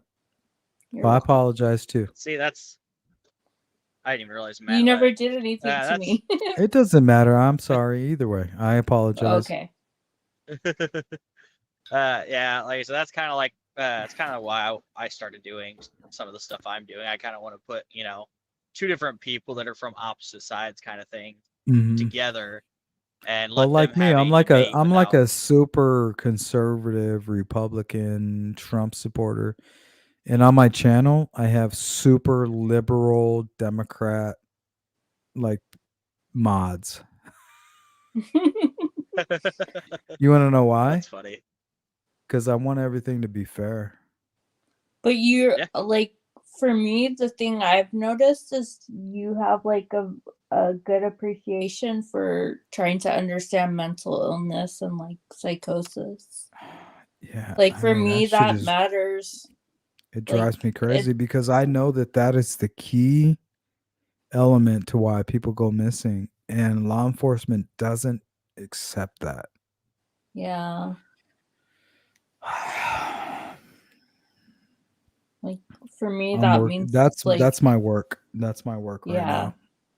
Good for you. Thank you. It's Yeah, important. I think It I must say, I is think we all appreciate that. very much. I mean, you don't have to, and most people don't, but the Like truth for is, you to understand that and like to talk about it and advocate for it, like that makes you a better person. Like seriously. it's not about that. I just want to understand. To me, it's all about getting into the mind frame of these people, whether Yeah. you're a killer, missing, or whatever.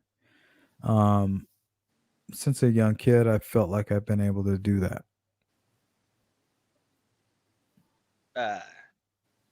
Yeah, I think like I said, I think I appreciate it because, like I said, I've had dark times. I've had, the thoughts of, how can things get better? Would it be better just to disappear, kind of thing. Mm-hmm. And Me too. I had people Think that how were easy. there Think to- how easy it would be to just disappear and nobody would know what happened to you. It's such a Yeah. big world; it wouldn't take any effort at all. It wouldn't take anything. Honestly, think about it. Yeah.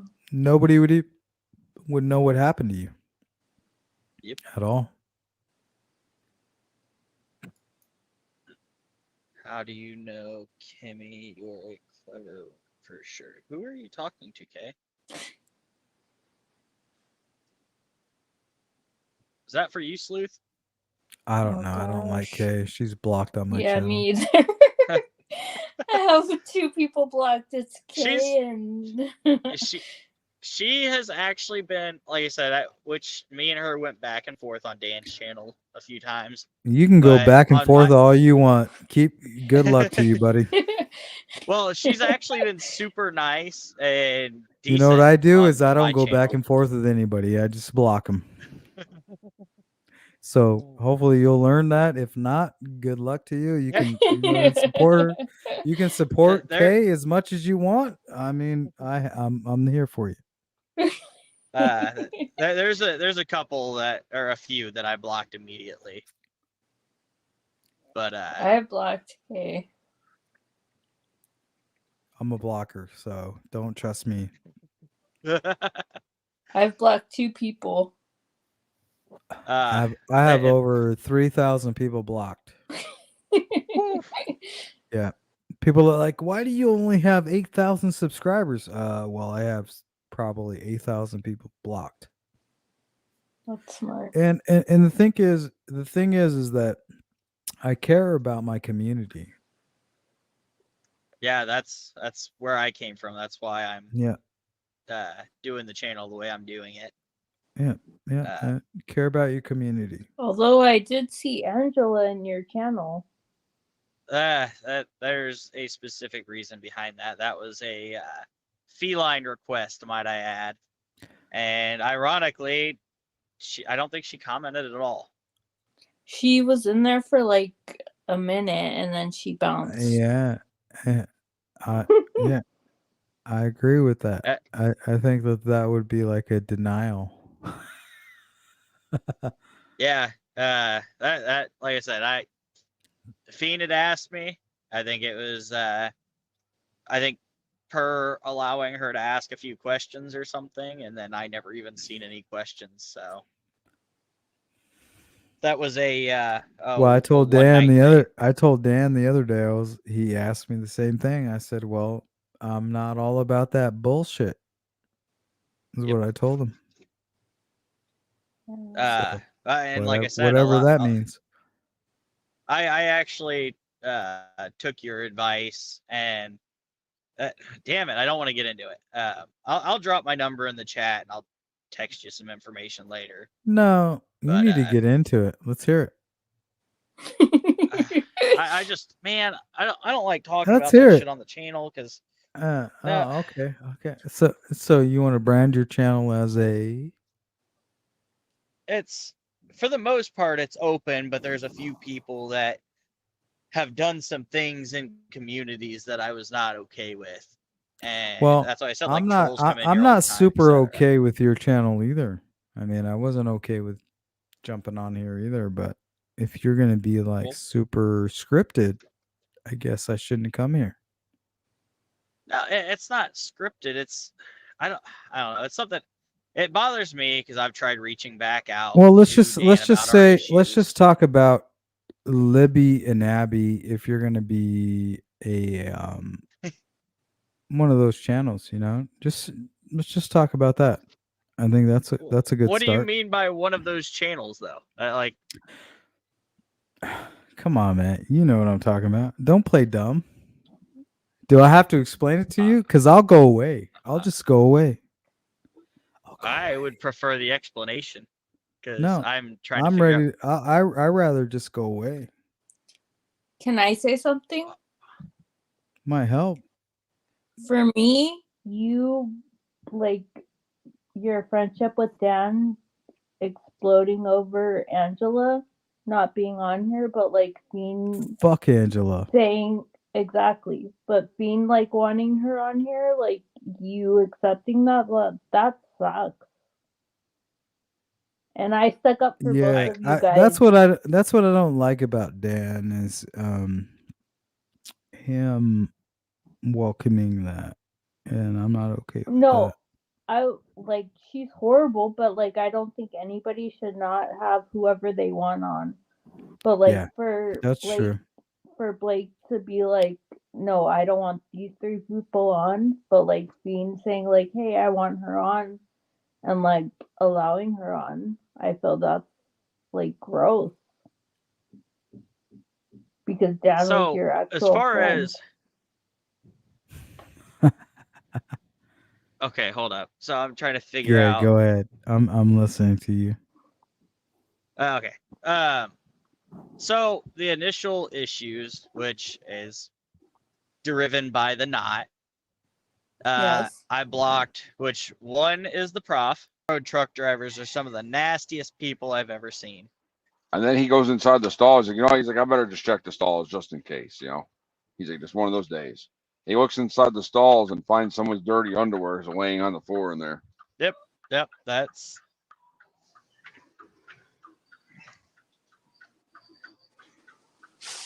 I've seen somebody's Depends in there before, but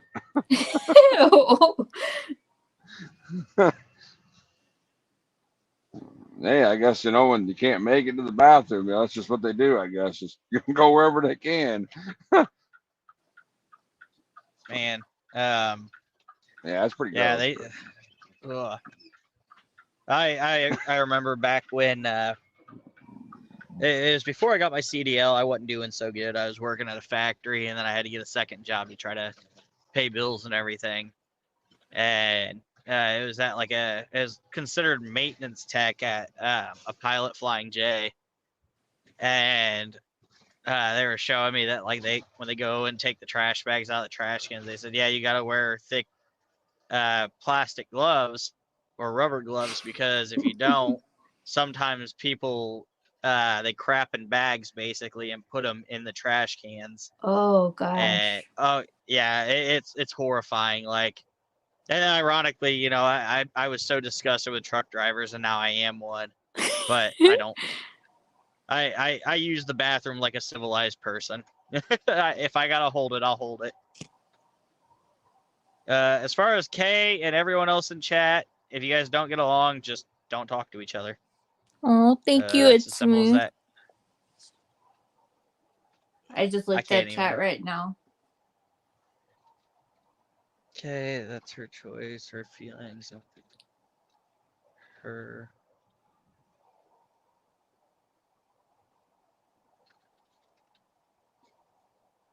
Yep, like I said, it. Someone else's opinion should not be ridiculed by others. If someone changes their opinion because someone else gives them information that changes their mind, that is their business. I bring all kinds of people on here, pro-defense and pro-prosecution. I don't want anyone ridiculed for their opinions.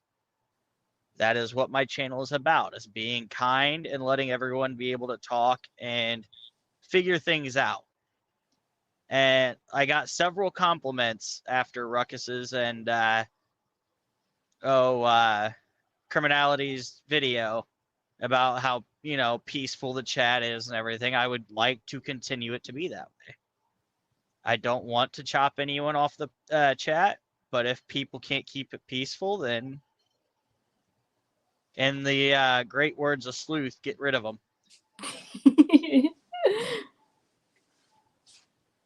Have the same person blocked as Sleuth. You what? I have that same person blocked. A I have Sleuth said he two had like 3,000 people blocked. Yeah, but that person who keeps fighting with me, I have blocked also. Oh, yeah. Well, like I said, she's for the most part been super civil and nice in my.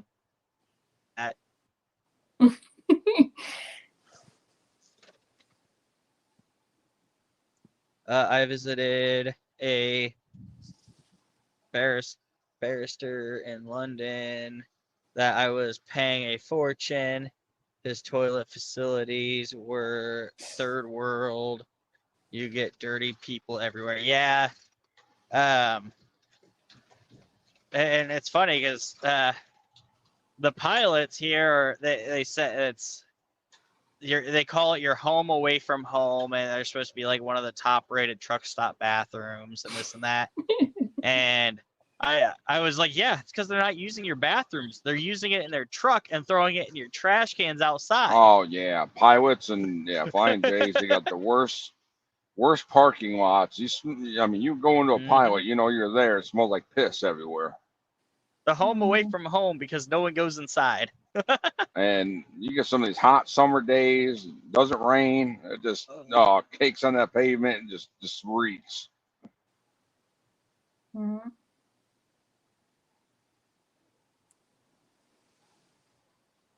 One thing I don't understand is, this is America. This is our home land or whatever. Why do people just take their trash and just throw it out everywhere? Big Fish, it's not a California thing. I'm pretty Are sure. you it's a in female thing. California, Big Fish? No, it's a Valley Girl thing. Like? Oh, Like maybe. it's my I don't know. favorite word ever. People get mad yeah. about it, and it's my favorite. I don't care. Yeah, Big Fish is openly stated she's in California. I didn't know that, Big Fish. The chat seems fine. Yeah, it got a little heated earlier. It just depends on the subject and the topic. Like I said, I try to keep everything peaceful. Which I haven't seen All Eyes in a minute, but like I said, I think they were upset. I've never even watched their videos. Is that a girl or a guy? I just didn't know. Well, I guess I can't. Guess you can't go off pronouns off that either now. Simon, you gonna come on the panel? Yeah. He was earlier. I lived in Pismo Beach area for years and LA. Says Big Fish, not me. No offense, guys. I wouldn't live in California. Yeah. I want to move to like where my sister lives, like in Oklahoma. I wouldn't live there either. Really? Nope. I want to live like in the country. I'm over city life. It's hot. It's hot, and you're risking a lot of tornado activity. I think if I were to do what? Oh, I'm sorry. Oh, me, Los Angeles. Oh yeah. Don't dox yourself, Matt. Quit asking people where they're from. No, everybody knows I live like in Hollywood. Like I live everybody on Hollywood I and know. Highland. I know. Everybody knows I'm from Iowa. They just don't know where in Iowa.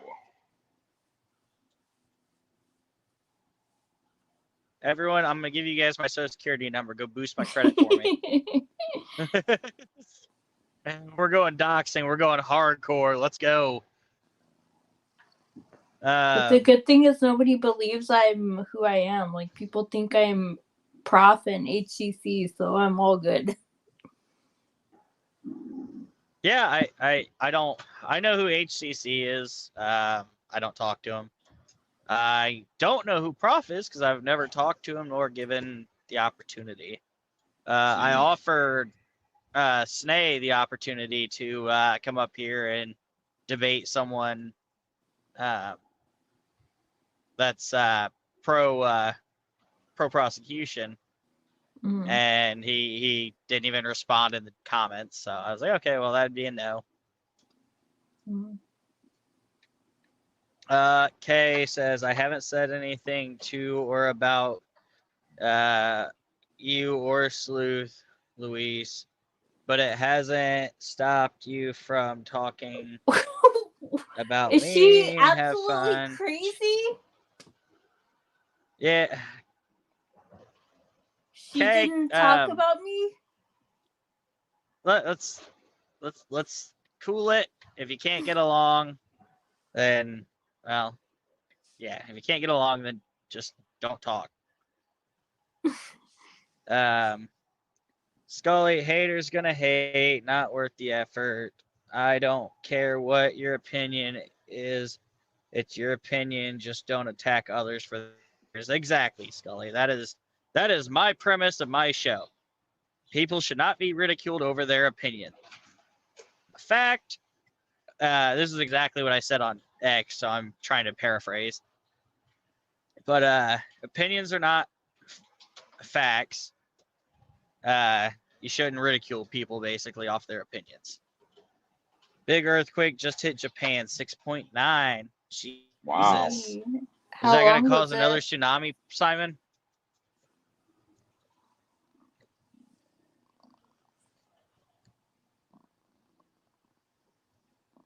Poor Japan.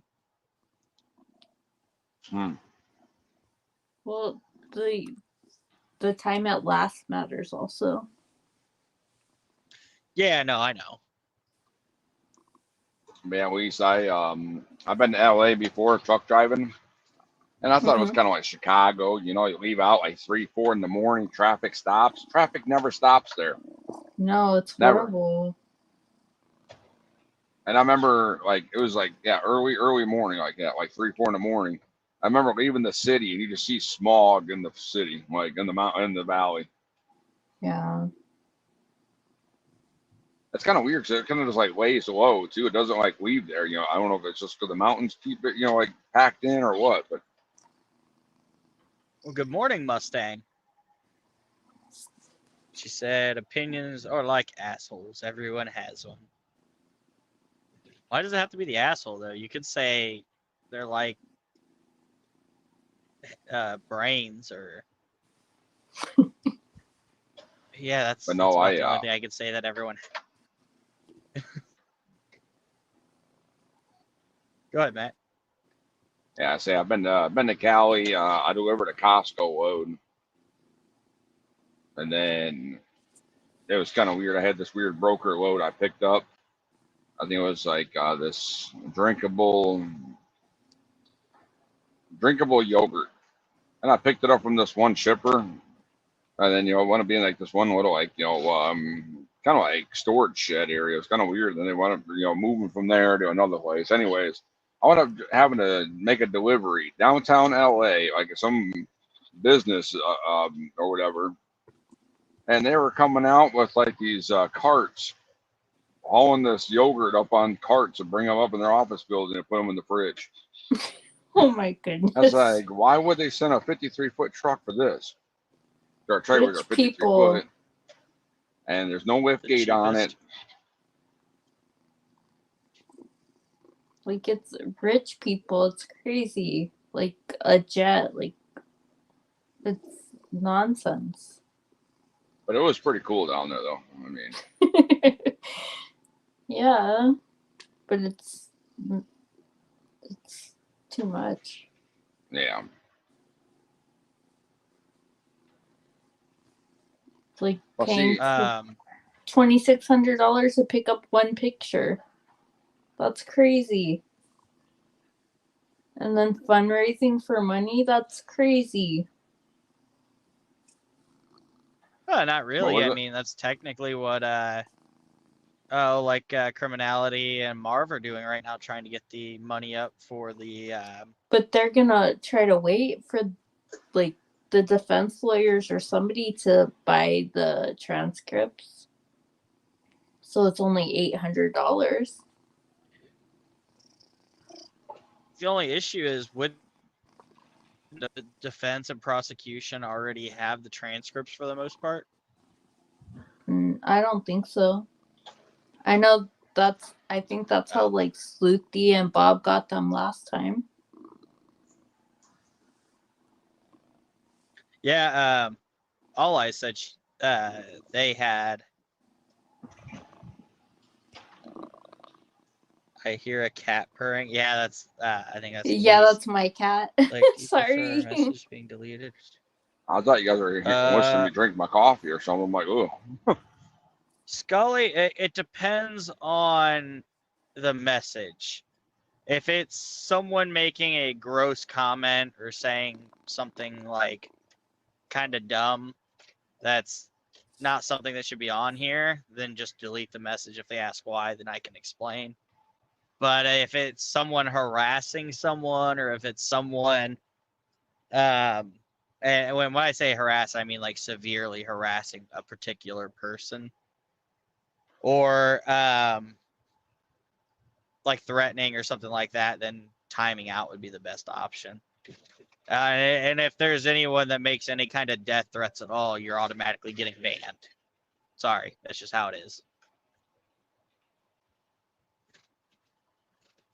But for the most part, I haven't seen anything too worrisome.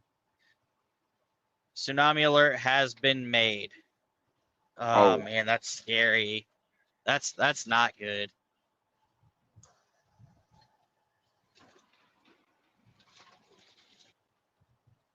Yeah, that's and that's That like does that's the thing suck. that I know. sucks is you're trapped on an island.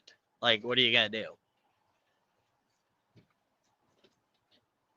Like that's scary. That's.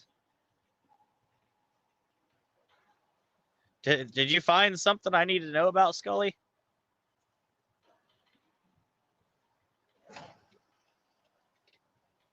Sorry, like I try to keep track of the comments as much as I can, but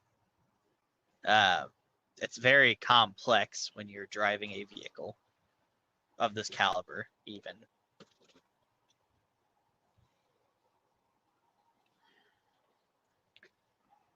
So Luis, what's new with you?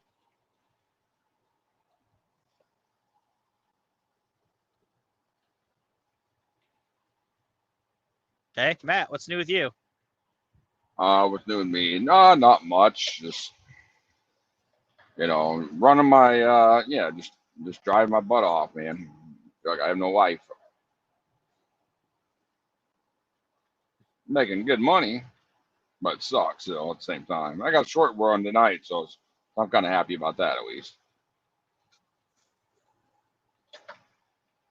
Went to my first part of That's my always meet, good. came back, and then now I'm gonna go over to Mason City, Iowa. So that's only about 100 miles each way. Oh, about 200 miles. Yeah, it's not bad, man. It's gonna be early night for sure. I like an early Yeah, night every now and then. I had the gen run, so it's not as early as it's been for me. I've been running about 9 hours a day, Oh yeah. which is insanely fast. But no, one of my coworkers, he had texted me and asked me if I wanted to swap runs, and I told him no because I had to get back early so I could get some sleep because I have a midweek visit with my oldest son. And he said, or he didn't respond at all. Well, the next thing you know, I was getting told I was going to Geneseo anyways because he called off. Oh wow.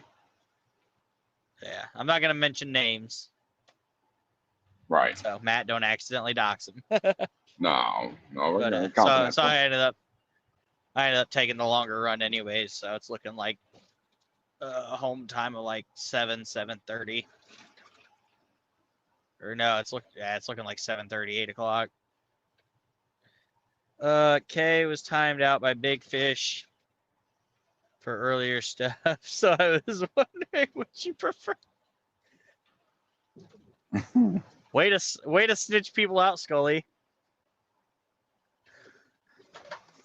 I timed Kay out too long. My screen crashed. It removes the comment when timeout. She'll be back soon. Oh, there she is. You are only coming through in waves. Okay then. Anyways, what was I talking about? Oh, there goes Luis. It was there. You talking about your home, doing the run and everything. I don't fucking know, dude. I'm tired. Yeah, you're talking about doing the gen run last Oh yeah. covered. Yeah, I'm doing the gen run. It's like 600 miles. So I haven't looked into it much. I was going to ask Simon if he knows anything about that case with the girl. Was it over there in England? I guess like stabbing people or something. Oof. I meant I haven't done any more research on it. I remember him talking about it, and I seen it kind of pop up in my algorithm afterwards. Comfortably numb.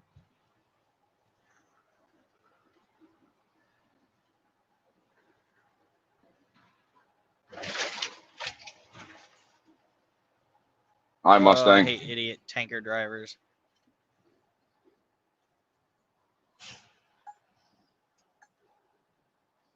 Okay, I can't say they're all idiots. Man, come on, man. What are you talking about like that for, man? You're not even a tanker driver. Shut up, Matt. Hey, I hauled sorry, Big Fish. What are you apologizing for, Luis? Quit apologizing to everyone, Jesus.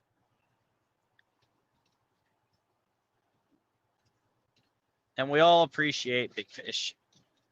And yeah, Blake is right. I am Hey, not a tanker, but I haul bulk containers. That feels like a tank in my trailer. So therefore, well, technically, yeah, we have to have tanker endorsements because they'll put like, what are they like? IBC. 250 gallon, yeah, IBC tanks, and I think you have to if you haul more than one, I think at a time you have to be considered a tanker driver. So yeah, we Oh, both I was have looking up. the tanker.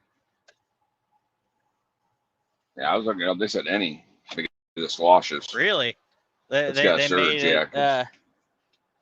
Yeah, because I know drums don't count, 55-gallon drums. So they might have See, which changed is crazy, the man, standard on because you that. can have a whole 53-foot trailer full of drums that can have surge. Mhm.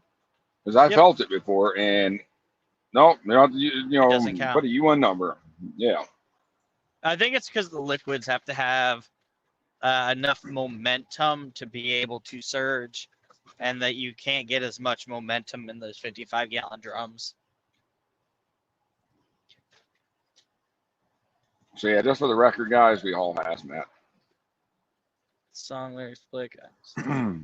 Sitting in the corner singing to myself. Is that okay? Or if that's okay, I guess, Kay, if that makes you feel better. I don't know. I was just reading. I've never heard the song lyrics.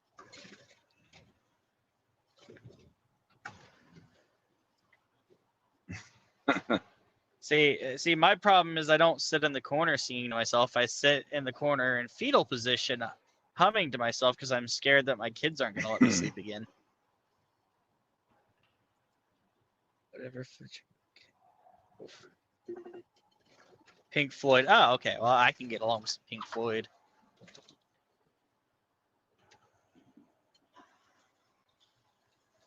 Even though 90% of the songs that they've done, someone else has done, and it's sounded better. But that's because I'm from the newer generation, I guess. No appreciation. Man, I was sleeping today, and my son took a hockey stick to my back. Oh, Jesus. I'd have to duct tape my kid to the wall.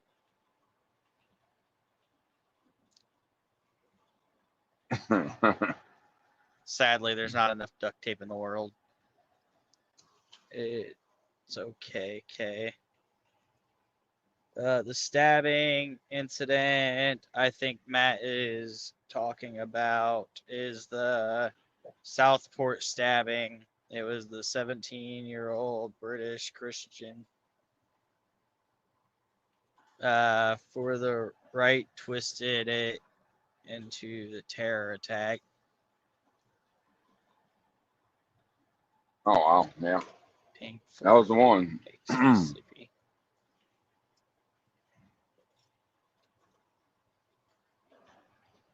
I mean, in anyone's defense, Simon, I think any form of stabbing or attack or murder in general is some form of terror attack because it strikes, terror and fear into anyone related or around that it's happening to. Yeah. I just think though, out there, I don't know. Metallica's another good one. Older Metallica, not newer Metallica. Oh, there's a Charger doing 100+ miles per hour. Idiot. Luis, if you'd like to come back up, let me know, and I'll throw the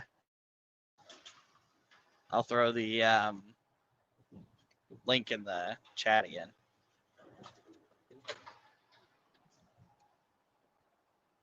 Now, Simon, are knives illegal? No, knives aren't illegal, dipshit. How would knives be illegal? I assume there's certain ones kind of like us, like butterfly knives, switchblades, etc., that are illegal. But I doubt all knives would just be illegal. You have to clip that, I guess. All right, man. guys, we're going to have to restrict all of your pointy objects because we don't want someone getting poked.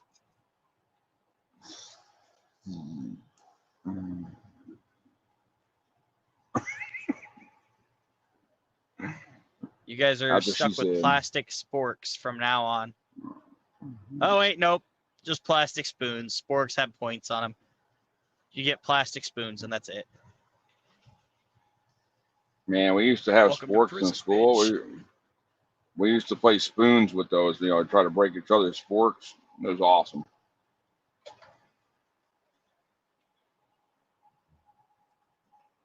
Just childhood memories. I remember when I was a child 54 years ago.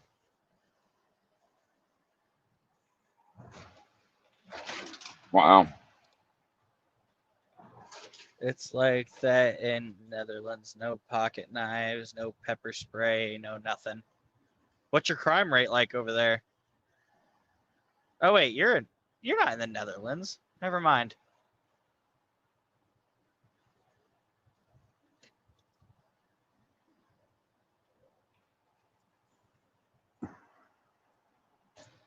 I wonder how many clips people's made out of the video so far today. Well, I'm mental sure. health. Dang it. Mental health incidents can be scary and misconstrued as terrorism quite easily.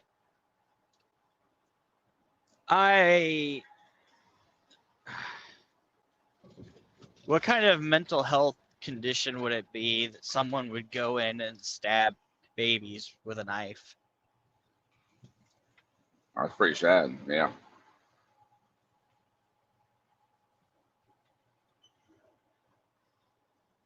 I mean, you never know. PTSD. I mean, postpartum. Yeah. I don't know. I mean, Depression, PTSD. Yeah, there's a lot of forms of mental health issues. Bipolar. just like what.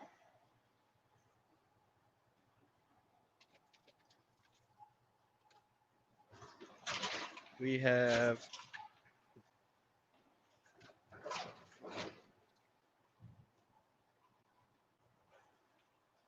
lax self-defense laws here. What does lax mean, Scully? I don't want to sound like a moron or anything. I just don't know what lax means.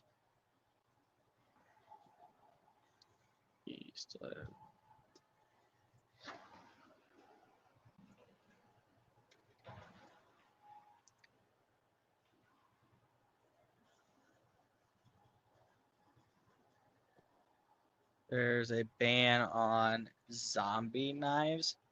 I don't know what we will do if the zombies do come. I want to see What one. the heck is a zombie? I was about to say, what the heck's a zombie knife? Is that like a machete or something? That's the only thing I could think of. Bye.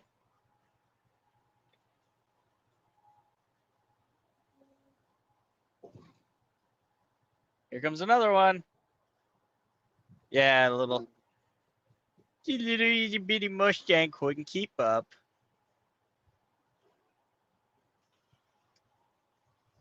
Camaro is doing like 150. Were they racing? I assume it was something like that, but the Mustang can't keep up. That Camaro was gone. You're right in the middle of a drag race. Probably. I thought I was going to swerve in front of him, but I'd probably get charged for it.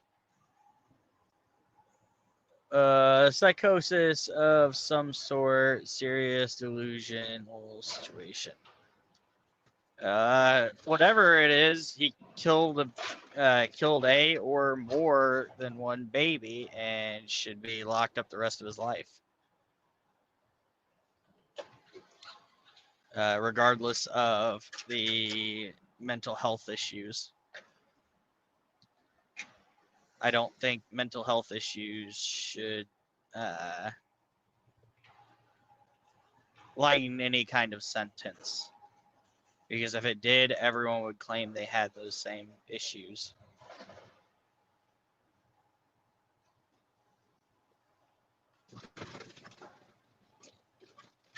Right. Brake pressure low. Where?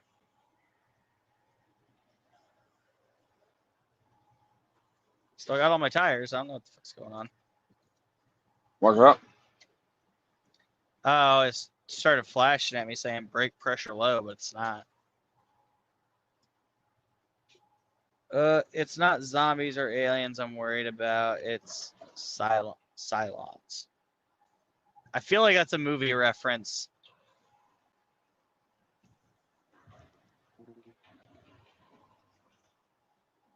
Your air pressure's low. Nah, it said it was for like a split second when I hit a bump. Oh, that's weird. Sometimes mine will pop up and say traction control, but it doesn't say anything about air. Oh, I got all kinds of error messages on this truck currently. Zombie knives are more about aesthetic than practical.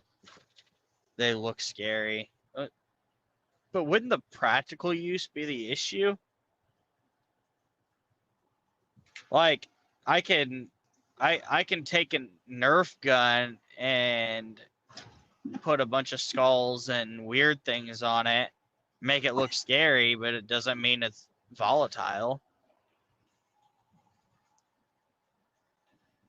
Basically,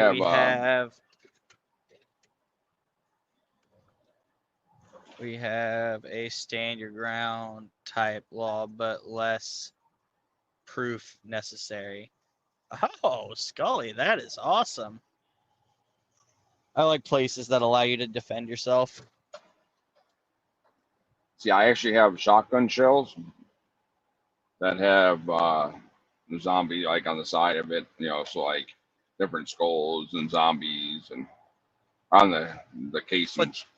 But that just means those shotgun shells are only meant for zombies. Remember that, Matt. Yep. And they glow in the dark. I think a life sentence is very likely, although his age will be a factor. I don't care about his age. If you're competent enough, you can pick up a knife, wander into a place with children, and start killing kids. That right there deems you worthy of a life sentence at least. Now, was that a male or a female? I believe it was a guy, wasn't it, Simon? Throwing knives are needed for zombies if you are going to use a knife, but a shotgun will work better. The preferred is a crossbow Mustang, or a bow and arrow if you can use one correctly. Or, you know, a semi-automatic rifle that... Nah. See, the best thing to use, a bunch of zombies came after me, or I'd be like a can of tannerite. Blow them suckers away, man. You have to have a specific round. You have to have... I don't think shotgun. tannerite... No, your shotgun wouldn't set off tannerite. There's no spark.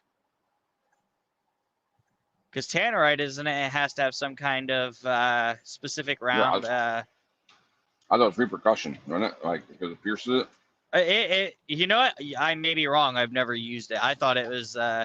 there's another one where it's got to have some kind of ignition.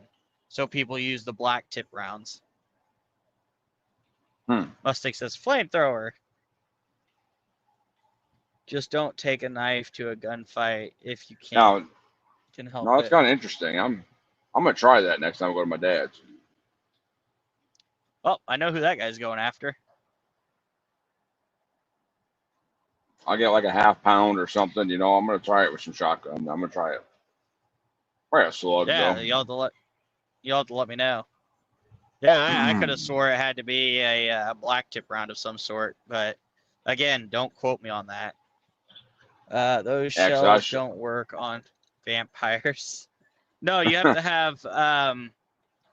have garlic infused rounds or a wooden spike shotgun shell round. There you go. Go It's watch actually Kentucky Ballistic. He'll tell you all about it. See, I didn't know what it was, but I remember watching a show on YouTube, man, where this guy, packs a bunch of shotgun shells, all kinds of random stuff, glass, salt, nails. Kentucky Ballistics is Kentucky Ballistics has done it, and so has Demolition Ranch. They do all kinds of weird stuff with weapons. Yeah, didn't they do a marshmallows once? Yep. Less lethal rounds, I think. Yeah. Like they did rounds where they were literally shooting each other with like the beanbag rounds and the pepper balls and all that kinds of stuff. They are a good group of people to watch that educate you on firearm safety. Mostly what not to do.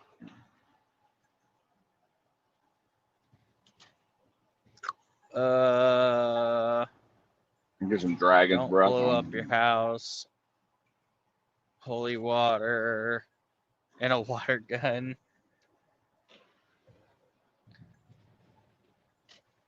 A 17-year-old male with mental health issues. It seems. I'm not arguing he shouldn't have the book thrown at him. A terrible offense, but not terrorism. Oh, okay. Hold up. Are you saying he was like a terrorist attack? Because that would be like towards a group or a nation. You said a terror attack, and when I think terror, I mean like striking fear almost into people.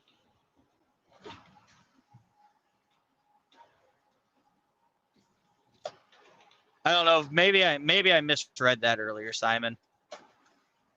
I didn't know you meant a terrorist attack. No, that wouldn't be considered a terrorist attack.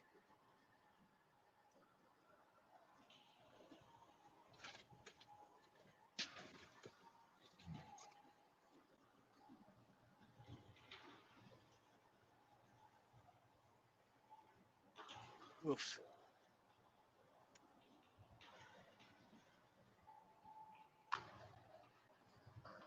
I'll be right back.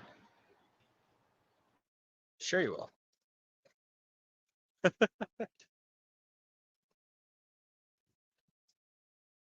will. Somebody could make a fortune selling garlic infused rounds. And the worst part about it, Simon, is there's people out there that would probably buy it. Weather alert. Beach hazard statement. Don't go swimming on the beach currently. Okay.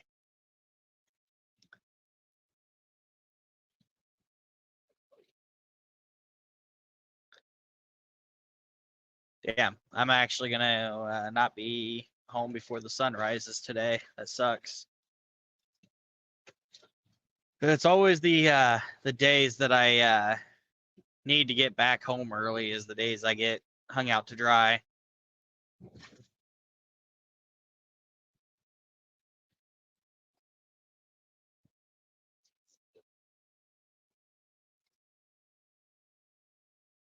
That is due to coworkers, sadly enough. Man, is everyone falling asleep on me?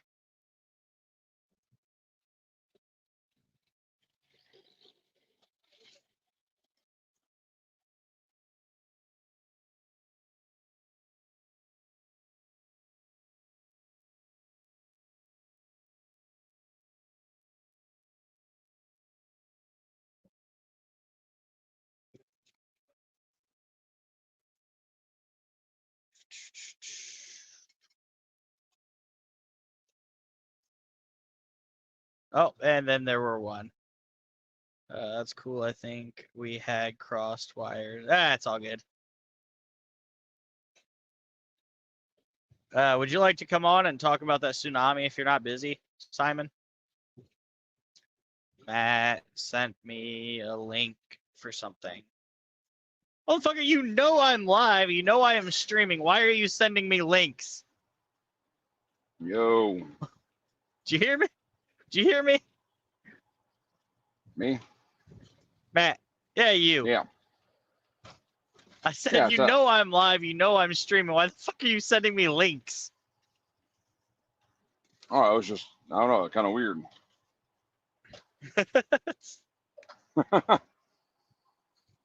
I was like, I can't even look at that.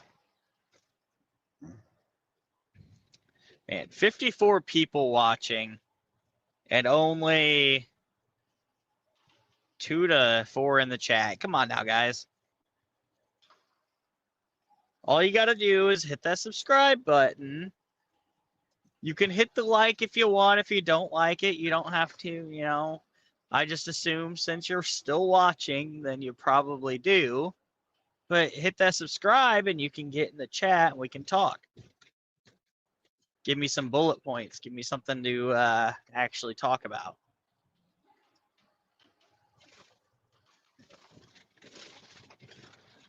Oof, Jesus. Road's rough over here.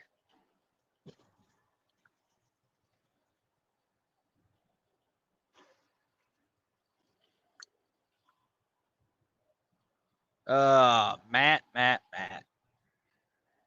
How many days what's are you up? going to work this week? 5. This route I'm on, I don't do weekends anymore. Don, we're talking about anything, man. What's up, Don?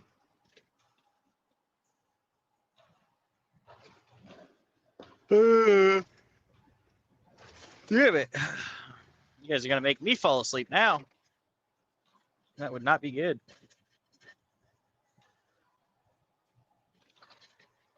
So did you listen into the conversation between Fiend and Mark at all, Matt? Yeah. Yeah, I was commenting a little bit. You were? I was kind of thinking, about the cell phone and the pings and all that. I was just kind of thinking, well, maybe it was out there in the field. But I was kind of wondering maybe it was clouds that were going over, Like it maybe mess up the signal. It was like 12 hours straight that the phone was off and then it randomly turned back on and all the messages came at one time. Yeah. Then I've seen that too. And see, I was listening to another woman's YouTube pretty much, and she was sitting there saying that I guess the phone was found under the body. So the phone found under one of the bodies, that would mess up the signal unless the body was moved. So that's what I was kind of wondering. Well, maybe the murder happened, they came back and then rearranged the bodies. I don't know. I mean, I don't really know much about that, but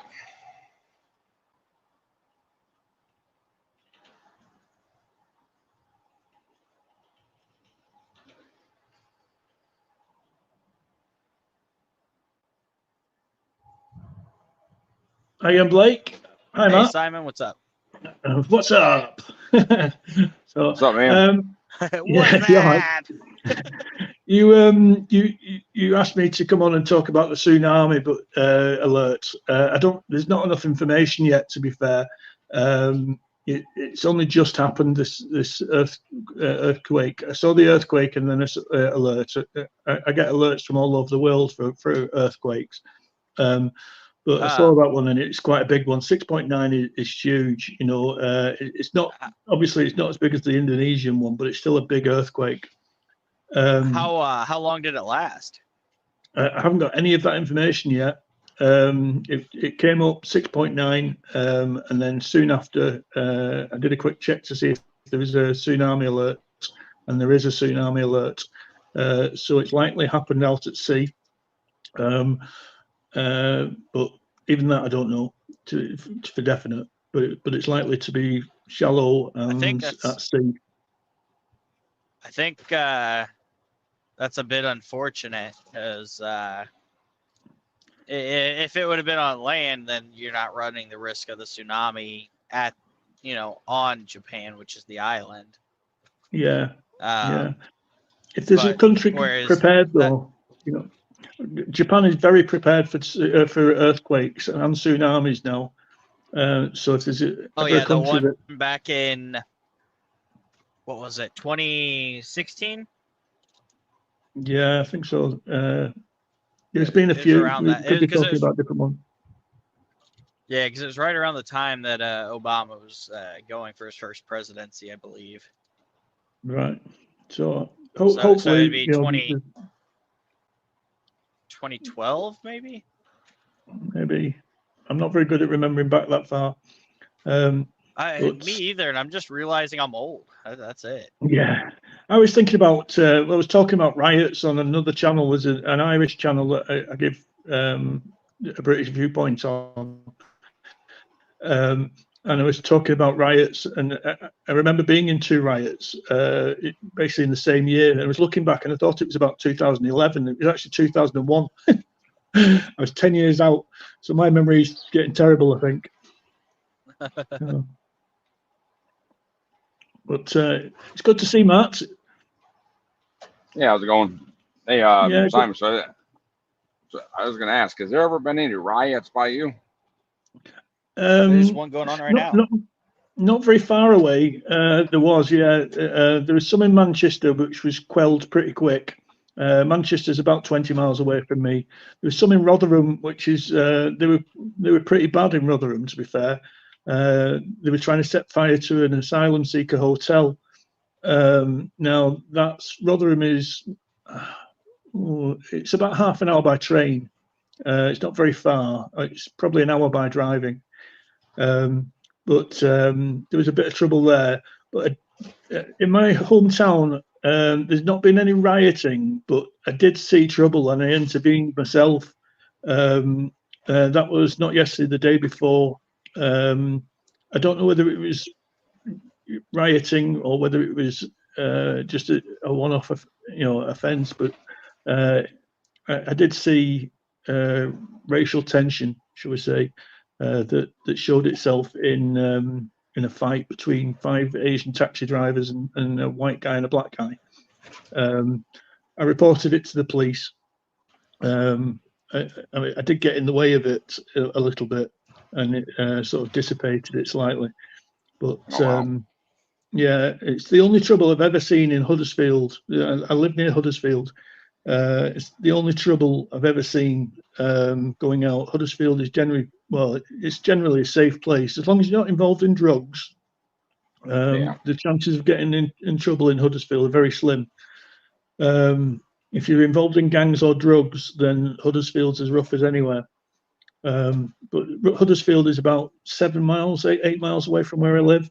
I'm actually in a very quiet little village with, that's very English.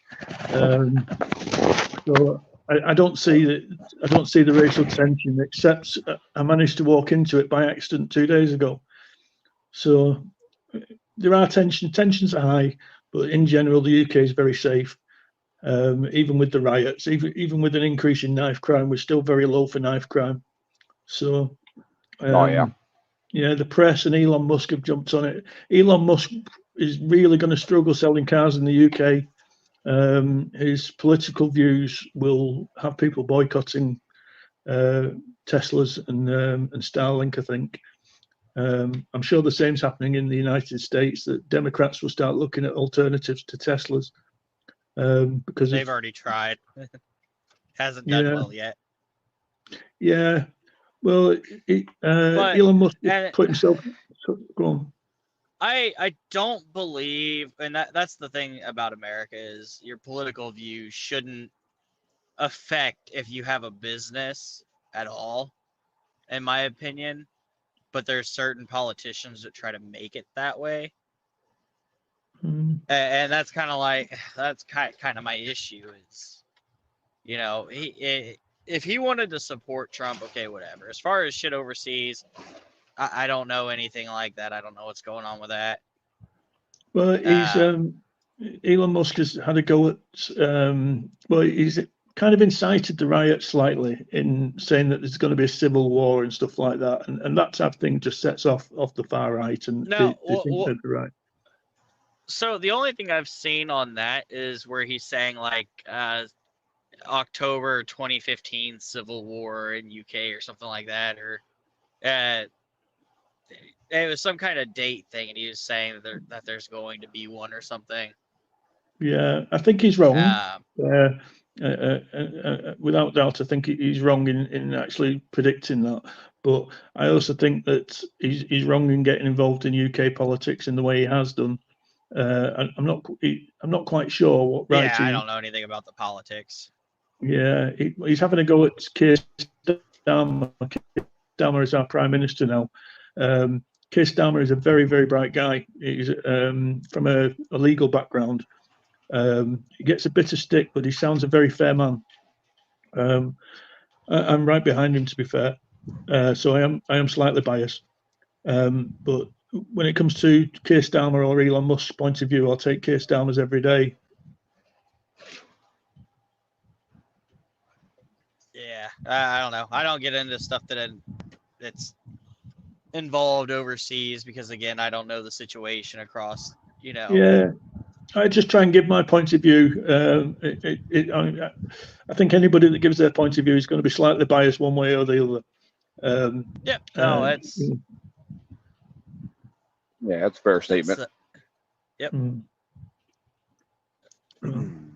I can see that, yeah.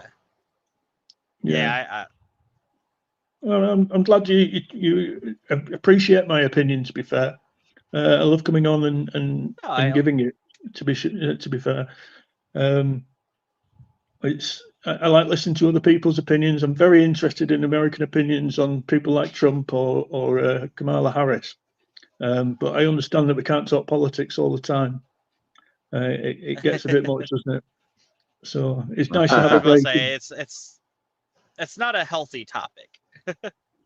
No, especially considering most of us don't let our political opinions affect our everyday life. So yes, yeah, I maybe do let it affect my daily life. I've done a video on my channel called Tommy Robinson, hypocrite traitor or a patriot. He calls himself a patriot, but I actually think he's a hypocrite and a traitor. And the amount of flack I've received, not on YouTube, I haven't received a single comment on YouTube, but via Twitter and elsewhere, for being anti-Robinson has been untrue. The far right are out to get me. I'm not too scared, to be honest. The ones that are involved in the riots seem to be getting arrested and stuff. And a bit of name calling I can put up with, to be fair. So the thing about patriotism is what your belief is, what's best for your country. So you two people can have polar opposite ideals, but then still consider themselves patriots. You know what I mean? Yeah, I agree.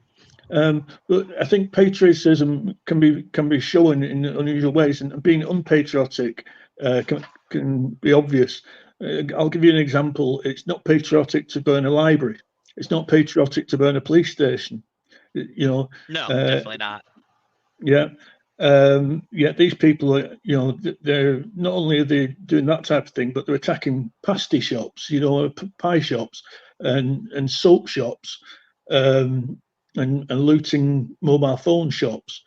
What has that got to do? That's sounding a lot like our BLM riots we had. Yeah, very similar, I think. And what has that got to do with Black Lives Matter? It had nothing to do with it. And ironically, I want to say there wasn't any colored people, but a majority of the photos you've seen, there's a bunch of white people looting and raiding and doing all that shit. Man, yeah, the Antifa. taking advantage of the situation. They look Yeah, like a people bunch that's of, all being it was. anarchy ninjas. Yeah.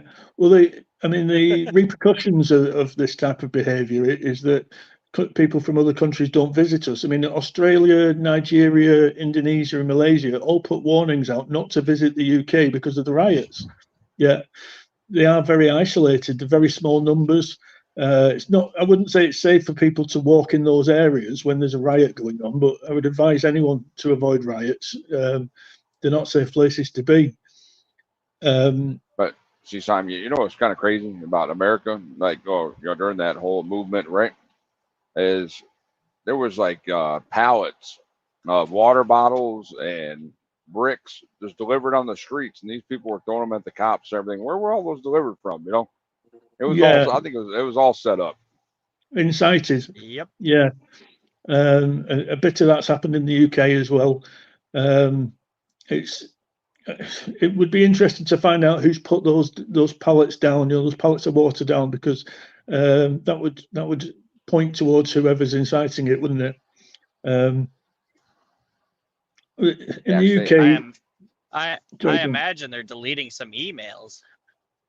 Yeah. I didn't say that, Matt.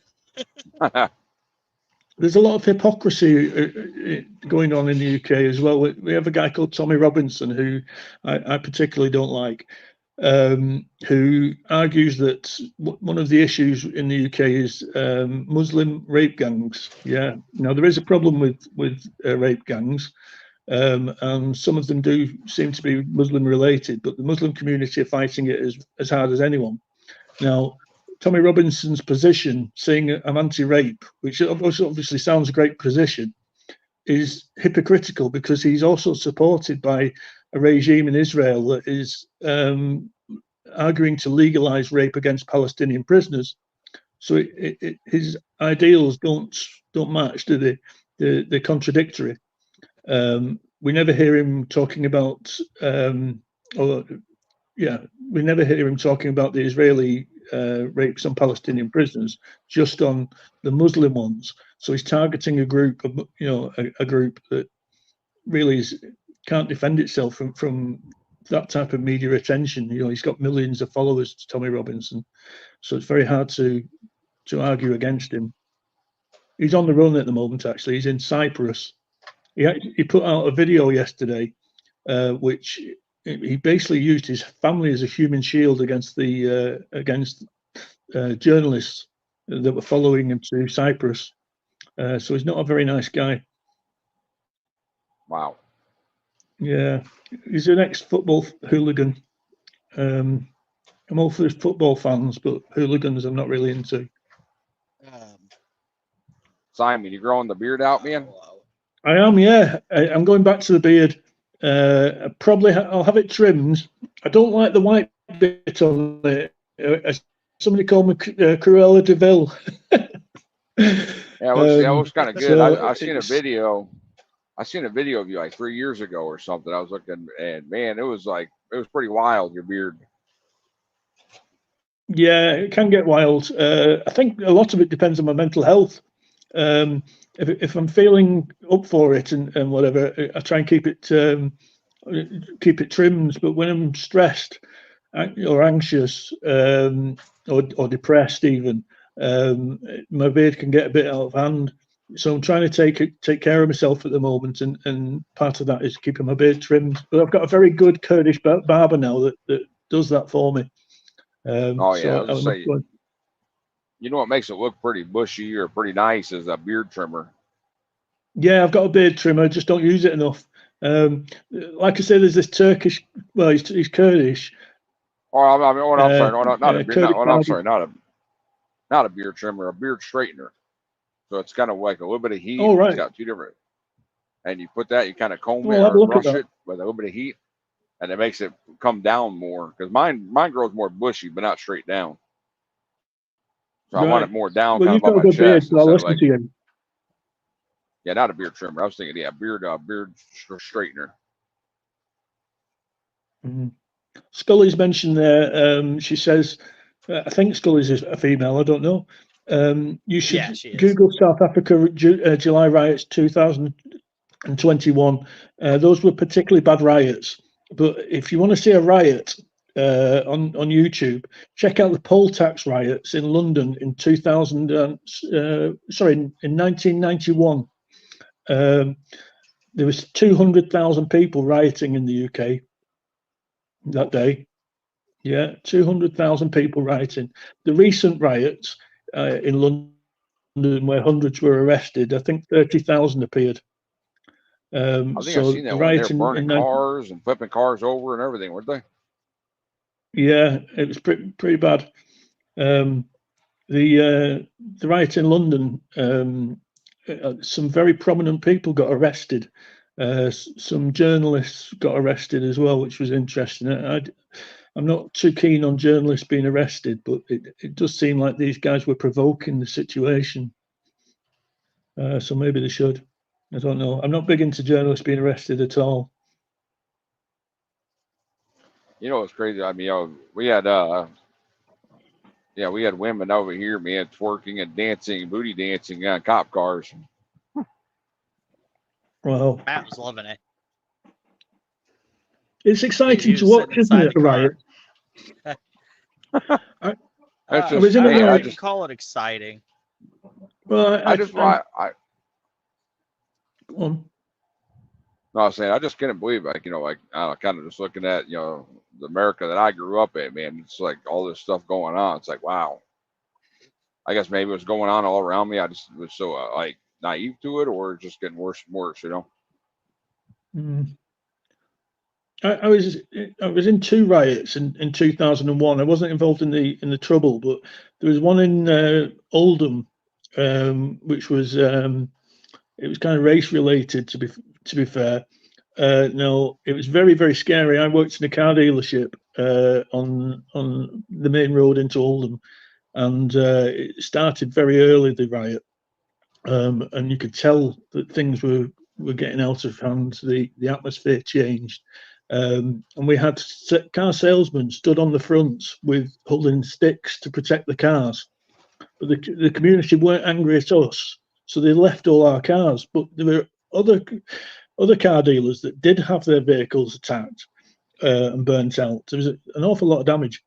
And it wasn't because they were being protected, it was because they were anti the rioters. We didn't choose sides at all. All we were doing was protecting our property. But there were some people taking sides, and it cost them the business. Oh yeah. I think with race riots, the majority of people are law-abiding people, aren't we? And we understand other people have to exist the same as us. When you get racists running businesses and they get known for it, they get targeted when things go wrong. And yeah, and see, I remember, it's kind of ironic that you bring that up, because I remember but different factory, or not factories, but just like different like restaurants and stores and stuff, like during BLM, where they're putting up posters like, we support BLM, so they wouldn't come in and break their windows and riot their buildings. Mm-hmm. Yeah. So I mean, I seen it everywhere. It's like, wow. And we even have issues right now where if there's a natural disaster like Mark, they had that hurricane, and he said that a store owner had opened up his store to kind of let people come in and be able to get stuff like food, water, drinks, etc. And instead of people coming in and being civil about things, they basically barged in and stole a bunch of shit and booked it. Wow. Yeah. People can't be honest anymore, and it's disturbing. Yeah. They say they were 48 hours away from chaos, don't they? Basically, if people don't get food and water, if they can't get that type of thing very quickly, we descend into chaos, no matter what society we're in. And I think that was it. Hurricane Katrina, in that I can't remember the city. There's a city that it devastated. Louisiana. No, might be Louisiana's a place. No, Yeah. it was. Oh god damn it! I know what you're talking about. Yeah, well, that place descended I into was chaos young. very quickly. Yeah, Yeah. that was chaos. I mean, the people were sent to a safe place, and there were rapes going on in that place. You know, absolute chaos. And it happened very quickly. You know, it descended into chaos very quickly.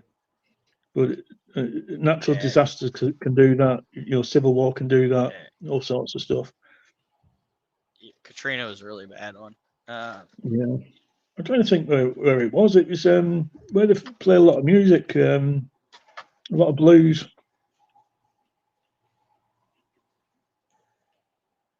Anyone in the chat room? I don't think anyone in the chat's from the States right now.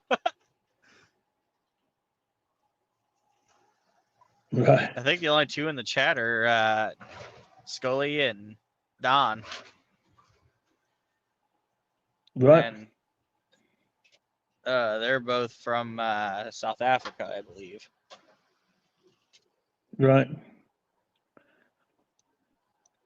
Man. I go for a walk with a friend who lived in That's South what it was. Africa. Mustangs. New Orleans. Mustangs got it. New Orleans, that's it. Yeah. New Orleans descended into chaos, and you know, I would not have wanted to be anywhere near it. I'm sure it's a lovely place, New Orleans, but that event gave it a bad image, I'm afraid. Yeah, that. Like I said, I think I was in kindergarten or first grade. What year was that? Does anyone remember? I can't remember the year. About Katrina? I want to say it was like 2001 or 2002, wasn't it?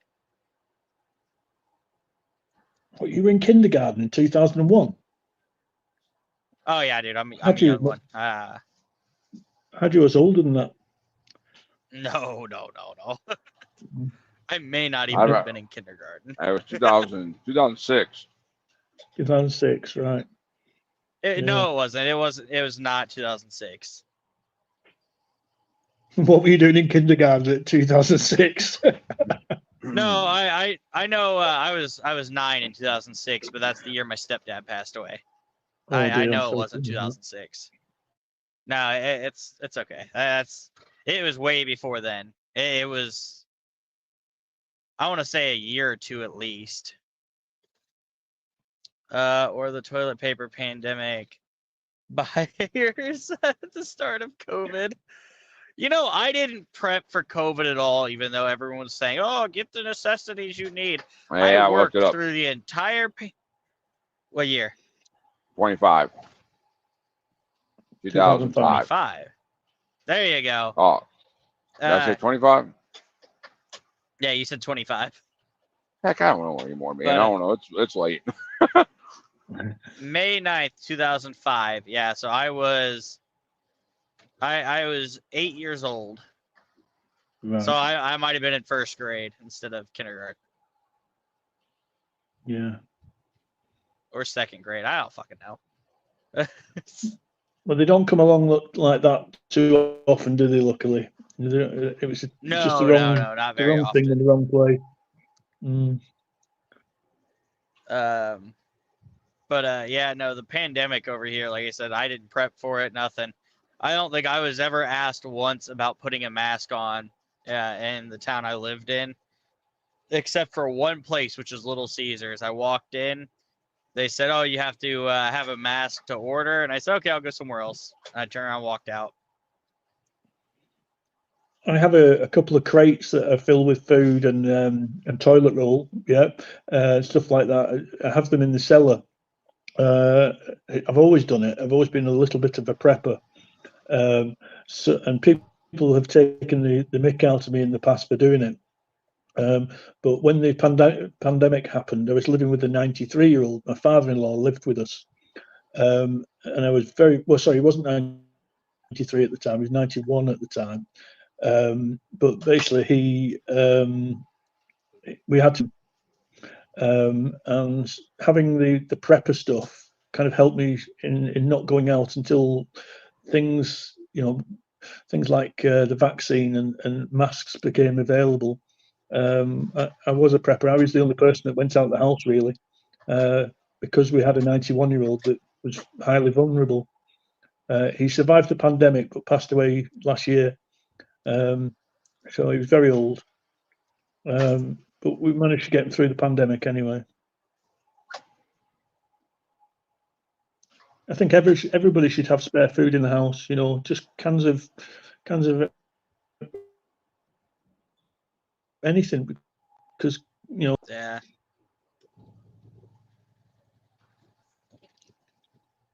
Oh, that's my exit. I almost passed my exit. where's Don Calido? What's up? What country is Don Calido from? Him and Scully, I believe, are a couple. They're husband and wife, I believe, and they're from South Africa. Right. It would be good to hear their views. But yeah, I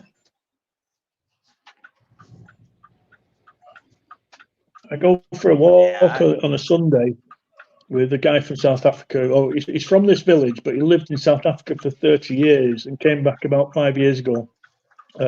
He's on about moving back to South Africa. Basically, your money goes a long way in South Africa, and the political situation seems to have calmed down. So he's on about moving back. I wish our money went a long way here. It's got nothing but worse. Well, yeah, it's getting expensive, isn't it? So cost of living is affecting many people in the West. It's just as expensive in the the third world countries. Well, let's just say when Trump was president, I was making a mere $20,000 to $30,000 a year, 40 on a high end, and now I'm making up to, which it's not because of any president or anything like that. It's because if I change my career path, etc. But now I'm making up to about 115. That's good. But due to the cost of living, it's like I'm still making the 40,000 a year. About six, yeah. It's like it hasn't helped anything at all. Food is going through the roof right now. Dude, milk is doubled in price, almost tripled. Gas has tripled in price. It's nutty. So what do you pay for a gallon of? Oh, sorry. No, I'll say. I guess I can't complain though. I got a bigger pay raise than. Yeah. Shut up. What are you paying for gas at the moment? Currently a regular unleaded is running, I think it's like $3.75. Actually, I'm about to pass the gas station. Here it is $3.60. Where I live is a little bit more expensive though. It's about $3.75, $3.80. And see, per gallon. I think it was kind of crazy, Blake. I'm pretty sure. Sorry, I cut you guys off. I'm pretty sure by you though, Blake, it has that. It has up to 10% ethanol. So you guys don't get an option. We're like Iowa. Iowa, for some reason, we get an option. So you can either do unleaded, regular, with no ethanol, or you can do super unleaded with up to 10%. That 10%, and that's like, what, $3.15 for the super. The unleaded without, I think it's like $3.25. Yeah, I have no idea. I don't even know what that is. Well, the ethanol is like the 10%. They're up to 10% ethanol they can put in your fuel. Well, I think you guys should get an option too, But they're not giving you guys an option, then they're making the gas prices even higher for that. You see, you say it says high. I think that's ridiculously low. We pay, what would we pay for? We must be paying about £8 or £9 a gallon, as compared to yourselves who are paying about £5 a gallon. And we've been paying that. I was about to say, what's that? I was going to ask what the conversion rate is. I don't know. Yeah, it's $1.3 to the pound. So $3.60 will work out about a fiver, I think. So you were paying very little for your fuel, but the United States is a big country. It's a bit like Australia, isn't it? People travel long distances. Yes. Fuel needs to be cheap in those countries. Now we use most of we all pay the same for fuel, but with our fuel being more expensive, there's obviously more tax involved. So the motorist is actually funding a lot of society. It's it's supposed to go on the roads, but I'm sure it goes elsewhere as well. So I don't have a problem with paying too much tax on fuel, because our roads are busier already. If we reduce the price of fuel, maybe the roads will get busier. It's just a small country, so Yeah. with a lot of See, cars. I wish, as Well, and much as the that's I should tax say, is around here, I wish they'd actually put it towards our roads and stuff. yeah. Who knows what they use it for? And we actually live in some of the cheaper areas too, ironically. I know that's what you're going to say, Blake, but I know we run up and down these highways. We bounce up and down all day long. Don Calido doesn't pay a lot for fuel. He pays 23 rand. I think it's about 23 rand to the pound. So that's 23. That's a pound per litre, which is reasonably cheap. I think ours equivalent is about £1.40. So fuel in South Africa is about 2/3 the price of what it is in the UK.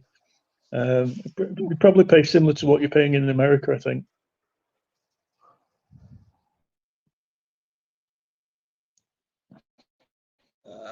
Comparison: a can of Coke is 15 in South Africa.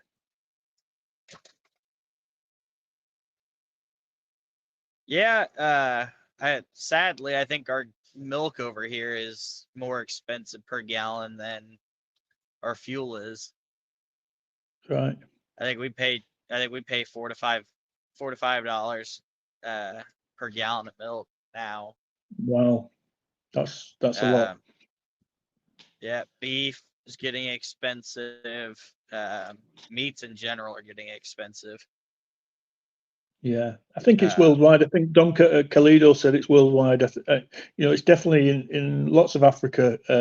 They're complaining of food prices. In Europe, we've been complaining of food prices. It sounds like you're complaining of food prices in the United States. So I'm not 100% on all the causes for that.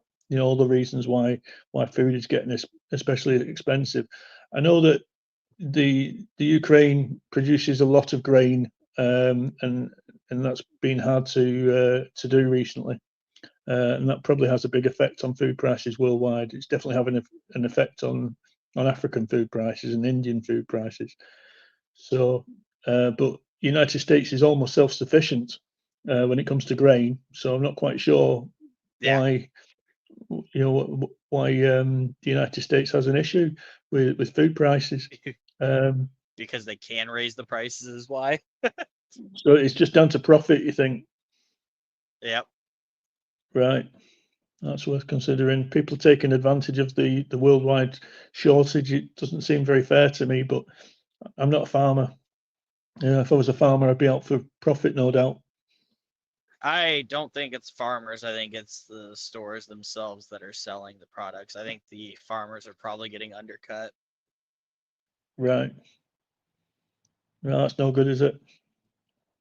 No, that's what I was saying. The farmers are in kind of the same predicament where they're not profiting as much as what they should be.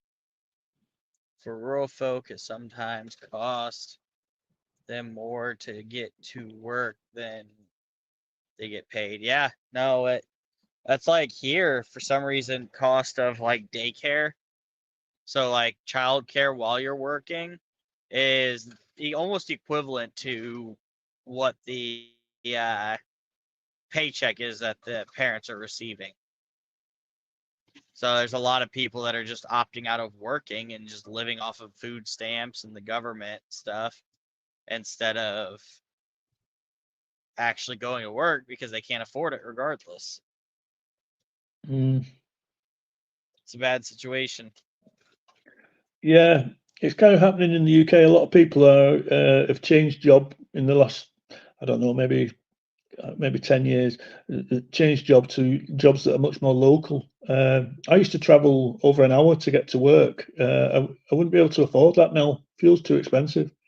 So I can see the point there. Silas says childcare is a problem here in the UK too. Yeah, it definitely is. Yeah, it's just crazy.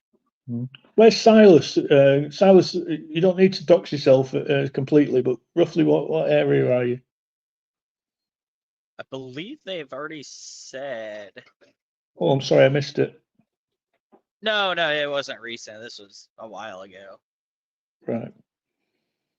I don't quite remember, but I'm not going to say it without her saying it because that's her. Okay, that's fine. that's her situation. Yeah. I already gotta go through and clip some stuff from this video.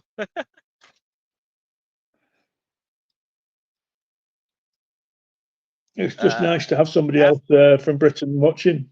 So I feel like I've got some support. I think only 70% of my viewership is actually from the United States. So 30% is across the world. It's like there's Australia, there's Africa, like so there's UK, obviously. I haven't seen anything from South America or anything like that yet. I've seen, I think it's like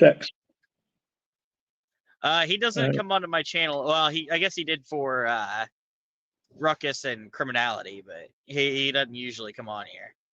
Right. I love Cryptex. I think he's a proper nice guy. He's got some real good media skills in the way he explains things. It's a channel well worth watching, I think. Yeah, I'll have to go check him out. I've never watched this stuff. The one to watch that I would recommend, Cryptex and the Ordinus. It's me. Simon, is the civil unrest in the UK right now? I'm travelling over there next month. Right now, the last 2 days, there hasn't been a riot. The far rights keep threatening, but in general, the UK is a very safe place. I've seen trouble myself in the last 2 days, so I might sound slightly hypocritical, but I mean, we're 197th of 203 countries and principalities for gun crime, and we're about the same for knife crime. You'll see plenty in the press about knife crime. There has been an increase, but it's still. I mean, I've not seen anybody carrying a knife for a very long time. The UK is a safe place, no matter what certain governments are saying and what Elon Musk says.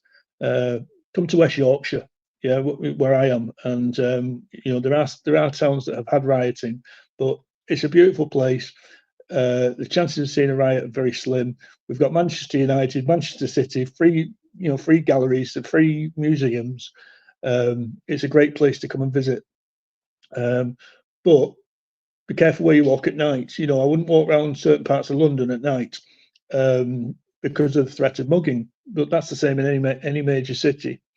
Another thing is that if you do get into trouble in the UK, we've got a free NHS, which are very, very good. Basically, no riots in Scotland. Yeah, Silas says no riots in Scotland. That's a great point. There's certain areas of the UK that just not had any riots. I would not put anybody off visiting the UK right now. Just stay away from drugs, stay away from gangs, stay away from far right media, and you will not have an issue. Hey, Freckle Joy, how's the new job treating you?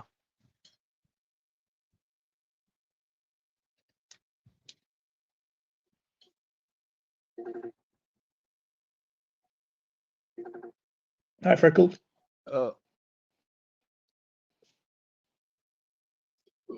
Where did Matt go? Is he still here? What up?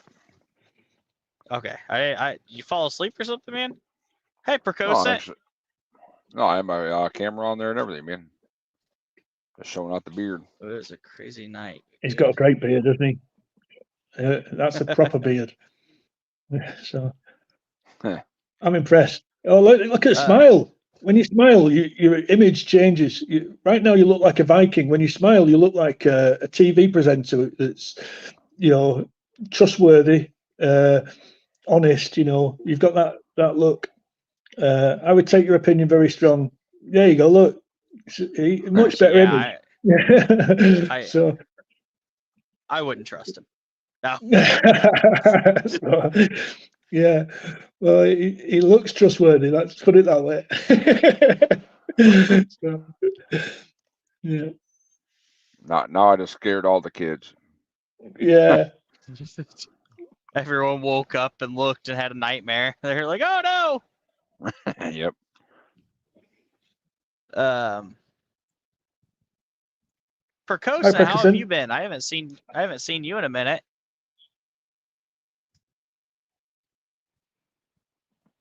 Yeah, is it Percocet or is it Percocet? Am I pronouncing it wrong?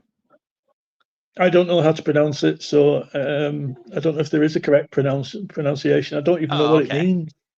It's a word I've never come across before. Yeah, Blake was actually kind of worried about you. He was thinking about messaging you there. Oh, Percocet. She's been in the Discord, man.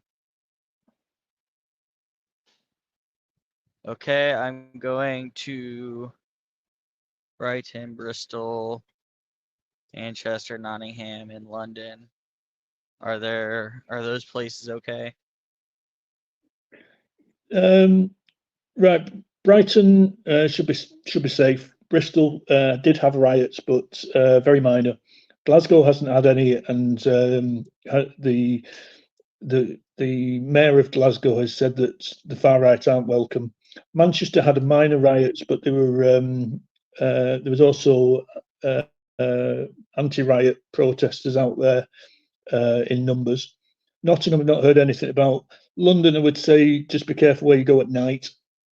It's generally a pretty safe place.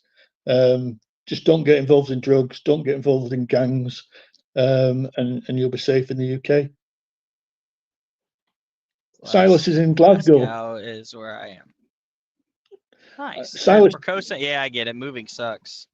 I'll probably be moving in December. I know Glasgow reasonably well, or part of it anyway.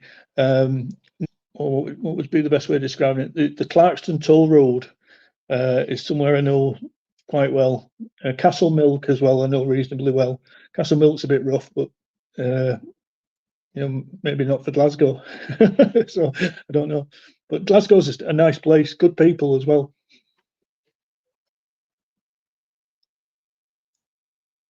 It's me. Thank you, Simon. Are there any other countries in Europe having Don't civil know how unrest? to take that. Percocet. Wow. Yeah. Some of the things people get into, I don't know. Thank you, Simon. Are any other countries in Europe having civil? Yeah, there is some civil unrest, and there's people, stoking more. I think we've seen Elon Musk talking of civil unrest in Europe. I don't think it's on the scale that the UK has had.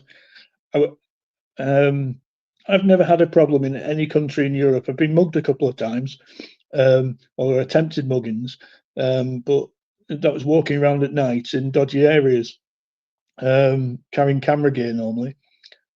So I think generally in Europe, if you're as safe as you are in the UK, you'd be unlucky to have any trouble. Here, the cheapest milk is just to find a cow and just drink it right off the tip. Cat milk.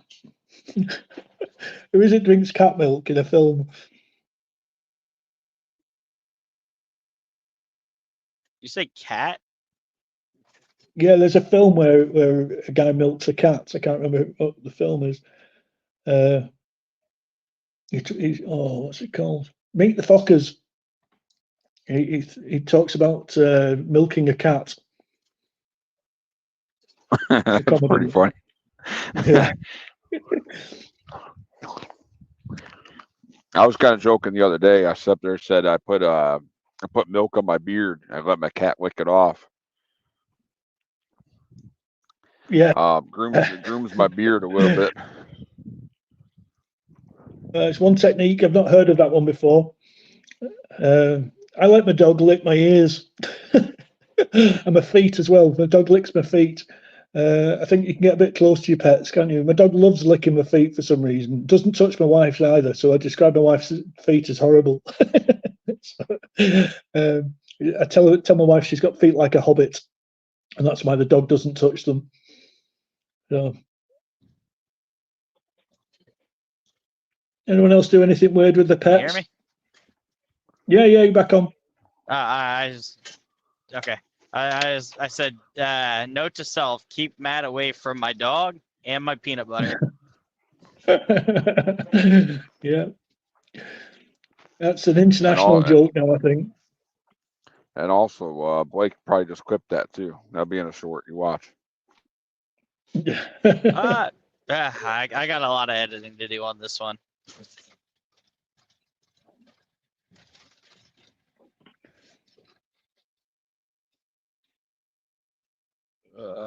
No Simon. What? Dogs lick their butt. Yeah, he's thinking maybe sweaty feet, maybe. So I think I said this. My dog seems to like it. I said this in the past. I said, man, if I can lick my own balls, I would never go back to work again. That's a very old joke. The first person I heard say that was Paul Hogan. You know Paul Hogan from what was the film he did? Crocodile Dundee. Yeah. He said he wouldn't leave home if he could lick his balls. Yeah. Yep, that's where I got it from. That's good, Yeah. man. Nobody else knew the reference. Yeah, it's a good one. Let's see what's happening in the chat. Silas wants to go to Quadrophenia Alley in Brighton. I don't know if you know the film. There's a film called Quadrophenia. Sting was in it. David Bowie, I think, was in it as well. And it's based around. It's a story about mods and rockers. Mods and rockers were used to fight on beaches around Britain, and it was friendly fighting. They didn't use weapons normally, fist fights. But there was a big hatred between who rode a motorbike and who rode a scooter, and that's basically what that's in reference to. It all took place in near a place called Brighton, which is on the south coast of England. Brighton's a bit of a gay capital. It's got a lot of gay nightclubs and stuff like that.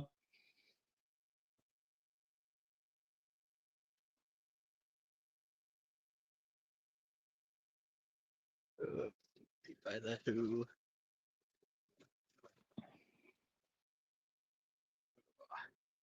Alrighty, guys. Well, I think I'm gonna have to get off here. I have to call the missus and make sure she's awake. She's got a long day today. Family time, that makes sense. Do what?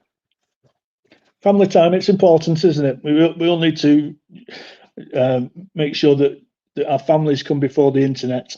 Yeah. You know, so I'm guilty of spending too much time on the internet myself. So I'll come off now as well, I think. But thank you very much for having me. Nice to see you again, Yeah, Matt. definitely, Nice to see you, Blake. Yep. Yeah. Hopefully I'll catch you man. tomorrow. Take it easy, guys. Yep. Good night, y'all. Yep. All right, everyone, thank you for being here. I got a lot of processing to do and stuff today. Thanks to all the mods for keeping the peace. Thank you for everyone for being civil. I will probably be streaming again tomorrow night as long as Matt can bounce in and out whenever he can. I'll try to stay more consistent. But alrighty, well, I will talk to all you guys tomorrow.